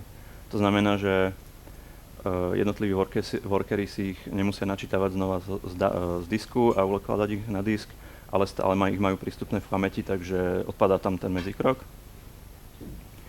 Prečo General Engine? Je to naozaj použiteľné na veľmi veľa projektov, problémov. Dajú sa s tým transformovať dáta, nejaké surové dáta, logy, nejaké eventy, ktoré zbierate. Môžete s tým robiť machine learning, teda naozaj v Sparku sú integrované knižnice na machine learning, na recommendations a podobné už pokročilejšie algoritmy, takže máte pripravené nástroje na to, aby ste mohli robiť niečo viac s tými vašimi dátami. Large scale, Apache Spark umožňuje beh paralelne na veľkých klastroch, sám má vlastne nejaký framework na to, aby mohol bežať v klasteri, má vlastne systém master a vlastne nody, ktoré master spravuje a dáva im prácu. A prečo processing? Môžete pomocou Sparku tie dáta filtrovať, transformovať, môžete ich ukladať, alebo ich môžete posielať niekam ďalej, to už je čisto na vás. Základom Sparku, alebo teda nejaký základný objekt, s ktorým Spark robí, je RDD, alebo Resilient Distributed Dataset. Je to nejaká základná štruktúra v Sparku a je to vlastne nejaká nemenná, distribuovateľná kolekcia alebo sada objektov. To znamená, že tieto distribuovaná, takže tieto objekty sa dajú logicky rozdeliť do nejakých častí a každá tá časť môže byť jeden server alebo sada serverov. A je to niečo ako približne, dá sa to predstaviť ako alternatíva tabulky v SQL databázi, teda je to nejaká jedna sada údajov, ktorá má jednotný formát, alebo väčšinou máva. Sme na PyCone, takže áno, dá sa pracovať s Pythonom. Tu je nejaký konkrétny príklad. Priamo Spark obsahuje konektory pre Java, Scalu a Python. A je to naozaj natívne podporovaný jazyk pre túto platformu alebo pre tento nástroj. Takže už v inštalácii obsahuje vlastne Python konzolu, PySpark, kde môžete normálne používať všetky vymoženosti Pythonu a zároveň už tam vidíte, máte predefinovaný Spark kontext a hive kontext, čo sú už akoby nejaké objekty, pomocou ktorých môžete ovládať ten Spark, môžete doňho nahrávať objekty a robiť s nimi už operácie. Toto sú nejaké malé príklady. Parallelize. Dám nejaký list objektov, list čísel do Sparku pomocou metódy Parallelize a už potom môžem získať, vypýtať si, koľko prvkov obsahuje, môžem ich sortovať a môžem ďalšie operácie s tým robiť, ktoré už ale prebiehajú nie v Pythone, nevykonáva ich ten Python interpreter, ale už Spark. To je jedna možnosť. Ďalšia možnosť je spúšťať v binárke, ktorú obsahuje Spark Submit a jej dám svoj Python script, alebo môžem si spustiť svoj Python script, kde robím veci, ktoré potrebujem, klasický Python program a nadefinujem mu nejaké, toto je jednoduchý príklad, ako to urobiť priamo v Python skripte, dá sa to urobiť cez premenné prostredia pri spustení toho Python skriptu, ale ide iba o to, aby som povedal Pythonu, kde je Spark a zároveň Sparku, aby som povedal, ktorý Python má použiť, prípadne z ktorého virtuálneho environmentu, aby o sebe navzájom vedeli a potom už z Pythonu viem využívať celý Spark. Ako ste mohli aj včera vidieť na prednáške o Jupyter Notebooku alebo Python Notebooku, Spark, keďže naozaj máme natívne prepojenie s Pythonom, tak budeme používať aj Python Notebook. Takže táto metóda set environment je vlastne zavolanie takéhoto kódu. Tým pádom môžem si nadefinovať Spark kontext a môžem do neho nahrať nejaké dáta do Sparku a môžem už s ním robiť konkrétne operácie. V tomto prípade prekonvertujem si každý item, čo je vlastne nejaký JSON o jednom evente. Načítam to ako string, urobím si z toho JSON a vyberiem si iba tie, ktoré ma zaujímajú, napríklad, že je to typ kampaň a nejakú property status. A môžem si vyťahnuť, koľko takýchto eventov mám. To, že je to Python, alebo to, že je to iba prepojenie, je jedna vec, ale ak nastane chyba, tak naozaj dostanete aj Pythonovský stack trace, takže si viete poradiť. Nie je to, že musíte hľadať niekde v hrbe javového stack traceu nejaké náznaky toho, čo by ste mohli mať zle. Funguje teda automaticky, keď si všimnete, tu som si pýtal z properties dictionary, si pýtal status, tu si pýtam type, ktorý tam ale nie je. Čo mi Spark aj oznámi, že type naozaj nie je. Mohol by som to ukázať. Tu je vlastne spustený aj Python Notebook. Tu, ako vidieť, mám teda tú chybu. Keď to spustím, vypýtal som si 2 prvky z celej tej množiny a dostal som 2 eventy. Čiže to, že viem s tým pracovať z Pythonu, mi umožňuje takéto pohodlnú prácu s tými dátami a je to jednoduchšie ako napríklad v tom Hadoope. Ako môžem začať v Pythone robiť s tým Sparkom? Nadefinujem si nejaký Spark kontext, ktorému dám nejaké parametre, ako si nazvem svoj program, ako ho má spustiť pomocou parametra master, teda napríklad, či má použiť zmieňovaný yarn, alebo má bežať samostatne, alebo použijem mesos alebo iný framework. A prípadne mu môžem pribaliť celé zdrojaky celého programu, ak to mám vo viacerých súboroch. To zabezpečí to, že každý worker, každý node má k dispozícii všetky zdrojaky a nemusí ich čítať niekde z disku. Tu je nejaký jednoduchý príklad, ako môže vyzerať nejaká metóda, ktorá používa Spark a data. Teda data je nejaký RDD, nejaké konkrétne eventy, tie si vyfiltrujem, teda vyťahnem si iba tie, ktoré ma zaujímajú, skontrolujem, či majú dátum, ktorý požadujem a prípadne, ako vidíte, dá sa s tým pracovať ako s klasickými Pythonovými objektami, teda môžem ďalej vetviť ďalšie operácie a môžem to vrácať ako výsledok metódy, ktorá zase ďalšia metóda môže zobrať ako parameter a pracovať s tým.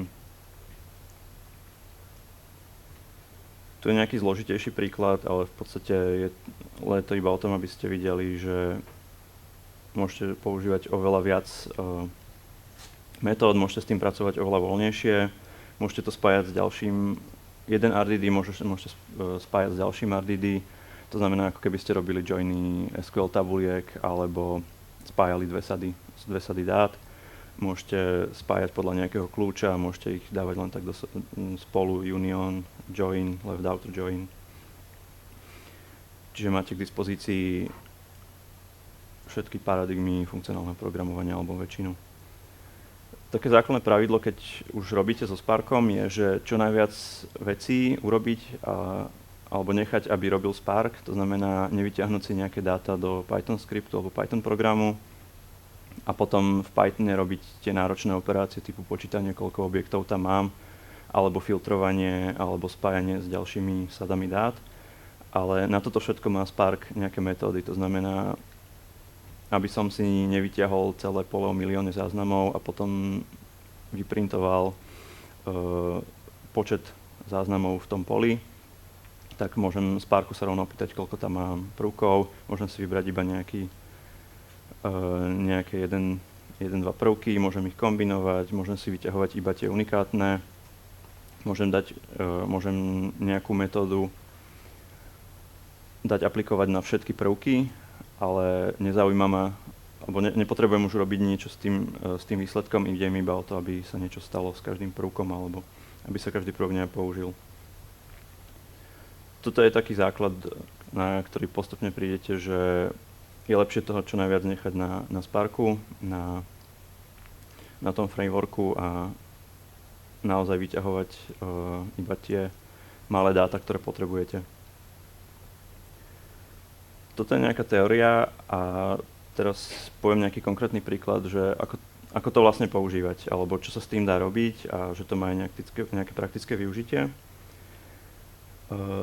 Toto využívame vo firme Exponent, ktorá je služba na Customer Analytics, to znamená webové služby, mobilné aplikácie nám posielajú dáta a môžu si naklikať reporty, vidieť, analyzovať svoje dáta, ako sa správajú ich zákazníci. Takže pracujeme s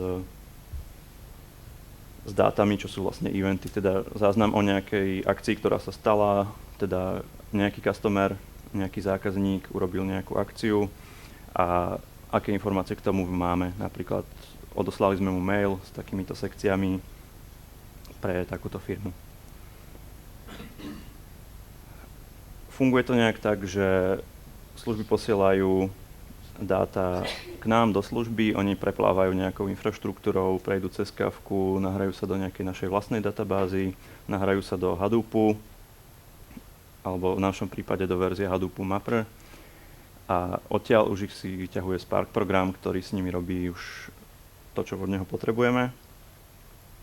Čo v tomto prípade je, že chceme posielať e-maily, chceme ich personalizovať, to znamená prispôsobovať každému jednému človeku.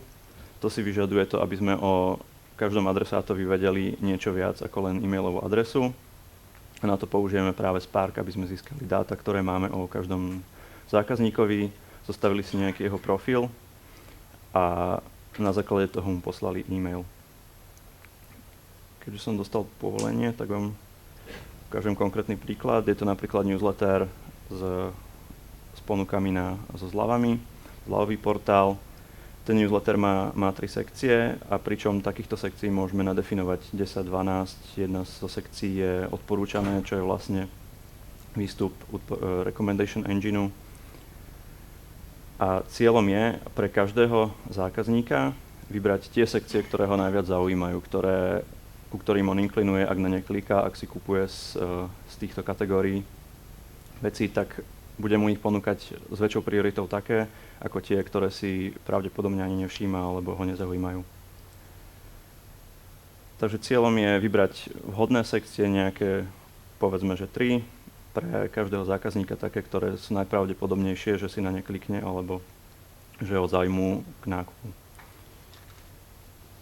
Funguje to.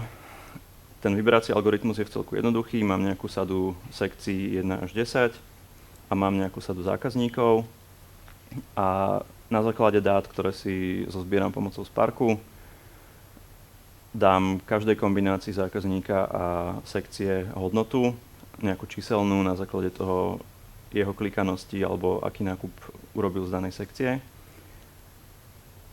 Z toho dostanem nejaké váhy a následne vyberiem tie prvé 3, ktoré pre každého najväčšie hodnoty pre každého zákazníka. A tie sekcie následne použijem v tom e-maili. Čo teda v tomto prípade robí SparkJob? SparkJob si načíta data zo súborov z distribuovaného file systému. V tomto prípade sú to súbory, v ktorých každý riadok je jeden JSON objekt. A keď ich načíta Spark, tak sa k tomu správa ako k listu stringov, ktoré môžem skonvertovať do JSONu. Čiže vo výsledku pracujem s listom JSON objektov, alebo teda už v prípade v Pythonu dictionaries. Na základe toho si vytvorím už konkrétny profil pre zákazníka, jeho e-mailovú adresu, do akých newsletterov je prihlásený, čo všetko robil na webe, alebo ako sa správal k predchádzajúcim e-mailom, ktoré už dostal. Vyberiem iba takých, ktorých potrebujem, alebo pre ktorých práve idem posielať newsletter. A výsledkom SparkJobu je zoznam pre každého zákazníka nejakých parametrov, ktoré sú vhodné pre ten algoritmus, čo v tomto prípade znamená, že výsledkom môžu byť váhy pre jednotlivé sekcie. Čo potom robí čo potom robí Python? Python si spustí SparkJob, načíta si všetky tie dáta, získa si ich naspäť, spustí hlavný algoritmus, vygeneruje e-maily a odošle ich. Týmto je to taký zrýchlený prehľad, ale chcel som vám ukázať, že Spark je naozaj nástroj, s ktorým sa dá začať veľmi jednoducho. Stiahnete, nainštalujete, môžete s ním začať robiť pomocou Sparku, môžete si spustiť Python konzolu a môžete hneď skúmať svoje dáta.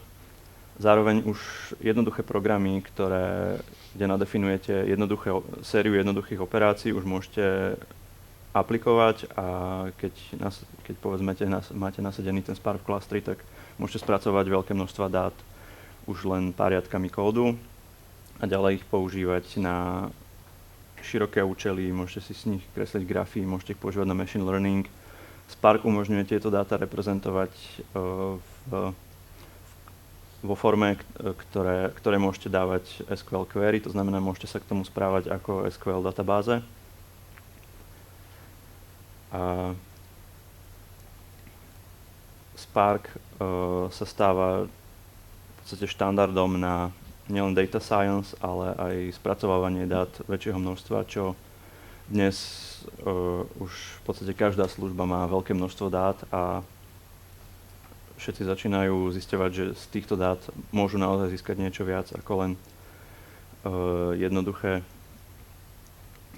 záznamy, že sa niečo stalo, ale dajú sa z toho vytiahnuť paterny a naozaj dnes už každá webová služba sa snaží personalizovať svoj výstup pre zákazníka, či už vo forme nejakých sekcií, alebo ktoré služby ponúkne a ktoré schová pred konkrétnym zákazníkom. Dobre. To by bolo asi všetko, čo som na tejto ploche chcel povedať, takže ďakujem za pozornosť a keď máte otázky, kľudne sa pýtajte. Prejdeme teda na otázky. Takže sa nám ich tu objavilo niekoľko, tak začneme s tou, čo má najviac hlasov. je po anglicky. How is your development environment integrated when working with PySpark? What is your development flow?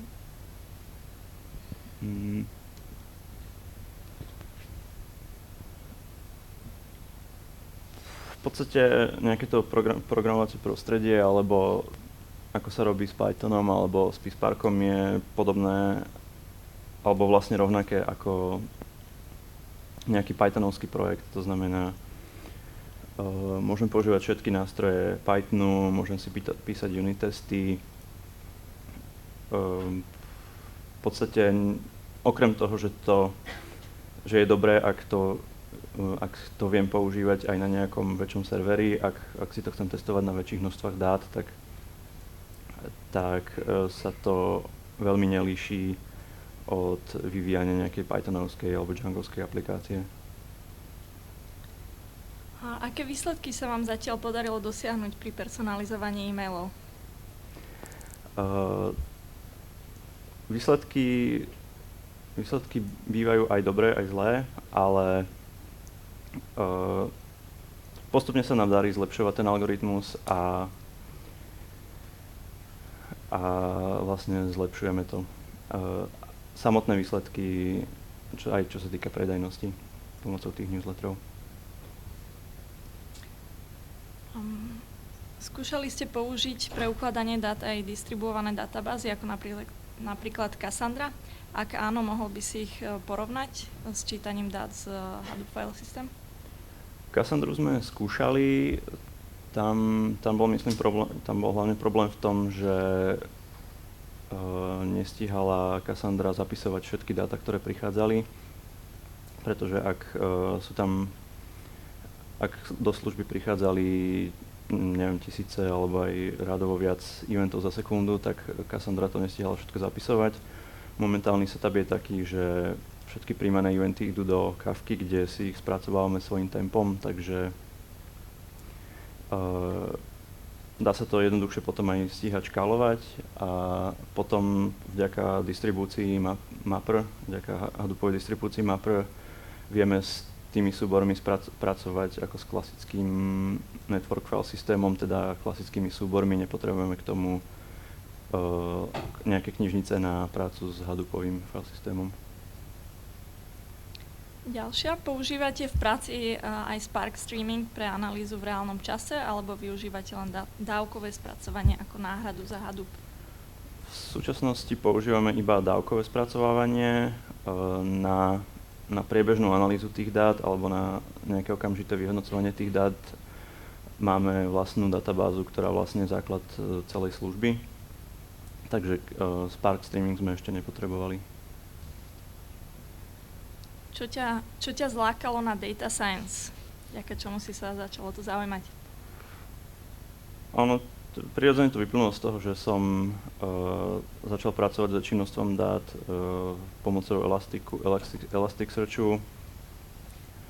Keď som spracoval nejakú filmovú databázu, tak to už boli nejaké gigabajty dát, o ktoré sa bolo treba starať a už tam sa začali objavovať prvé také tie problémy, že ako udržiavať takúto databázu up-to-date s novoprichádzajúcimi zmenami a postupne začalo ma to zaujímať, ako sa s tým dá robiť a začal som si pozerať nejaké veci, nejaké kurzy na Quore, otázky na Quore a nejaké kurzy na Coursere, podobne. A posledná otázka zatiaľ, čo sa tu objavila, je, čo hovoríš na ML, predpokladám machine learning knižnicu v PySparku. Vidíš nejaké výhody, nevýhody oproti tu už spomínanému scikit-u? Zatiaľ som tieto knižnice nepoužil nejak detailne, len som sa s nimi hral, ale asi hlavná výhoda je to, že máte k dispozícii celý Spark, celú tú mašinériu, takže naozaj môžete spracovať veľké množstva dát.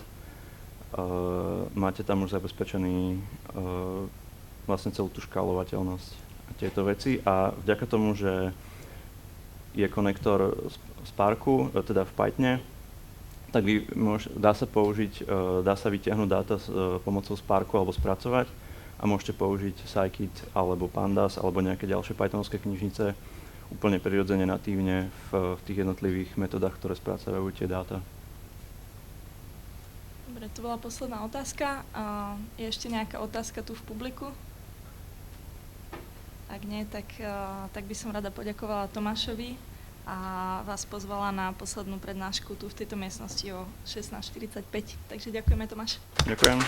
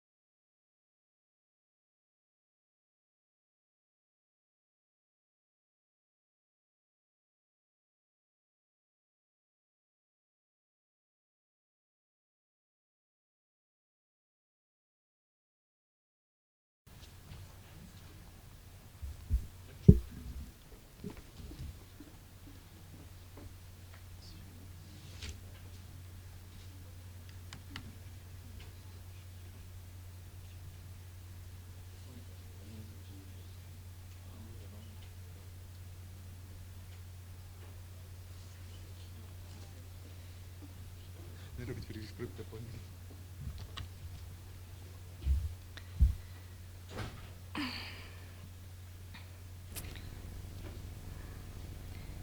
Vítajte na poslednej prednáške dnes v tejto miestnosti Turing Lecture Hall. Rada by som privítala Matúša Reháka, ktorý bude mať veľmi interaktívnu prednášku.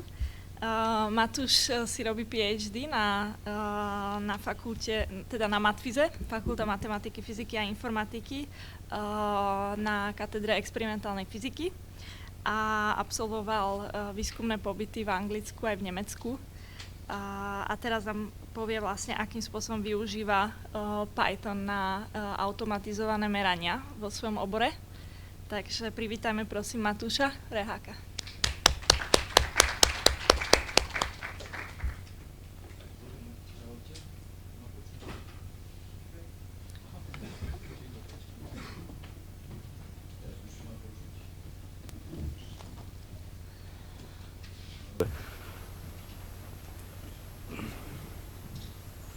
Dobre.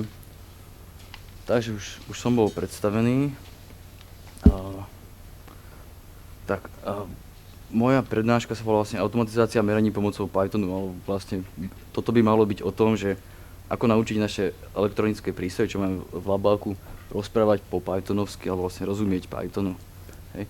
Lebo väčšinou tak prístroj rozpráva všelijak ináč, len nie tak, ako chceme.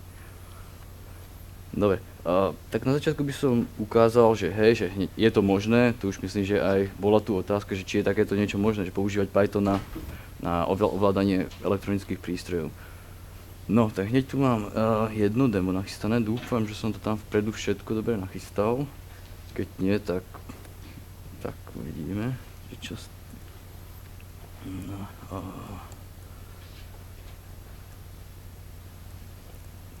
Ide, dobre, a toto bolo demo, takéto. No, takto ešte otázka. Toto je demo diódy. Schému to má asi takúto, toto zapojenie. Vie niekto, čo by sme teraz mali očakávať, že ako vyzerá IV charakteristika, voltamperová charakteristika diódy? Niekto, kto tu má nejakú elektroniku absolvovanú? Áno, výborne, presne, to som rád, že aspoň niekto to tu je. Takže keď to všetko vyjde, tak by ste mali, že aspoň také niečo spraviť, že hej, že ide to. Takže. A ešte možno, neviem, mal by som povedať, že tieto prístroje, že čo sú, než to všetko, len to tak oddialujem teraz, no. V podstate pri tomto prvom budem používať tieto horné dva. Tento stredný, to je po anglicky function generator, alebo arbitrary waveform generator, to je generátor funkcií alebo generátor rôznych priebehov napäťových a horný prístroj, to je v podstate štvorkanálový osciloskop, ktorým meráme napätie. No a teraz skúsme to spustiť. No, connecting to devices, to je dobré. No, measurement started.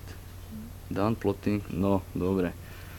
Tak, a tiež vidíme, že je to v matplotlib, tiež čo už bolo dneska spomínané ráno. Všetko vyplotované. Hej, jak z učebnice elektronických polovodičových súčiastok, že? Dobre.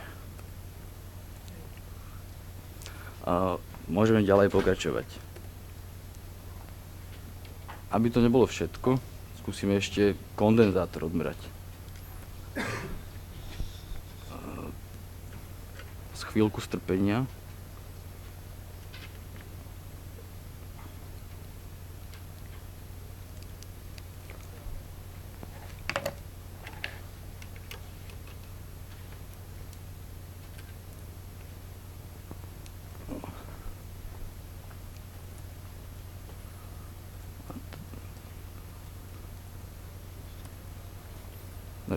Ak to pôjde, to by malo trvať trošku dlhšie, lebo to budeme vlastne frekvenčnú charakteristiku merať a tam musíme zmeniť pár frekvencií, pomerať to.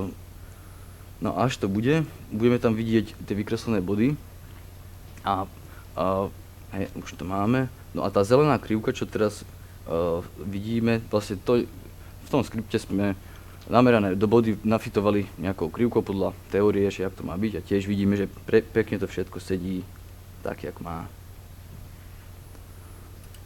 Dobre. No, toto išlo a môžeme teraz pokračovať.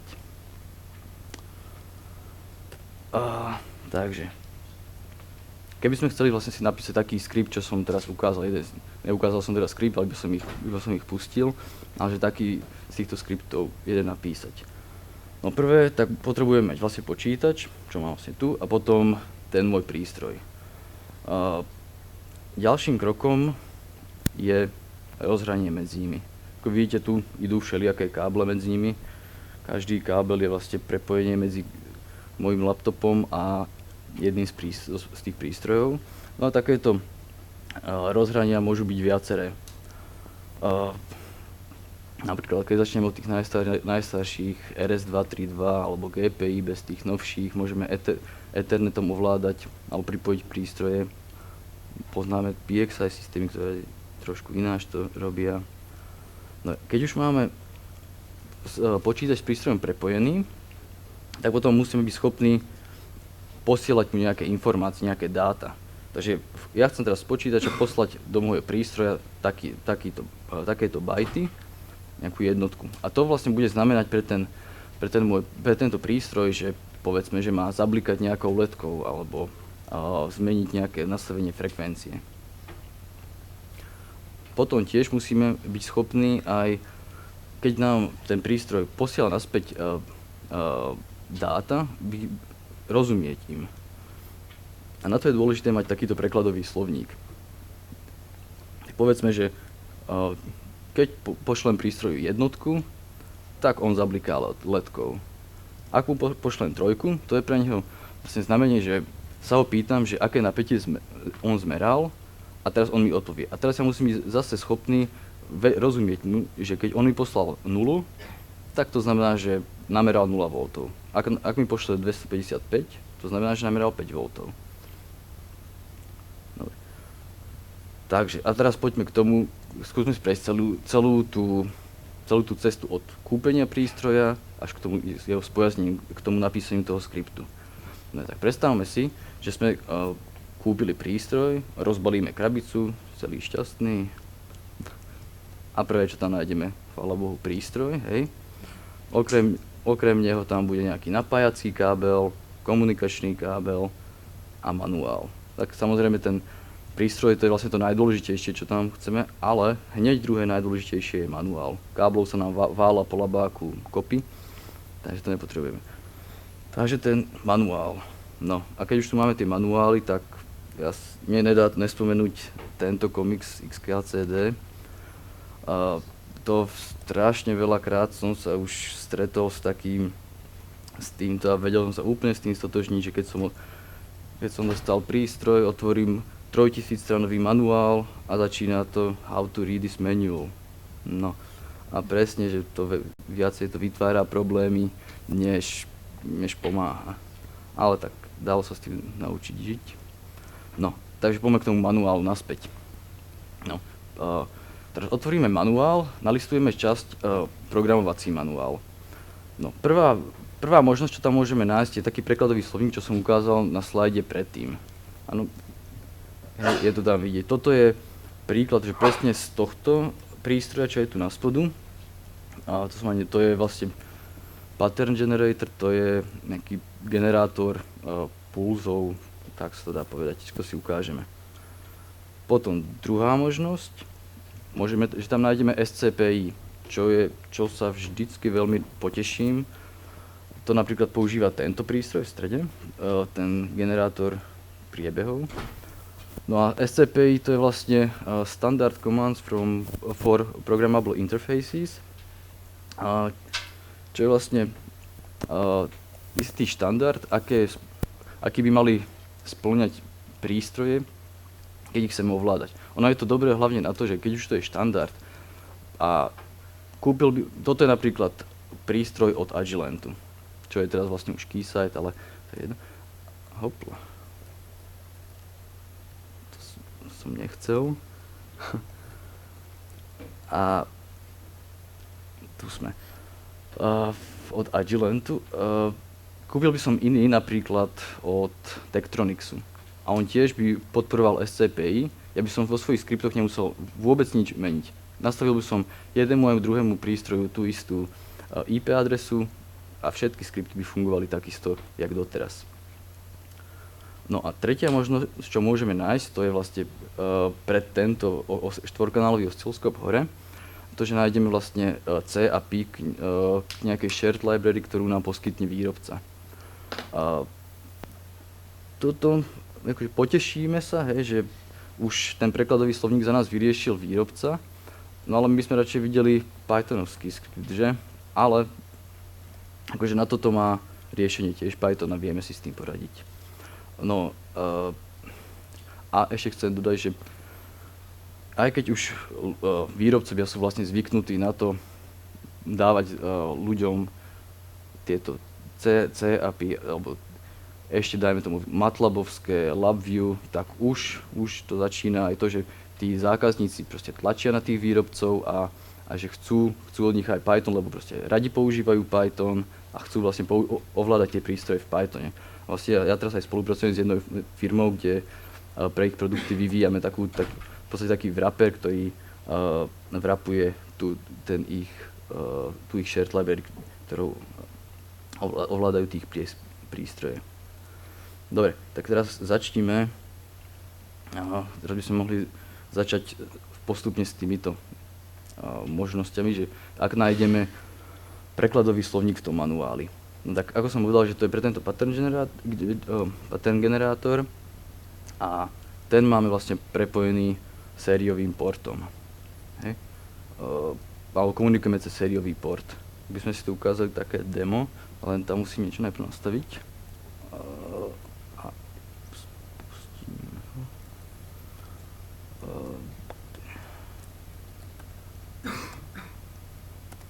To bude trošku dlhšie trvať, lebo sa musí oscilloskop načítať.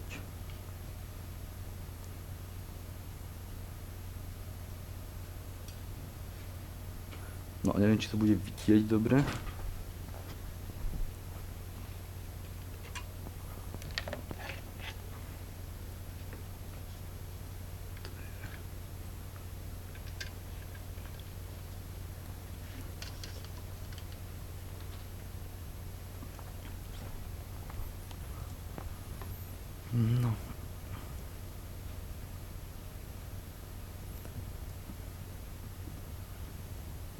No ináč, aj toto je jedna vec, čo nie je moc dobrá. Vidíte, že toto je PyCon beta. To je vlastne software od výrobcu. Čiže nechce sa. No keby to bolo na Windowse, oni už pre Windows majú normálny, ale tak na Linux sa im moc nechce vyvíjať.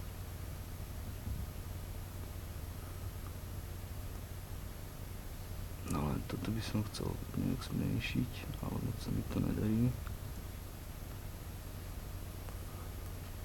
No, tak to nejak takto. Dobre, teraz musíme tu porobiť nejaké nastavenia a zapneme kanály. Nastavíme trigger. No, v labáku je to oveľa jednoduchšie než takto. Bčko a ešte.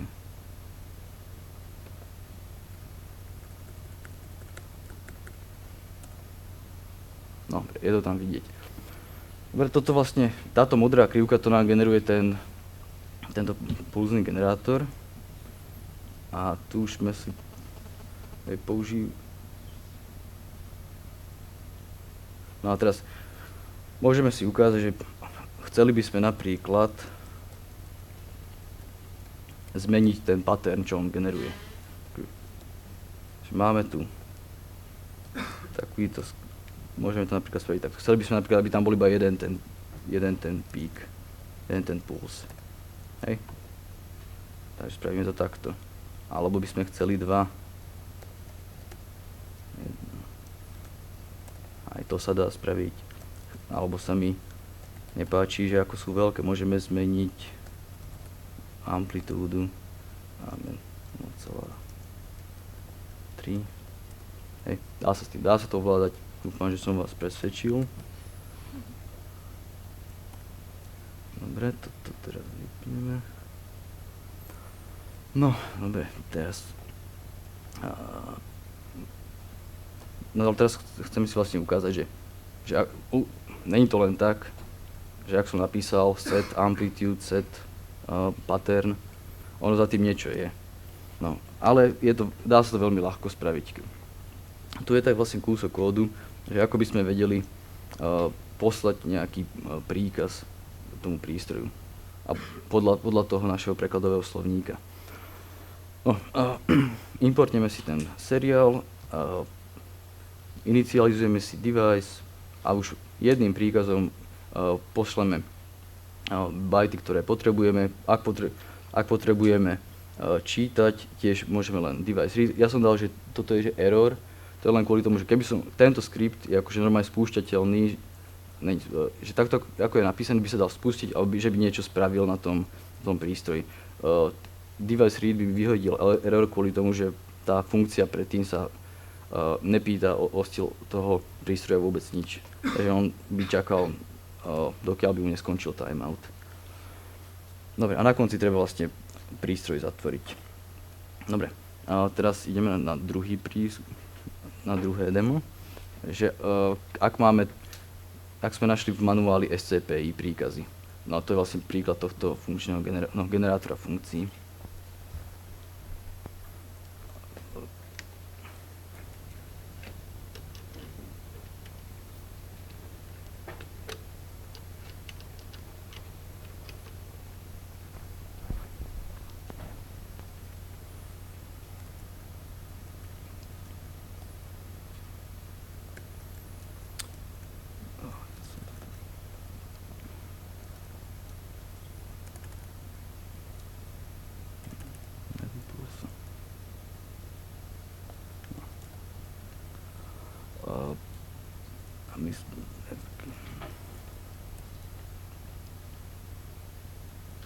Dobre.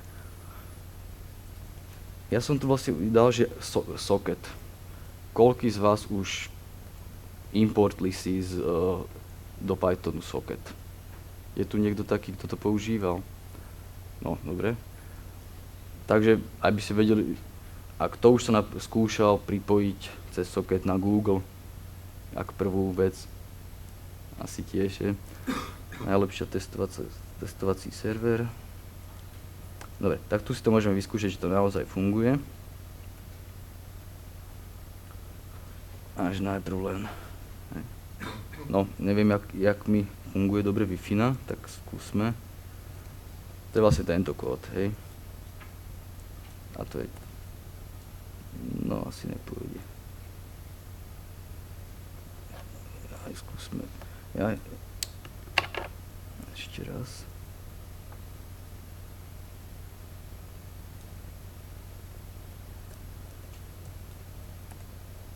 Dobre, už odpovedal mi, a že niečím takýmto. To je dobre. No a teraz my ale chceme vedieť komunikovať s týmto prístrojom, čo je tu. To je vlastne tiež taká ukážka tu. Pripojím sa na prístroj a pošlem mu takéto 3 SCPI príkazy.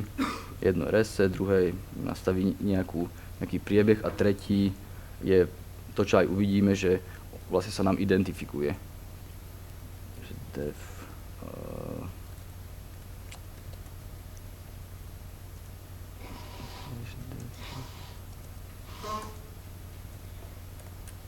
hej, tak toto je jeho meno, Agilent, čosi. A už by sme mali aj vidieť, že on tam pustil. Toto nám vlastne púšťa tento generátor funkcií do osciloskopu. A môže to nechať aj vlastne takto bežať. A povedzme, že chcem, tak jak to ide, tak sa mi napríklad, ak sa mi napríklad nepáči, že aká je frekvencia toho signálu, tak to vieme tiež takýmto príkazom povedzme zmeniť. A aby som to vôbec, ja som to nastavil na 1000 predtým, tak teraz to povedzme na 2000 nastavme. Teraz je to hustejšie. Alebo no, 100 Hz. Dobre, zase na konci treba zatvoriť spojenie, toto, to môžeme vypnúť. Dobre, a tak sa teraz pozrieme, že ak by sme sa pripojili cez socket. No, takže toto zase veľmi ľahko, dalo sa mi na jeden slide celý kód vlastne. No. Takže potrebujeme vedieť host, buď to je Google, alebo čo tam mám odkomentované, to je vlastne IP adresa prístroja. Ale tiež potrebujeme vedieť port. No tak to asi viete tiež, že 80 sa pripája, keď chceme na nejaký webový server. V prípade prístrojov väčšinou to je 5025, ale už som stretol aj s nimi. A potom potrebujeme vedieť, že aký message poslať. No tak tu máme nejaké príklady. A potom vytvoríme si ten socket, pripojíme sa, pošleme message a potom do data sa nám vráti jeho odpoveď zo servera, na konci zavrieme, hotovo. Dobre, tak a teraz tá tretia vec, že čo ak máme C API. No tak tu máme takýto.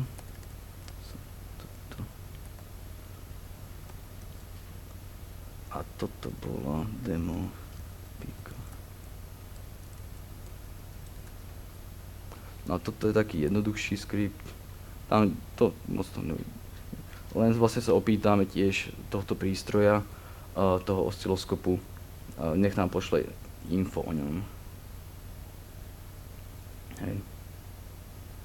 A tak pošle. Hej. A vidíme o ňom všetko, čo potrebujeme vedieť. A teraz zase sa pozrime, že ako sa to robí. Ako by som dospel k takému skriptu. Dobre, takže ako sme si povedali, výrobca nám poslal nejakú shared library, ktorou vieme komunikovať s tým prístrojom, no ale v C-čku. No ale vieme, že Python má C-types library, to by sme už mali zo včerajšej prednášky, myslím, že z ESETu, že tam spomínali C-types. No, a importneme si CDLL alebo WinDL, pokiaľ by sme pracovali na Windowse. Loadneme si tú library od výrobcu nášho prístroja. No, vidíme, že to je vlastne mylib.so, je na Linuxoch, na Windowse by to bolo DLL-ko. A potom už môžeme sa pozrieť do dokumentácie. A vidíme tam, povedzme, že chceme nastaviť number of captures. No a teraz vidíme, že že toto je vlastne C-čkový kód a vidíme, že naša funkcia berie dva parametre. Jeden je typu short, druhý je typu long. No tak nemá unsigned long. Teraz ale v Pythone nemáme takéto. My poznáme tam float, poznáme tam integer. No ale zase môžeme využiť C-types na to, aby sme si s týmto poradili. Takže kód, aby sme mohli naozaj použiť túto funkciu set number of captures, by potom vyzeralo, ako je to na spodu. No, okrem tých dvoch, čo som použil, že unsigned long, short, tak tu som zobral z dokumentácií C-types. Vidíme, že ono má naozaj všetky, čo potrebujeme. Tie C-čkové typy. Dobre, a teraz C-čko má pointre. A ľudia, čo v Pythone robia, tak moc s pointermi sa nedostávajú, aspoň myslím, do kontaktu, nepotrebujú to. O to sa vlastne stará Python.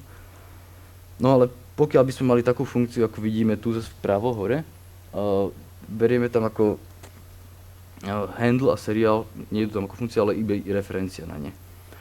A tiež vlastne C-type si vie s tým poradiť. Ono tiež má byref, ktorým to môžeme v podstate vyriešiť. Takže tiež, ako vidíme v tom kóde, vytvoríme si najprv dve premenné handle a serial number, ktoré sú typu, ktorý potrebujeme, a potom do funkcie ich tam dávame len cez byref. No a vidíme, že C-short, teda ten handle sa nám vytvoril ako C-short s hodnotou 0, ale po prejdení tej funkcie je do ňoho uložená tá jeho hodnota, tak ako vlastne v C-čku to má byť. Dobre, a je to vlastne všetko? Lebo, no, není to všetko. Je tam, C-types umožňuje robenie ďalších veľa C-čkovských vecí. Ako klasicky môžeme vytvárať polia, to čo je vlastne napísané tam, alebo môžeme dokonca aj štruktúry a veľa iných vecí. Dobre, takže keby som to zosumarizoval. Takže ak sme si kúpili prístroj, ktorý rozumie bajtom alebo SCPI, ukázali sme si dva príklady. Pokiaľ prepojíme cez sériový port alebo cez Ethernet, tak máme dve knižnice. Či už je to tá socket je built-in knižnica, alebo to je P-seriál, ktorú si vieme vlastne stiahnuť. Toto sme si ukázali a tiež sme si ukázali, že ak máme prístroj, ktorý vie rozprávať v C-čkovskom jazyku, teda vlastne on rozpráva tými bajtmi, ale už máme vlastne v počítači jedného prekladača, ktorý nám prekladá z tých bajtov do C-čka, tak my máme potom v Pythone máme ďalšieho prekladača, to C-type, ktorý nám to preloží zase do Pythonu. No a ešte k tomuto, že čo sa oplatí ešte pozrieť.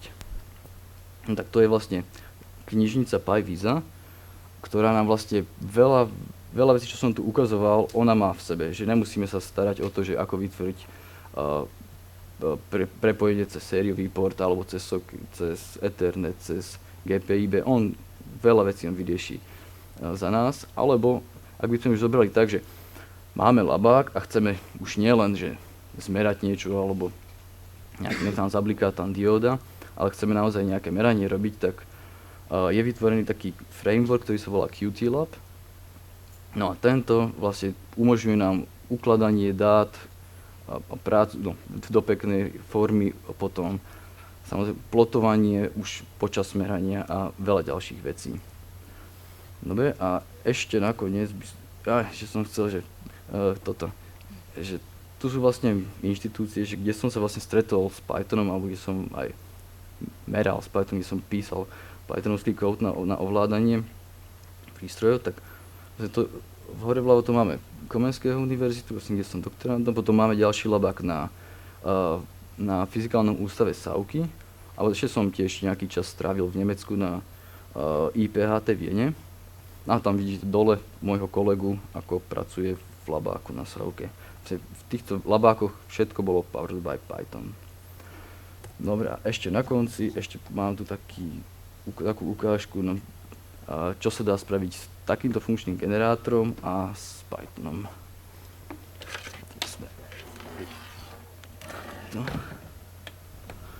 Chvíľku strpenia.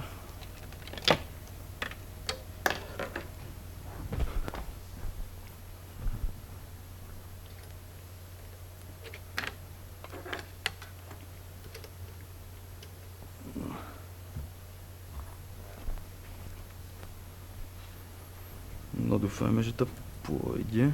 A toto je...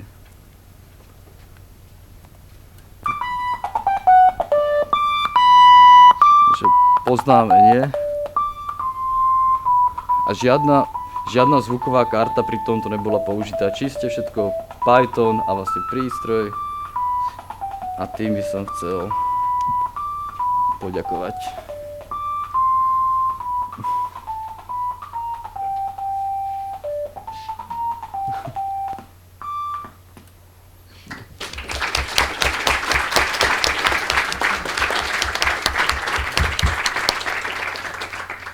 Poďme na otázky. Niekoho toto demo veľmi zaujalo, lebo asi si chce kúpiť niečo podobné a pýta sa, koľko stoja takéto prístroje. No ja vám to poviem a už neprídem domov, nie? Nie, akože toto sú v rádoch tisícok eur, ale nie, že 10 000, 15 000. Toto možno je do 5 000 tieto prístroje jednotlivé. Ale dajú sa zohnať povedzme za 1000. A pokiaľ, jak som spomínal, to SCPI, pokiaľ majú, tak to sú tie najdrahšie, ale tak najľahšie sa s nimi robí. Ďalšia otázka, že aké využitie potenciálne v praxi takýchto meraní, napríklad v nejakej výrobe alebo v službách, alebo kde je taká praktická aplikácia? Praktická aplikácia? No keby som si mal predstaviť, že teraz vlastním fabriku a vyrábam také diódy, čo sú tam, asi by som trošku dlhšie rozmýšľal, že či do produkcie nasadím Python, lebo tak tam už asi záleží na tom, či za minútu odmerám 22 diód alebo 25, tak ale pokiaľ by som akože už mal vývojové oddelenie, kde sa proste potrebuje otestovať a tie skripty sa tam musia meniť v podstate z hodiny na hodinu, určite Python je v tomto flexibilnejší a tam by som ho videl. Alebo na takéto. Okay. Mohol by si nám trošku približiť, že čo znamená téma tvojho výskumu, ktorú máš uvedenú tuto v profile? Čo som tam dal? Quantum phenomena in mesoscopic structures using high frequency methods. Viete, že keď máme veľké veci, ak sme mali nejakú základný kurz fyziky, veľké veci, tak tie sa správajú všetky klasicky. Ak tie veci zmenšujete, tak potom už sa začnú správať divne. Sú tam také, že v superpozícii stavov oni môžu byť, alebo môžu byť previazané, alebo pokyky môžu byť v dvoch stavoch naraz, kým ich nezmeráme a takéto všelijaké veci. A my vlastne vieme toto robiť, vieme takéto javy merať na mezoskopických štruktúrach. No a aby sme to mohli merať, tak potrebujeme cryogenic milikelvinové teploty a potrebujeme k tomu vysokofrekvenčné metódy. No. Môžeme sa potom o tom ešte dlhšie porozprávať, ale... Možno ešte, čo sú tie mezoskopické štruktúry? Tak máte mikroskopické štruktúry, to je vlastne nejaké štruktúry, čo majú rozmer mikrometer a mezoskopické to je niečo o niečo väčšie, tak to môžeme... Skúšal si komunikáciu aj cez Canvas? No, ešte neskúšal. Rád by som sa o tom dozvedel, takže by som sa aj rád porozprával s tým, čo tu napísal. Tak sa potom zastavte, ak nie ste náhodou z live streamingu. No. Ako prakticky je Python na komplexné ovládanie experimentu, napríklad v porovnaní s LabVIEW? No, čakal som takú otázku, lebo takto. LabVIEW keď máme nejaký skript napísaný ako napríklad v Pythone alebo v C by sme mali, tak on je jeden je pekne čiteľný pre jeden typ ľudí, druhý je pekne čiteľný pre druhý typ. Niektorí ľudia radi píšu, iní radi spájajú krabičky, ale tak to záleží na človekovi, že komu sa čo páči, ale obidva sú veľmi dobré, užitočné, použiteľné. Skúšal si používať open source meráky a osciloskopy? Open source? Nevieme, že čo je open source, lebo tak osciloskop si neviem stiahnuť z internetu zadarmo. Maxo, môžeš? Sú rôzne projekty, že si vybuduješ sám.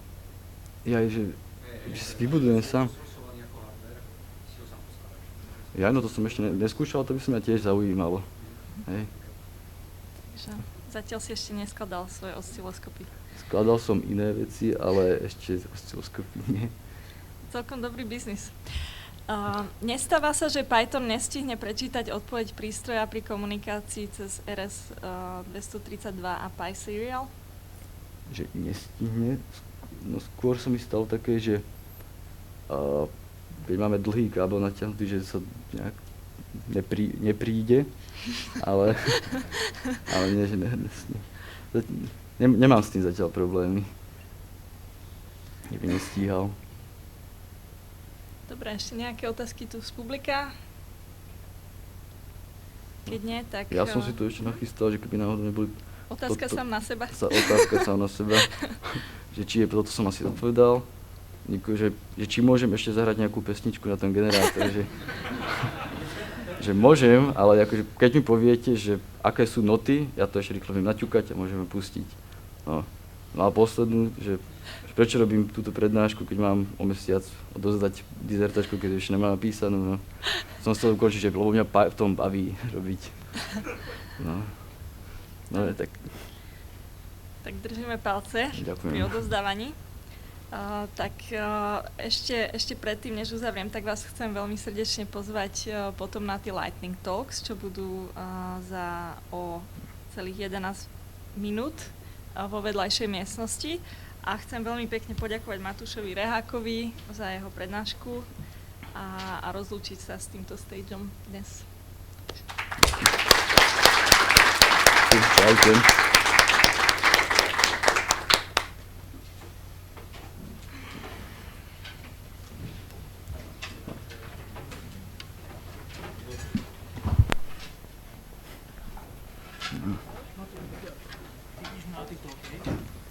Chcem ísť, no.